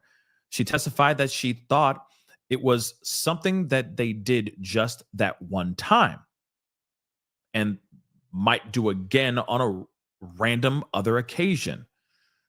I truly felt that that night just opened like a Pandora's box in the relationship. It just completely set the tone for our relationship moving forward. She said the night opened the night that night opened a door that she was quote unquote unable to shut for the remainder of the relationship. So prosecution asked her why she wanted to shut that door. There was so much of it after. It was too much of it, she said. She also said that throughout their relationship with Diddy, she only wanted to have relations with him, not with the other men. Sounded like Cassie. So Diddy paid her rent and implied he stopped if they broke up. So she testified that Diddy did pay her rent, the rent for her home. When she tried to tell him that she didn't want to have relations with other men, Diddy would say, if you want to break up, that's fine. And then he wouldn't pay, and then say he wouldn't pay rent for a woman he wasn't seeing. She testified that she wasn't trying to break up in those conversations. She was just trying to stop having relations with other men. I felt frustrated, Jane said, adding that she felt obligated to perform these nights with and for him. So she says Diddy often gave little notice before the meetings. She kept herself ready for him. So she testified that it was unpredictable when she would have to see Diddy, and he would sometimes notify her the day of or the night before. Jane said that she made sure she was always available to see Diddy by arranging proper childcare and keeping her hair and nails done for her. She testified that Diddy preferred her to have straight hair and light-colored nails. She said Diddy called the sexual encounters with other men debauchery or hotel nights. She testified that she and Diddy had a hotel night every single time she saw him between May of 2021 to October of 2023. The two were on a break from October 2023 through February 2024, Jane testified.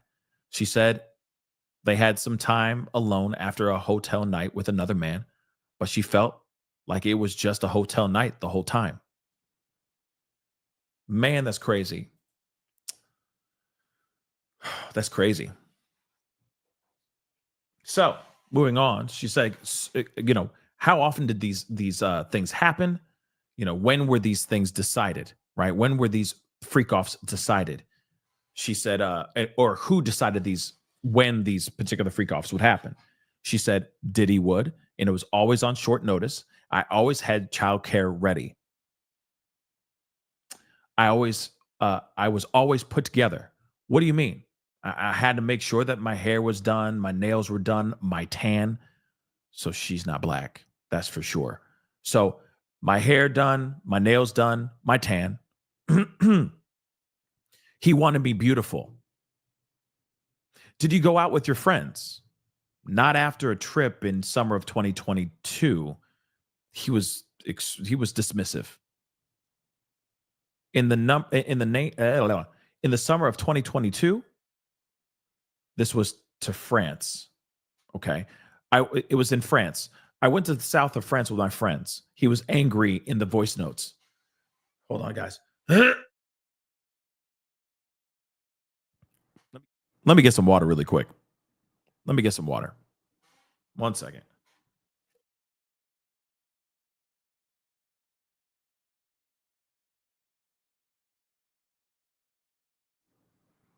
Okay. Let's go. So in the summer of 2021, what happened there? I went to France. I went to the south of France with my friends. He was angry in the voice notes. Who did he want you to look like? or how did he want you to look? I think that's what they meant. He wanted straight hair, a ponytail when we would do the sideways samba. He wanted me to pierce. Pierce what? Where? My nipples. Okay. We'll talk about that. But between 2021 and the break in 2023, how much money did you make and how? So I did a lot of social media posts, but that went down because my presence went down. I was so focused on Sean. He would give me money here and there every once in a while. So how much money would he give you at one time? $20,000. Holy crap. It's a lot of money. Did you tell him you wanted to make your own money? When OF got really big, I told him I wanted to do it like one of my model friends. And he gave me this hesitant energy like, no. So what is OF? Of course, they already know what OF is, but of course, what is OF? You can subscribe to models. It's a pay site, that kind of thing. I do stuff like without my clothes on, that kind of thing. But no actual acts, right? Right. No, because he didn't approve of that. Why did you feel like you needed his approval?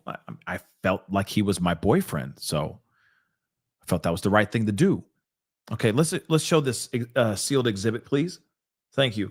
What is this? That's my lease. April 4th, 2023. So how much was your rent each month? $10,000. Fudge! Where was she living? Oh my God. How much was her rent each month? And it was $10,000. Diggity damn. Oh my damn. Okay. $10,000, I bet. She said, Sean said, I'm sorry, let's do a love contract. It was like this little flirty thing. He asked how much allowance did I want going forward. I said 15. He said 10. 10,000? Yes. I wanted a beautiful home for balance.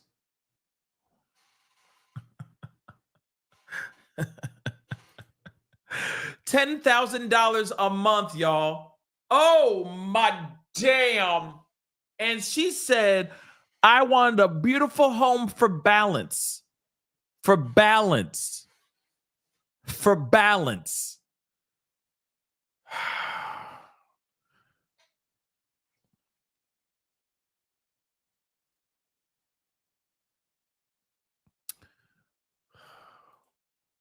Let's continue.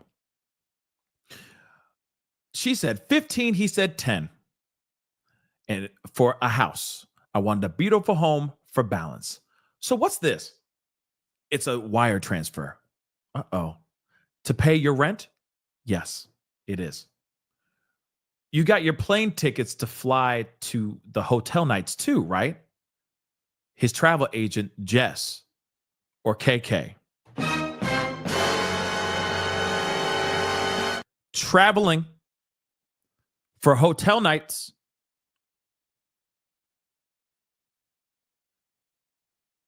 Diddy's looking at the jurors again. Oh, we'll see about that. Maybe he is, maybe he isn't. But I'm sure Inner City Press will talk about that if that's the case.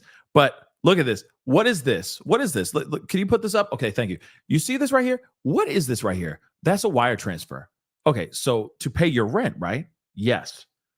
Who got you plane tickets to fly to these hotel nights? His travel agent, Jess, or KK? I had to reread that correctly. Interesting. That be trafficking. That be STing, baby. Okay? And yes, Ivy, this happens all the time. Dude flying girls. Yep, that's very, very true. Okay?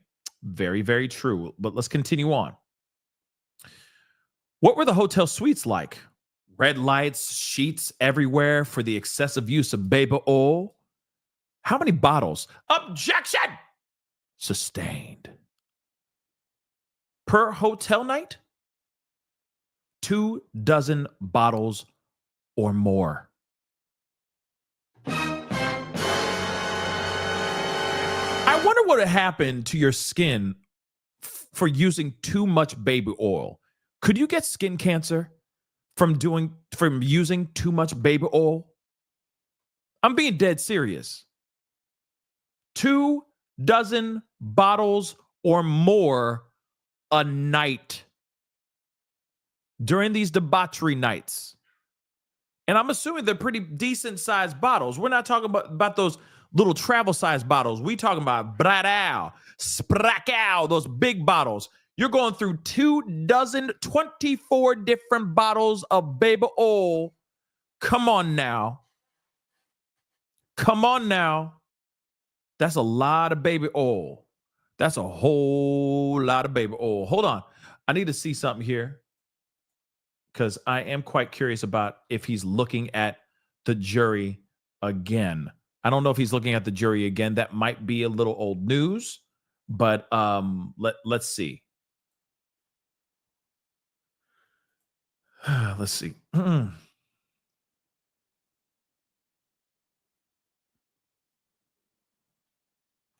Hold on. Somebody said that. We're waiting on some more updates. Hold on, guys. And do me a favor, guys. I see a bunch of y'all in here, and I got a super chat I want to get to here in a second, too. Thank you so much. Hit that like button down below, please, and thank you. Okay, we're almost at 1K. Can we get past 1K? All right. Hopefully, I'm keeping you entertained. Hopefully, I'm giving you the information that you need. All I'm asking for you to do is hit that like button down below, dagnabbit. Okay? Hit that like button down below, dagnabbit. Okay? It's a simple ask. It helps the channel, helps this platform. Okay? And also, don't forget to subscribe. All right? We are so close to 170K. 170K. If just a few, man, if just a fraction of y'all subscribed right now, we would be at 1K, at 170K like that. Okay. So I'd love to see if I can get that happening before the end of the show. That'd be amazing. So subscribe. Don't forget to subscribe. Okay. But let me see here. Let me see something here. Let me see. Okay. Let me see if this is again. Now, here's the thing though. I don't know if this might be old news. I think this is old news. Okay. But let me show it to you guys anyway while we wait for more updates, because we're still waiting for updates, and I'm sure there's going to be new ones soon. But here's the thing. This is old news. Just so you know. Okay. Threatened to remove the mogul from the courtroom in shocking moment. Yeah, this is old news. So we've been seeing that. Okay. But thank you so much for that update anyway. We're keeping an eye on everything as best as we can, right? So let's refresh and see if there's anything more. 24 bottles or more of baby oil. That is insane. Okay. That this night showing an exhibit. This is not being shown to the gallery. Okay. Where was the hotel night for this particular one? This was in my apartment. What did you wear during these hotel nights? Wear high heels, or you mean high stripper shoes, lingerie, you name it. You know what I mean? What would you and other men do first? What would you and the other man do first? Objection!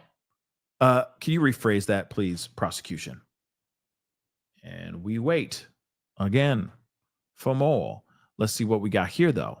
She says her relationship with Diddy consumed her and hurt her income.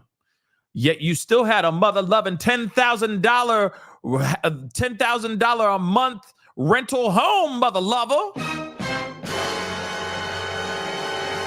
That's got to be a big house. It's got to be a decent sized house, right? I mean, we are talking about LA, and you know how that LA real estate go, but $10,000 a month, you're staying in, like you're staying somewhere. You're staying somewhere pretty decent, right? You're staying in someplace pretty decent. Hold on.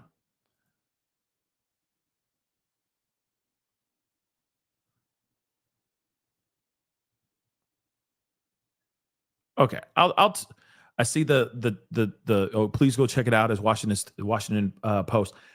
That might be old, but I will check. Like I said, if it's a big deal and he's looking at the jury again, there would have been a post about it, right? Inner City Press would have said something about it by now. We would have heard about that, him looking at them twice in a row. And right now, the judge, I'm sorry, has not mentioned that. So that might be just a repeat of what they missed. Because some of these articles are very slow on the up and up, right? So that could very well be what it is. But let me talk about this here really quick. All right. So she says her relationship with Diddy affected her ability to work and make income. I would say that when I was with Diddy, I was really consumed by him. I was really consumed by Sean. She testified that she made sure she was always ready for Diddy at a moment's notice. She made some money through social media, but she said, my presence on social media really declined after I prioritized this particular relationship. He would periodically give her money, typically in amounts ranging from $5,000 to $10,000 if it was cash. He would also wire her money if it was for a larger amount, she said. That's what I'd like to know. How much more, right? The most he's ever given her at one time was $20,000 when she told him she needed furniture for her home, which he also paid for. At one point, Jane proposed the idea of starting an OF account to make some money. Yeah, because she was probably tired of relying on when she was going to get some money from him, right? So she said her friend made $4 million in 1 year. Yeah, it's crazy. And she thought she could be successful posting content like bikini, lingerie, or maybe birthday suit kinds of photos. She wasn't planning to post sexual activity, so it wouldn't be any crazy things like plastics or men named the Punisher in the shots, right? So Diddy was hesitant and told her to wait. Jane says hotel nights with Diddy took place in multiple cities. Whoa, this is not good. She testified between May of 2021 and October of 2023. She had hotel nights with Diddy in Los Angeles, New York, Miami, and Turks and Caicos. Jane usually discussed her travel arrangements with KK, his former chief of staff, okay, his travel agent, or one of his assistants. Diddy paid for her travel. Their times together typically followed a pattern, she said. The hotel room would be decorated in red lights, music would be playing, and bed sheets and blankets covering everything, as she said. She said the linens covered everything. For obsessive use of baby oil, they'd go through more than 2 dozens of bottles of baby oil in one hotel night. So she's getting moved to multiple cities, also to other parts of the world, like LA, New York, Miami, Turks and Caicos. Crazy. Let's go back. Let's see what Inner City Press got to say. And still nothing. Oh, they must be doing a sidebar or something of that sort, but that's really annoying because I think they're going to be wrapping up here very, very soon. So again, this is nuts. Let me get these super chats here really quick. Celine, thank you so much for the love. I really do appreciate it. I appreciate it. Thank you so much. My shepherd pie. Thank you so much. He needs these women to perform these S rituals. Okay. Thelma. Oh, okay. I don't understand that part, but okay. Once they disagreed, there are no use for them. I'm assuming that's what you're saying. They are of no use. That's what you're saying. He paid them to be around. Yeah. I mean, it's bad. Hey, You not going to show up and do this for me? Then I'm good, right? Okay, let me see. Let me see. Washington Post. Like I said, I'm reading y'all's chat. I'm reading the chat. I'm keeping an eye. It's Washington Post, because I did pull that up and I didn't see that. But let me see. Let's take a look together while we wait, because we got some time to kill. So blah blah blah. Nope. Let's see here. Side effect of the court. Okay, we're in the press room. Much clearer view of Sean's face. Or ordinarily, crowd and the screen and asked the not to be streamed while she testifies. Nothing there. Testifies as periodically looked over his shoulder toward the while his ex-girlfriend testifies against him, Diddy has periodically looked over his shoulder towards the jury. He did so as the woman using the alias Jane described Diddy giving her large cash gifts, and he peeked again when she detailed a bad reaction to E during one of the couple's holidays. The judge sternly warned the defense team, Diddy's defense team, about this, about defendants' attempts to interact with the jury earlier in the day. So, when the judge caught him nodding his head vigorously at the jurors while his lawyers aggressively cross-examined Bana. So, jury-defendant communications are strictly forbidden. So right now, the judge has not caught him yet, at least in this reporting, but he is kind of glancing over, He's kind of glancing over, but he hasn't been caught yet, guys. The judge has not caught him, But allegedly, he's looking over at them to see their reactions, and he's not supposed to be doing that. So there it is, Yay. Let's continue on, though. Is there any more? Okay. So they said, prosecution asked, what will you and the other man do first? So you have objection, rephrase. Okay. Who would you greet? She says, the entertainer. I was on substances. Sean told me to, put my hands down there. Then we would have relations. Forgive me for asking, but is this oral or is this, just regular good old fashioned, stuff? She says oral. And then later it would be with the actual hibbity dibbity would be with Sean. Would you clean up the actual spunk? No. Here we go. Is it going to be chesticles?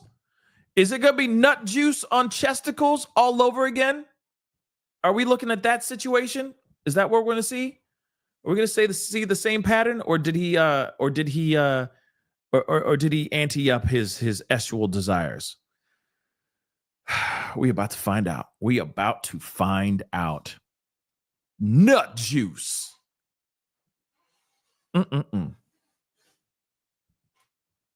Nut juice. Have mercy. Hold on. Let's see. Come on. So would you clean that stuff up? Would you clean up the nut juice? She says no. How long were the hotel nights? 20 to 30 hours long. Oh my God. We could break here. Okay. So, jurors, we may start staying later. Oh, okay. Do not speak with each other about the case. All rise. And that is it. They stopped right there. Sheesh.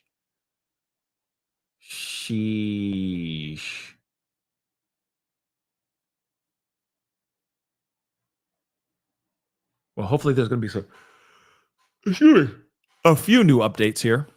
Hold on. I'm checking some here really quick.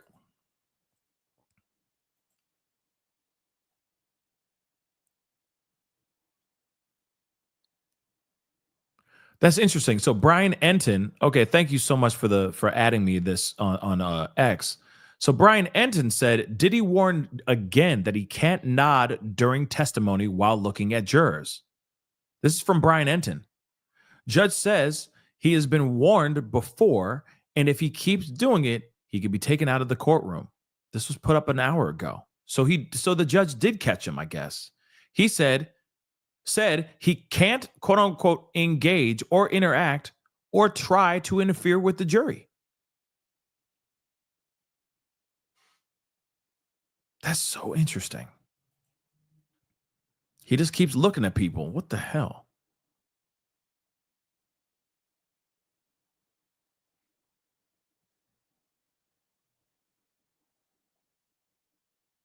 So interesting.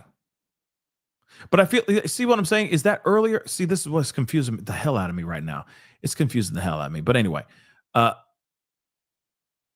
okay. My shepherd pie. The lemma. I don't know it, but is a religion using actual ritual for power? Interesting. I didn't know that. I did not know that. But maybe he just okay. He didn't get caught the second time, from my understanding. I feel like they would have said that, right? That I feel like inner city press of all things would say, "Oh, whoa, he just said all this crazy stuff," or he just did something. He got caught again trying to, sneak looks at the jury. You know what I mean? But anyway, it's very interesting though. He threatened her financially and refused to have relations when she refused to have relations with other men. I think I already read that part. So I'm trying to see if there's any more updates, because you can't just end. You can't just end it like that, because I feel like she was saying a lot.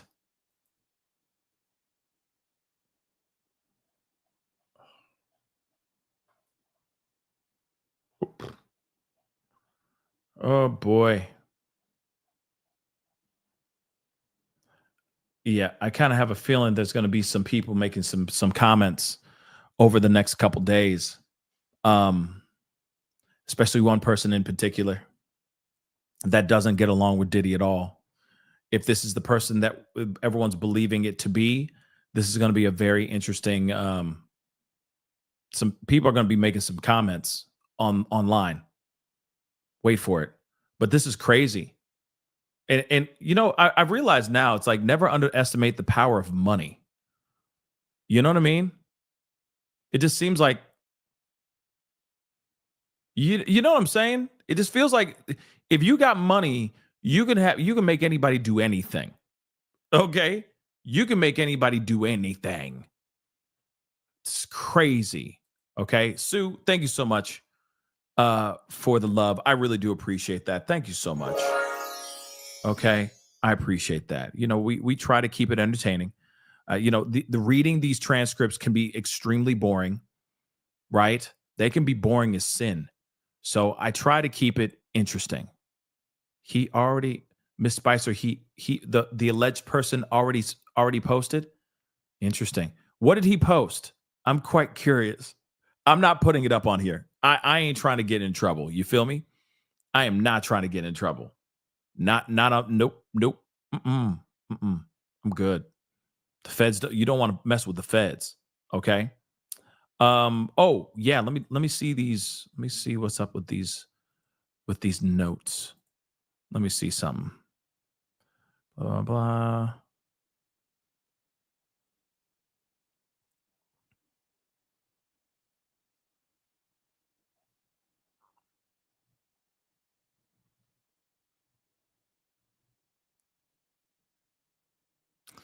Wow.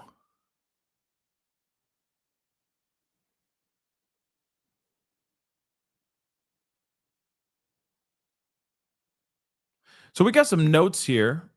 I'm kind of curious about this. So I'm gonna read this off screen. Okay. Hold on. Where the heck did it go? So shout out to the law ladies. I appreciate it. And I say take this with a grain of salt, because of course this is a little bit of information. Okay. So it says, here's a little breakdown on the jurors themselves. There's a piece in here about the jurors that I find to be interesting.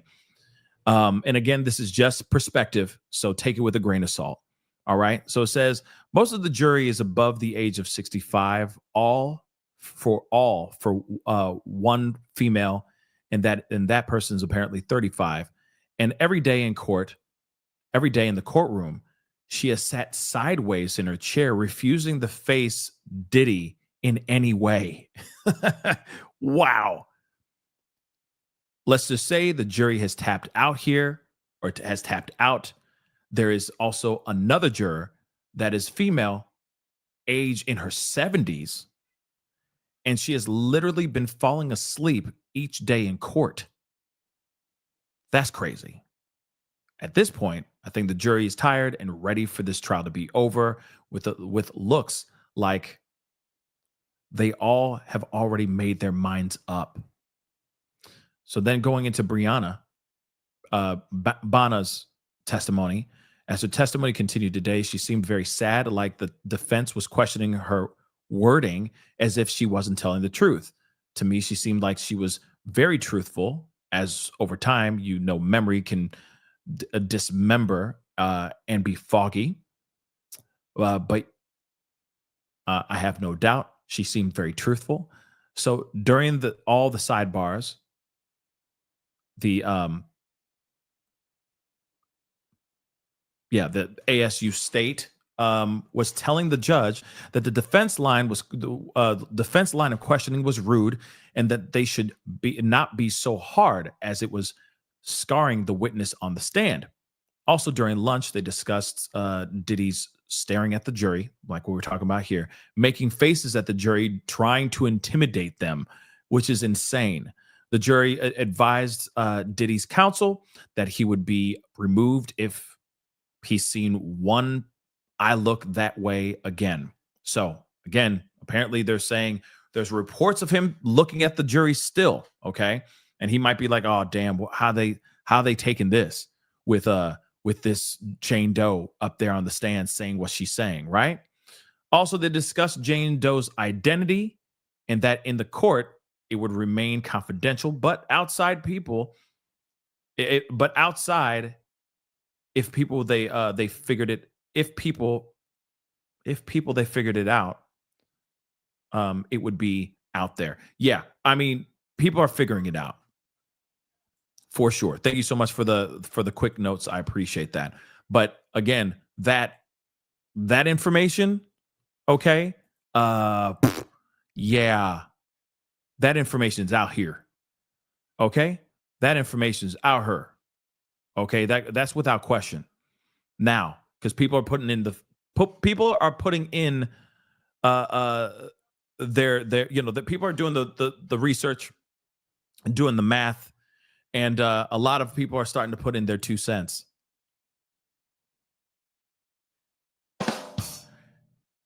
So yeah,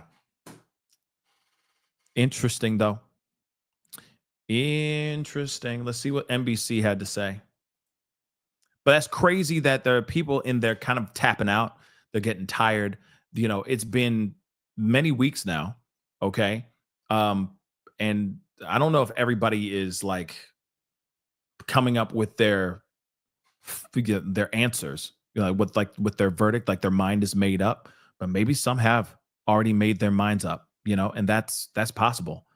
And then you got a juror that's literally moving her whole chair to the side because she does not want to talk, or not even, she doesn't want to make eye contact with Diddy. And I don't blame her either. I'd be scared out of my mind too. This dude dangerous. Okay. So it says here, she describes marathon hotel nights that would last more than a day. So the same type of thing as Cassie. So she said these hotel nights with Diddy and with other men could last between 24 to 30 hours with no sleep. The witness gave very graphic and detailed testimony about her exact role in these hour-long sessions and the direction she'd received from Diddy. Yeah, because he would ask so sweetly. He'd be so sweet talking about those things. He ask and it's so nice. Okay.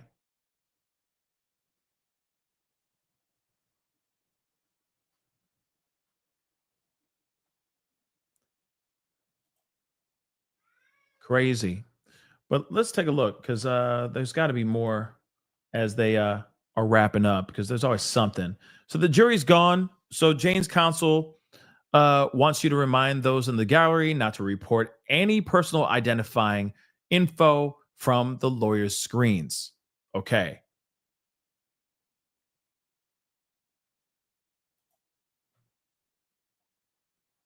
Crazy. Let's see. I know he's got a video that he just did during the lunch break. So let's take a look. Here we are, Matthew Russell Lee, Inner City Press, here at midday on Thursday, June 5th of the U.S. versus Sean Combs trial. And what a morning it's been. It started late, but Bongolan, Bana, or Bryana, Combs' lawyer, Westmoreland, took her to the very edge and then showed that the date on which she said she'd been injured, or at least the metadata of the photo of her bruise that she took right after the incident of hanging off the balcony. On that very same day, Sean Combs was staying in the Trump International Hotel by Central Park West and ordering a $200 breakfast. This wasn't explained really on redirect. They just said, "You're not in it for the money, are you?" And you can't remember everything. But the metadata, it's not a question. I mean, she's only one witness. So what I want to get to in the brief time we have before it restarts is during the break, after the jurors were out, Judge Subramanian told Agnifilo, "Your client has been smiling and nodding at jurors, and it can't continue. And if it does, I'll give a limiting instruction, which you won't like, or I'll have your client removed from the courtroom." Now, people ask me, is it that possible? It is. There's a criminal rule of criminal federal procedure. Anyway, FRCP 43 says that it can be once a warning has been given and reasons are put on the record, and the trial can proceed. So we'll see if it comes to that. There's some juror stuff that is also of some concern. I don't know what the judge is going to do about it. What the judge said about the upcoming witness, Jane, he read a warning that there should be no recording in notes or sketches of the witness. Now, this is a problem. I'm sorry to say it, but do notes mean written notes? Because that's the whole point of the press being here, is that we're writing. No one wants to, they put an exhibit on the screen of the previous witness, apparently by mistake, but there was no way to know it was a mistake. But now, this more recent one, I think I'm fully committed to the pseudonymous thing, but I think it was important. There was some legal argumentation, but nothing about this idea that no notes can be taken. They're here in Kim Lau Square, as I call it. Some call it Chatham Square. Federal judges are crossing the street. It's Chinatown. It's lunchtime, and it's the Sean Combs trial reaching new peaks. We're working already on week 4 of Diddy on trial. Week 3 is available, in part to rebut some ridiculous reports that are coming out. But fact is getting stranger than fiction. We're going in Inner City Press. Well. Again, I'm glad that we were able to get a whole court day. I think that there's been a lot that's been said here. Very damning for Diddy. But again, it also depends on how the defense comes back. So tomorrow, I'm sure, is going to be a whole day hearing from this Jane Doe as far as the direct. And then Monday, it'll be defense. And defense, I'm sure, is going to just go to town. Now, will they be able to poke doubt and discredit her? Maybe. Only time will tell. But I think it's going to be very interesting nonetheless. Jay Rip, thank you so much for gifting 1 membership. Welcome to the family, you new member. Jay Rip just gave you some love, some positivity. So all I ask for you to do is to pay it forward, pay that positivity back. That would be greatly, greatly appreciated. Open the door for somebody, do something nice for somebody, call somebody you care for, love, etc. You know what I mean? Just, take some time to spread some positivity. This is the world. The world needs more of that, more than ever, for sure. But again, this is nuts. Today has been a crazy one, and tomorrow will be even crazier, I'm sure. Get ready for it, guys, because there's going to be more information coming from this particular Jane Doe. Everybody already knows who this is already. I mean, let's be real. This is that person. I already know. There's no question around it. I'm sorry, but there's no question around it. this is most definitely the person. Some people are totally off with their theory, but a lot of y'all are on it. And I agree. But again, I'm not saying that person's name on this platform out of respect. But at the same time, schnookums. Anyway, guys, that is the show. I appreciate all y'all for being here. It really means a lot. Thank you so much for being in the show. We'll be back on tomorrow morning early. It looks like everything reconvenes back to its regularly scheduled program starting tomorrow. So it's about to go down. And I'm telling you right now, get ready for everybody to be exposing this person. And I'm telling you right now, don't do it. Just don't. Just don't. Just let her breathe. Let her do her thing. Let her do what she needs to do, because she needs to get through the next couple days. We don't need her scared. We need to hear her testimony, right? We don't want her to suddenly back out of nowhere, right? We want to hear everything that she alleged to have gone through with Diddy. And I think we need to give her the floor, give her the room so she can speak and talk her talk. But again, I appreciate you guys for being here. Seriously, please do me a favor before you head out. Hit that like button down below. Crush it, do what it do. Hit that reaction button, please, and thank you. Don't forget, if you are watching on those other platforms like Facebook, X, Twitter, Instagram, TikTok, Rumble, make sure you hit that follow button. Follow, please, and thank you. Don't forget to hit that subscribe button here on my main channel. Go to my second channel, The Pascal Show Clips. Subscribe over there, okay? And of course, hit that join button down below. Become a member. Check out my Patreon. Check out my locals. And of course, check out PascalMerch.com. We got some really great stuff over there, PascalMerch.com. Okay, guys. Anyway, it's time to get going. Hopefully I'll be able to squeeze in a video or two before the end of the day. We got some other cases that are going on, percolating out here in these streets that we need to bring awareness to. So be on the lookout for it, okay? We will be talking very soon, okay? Anyway, guys, it's time to get going. Be good to yourselves. Be good to one another. This is The Pascal Show. Bye.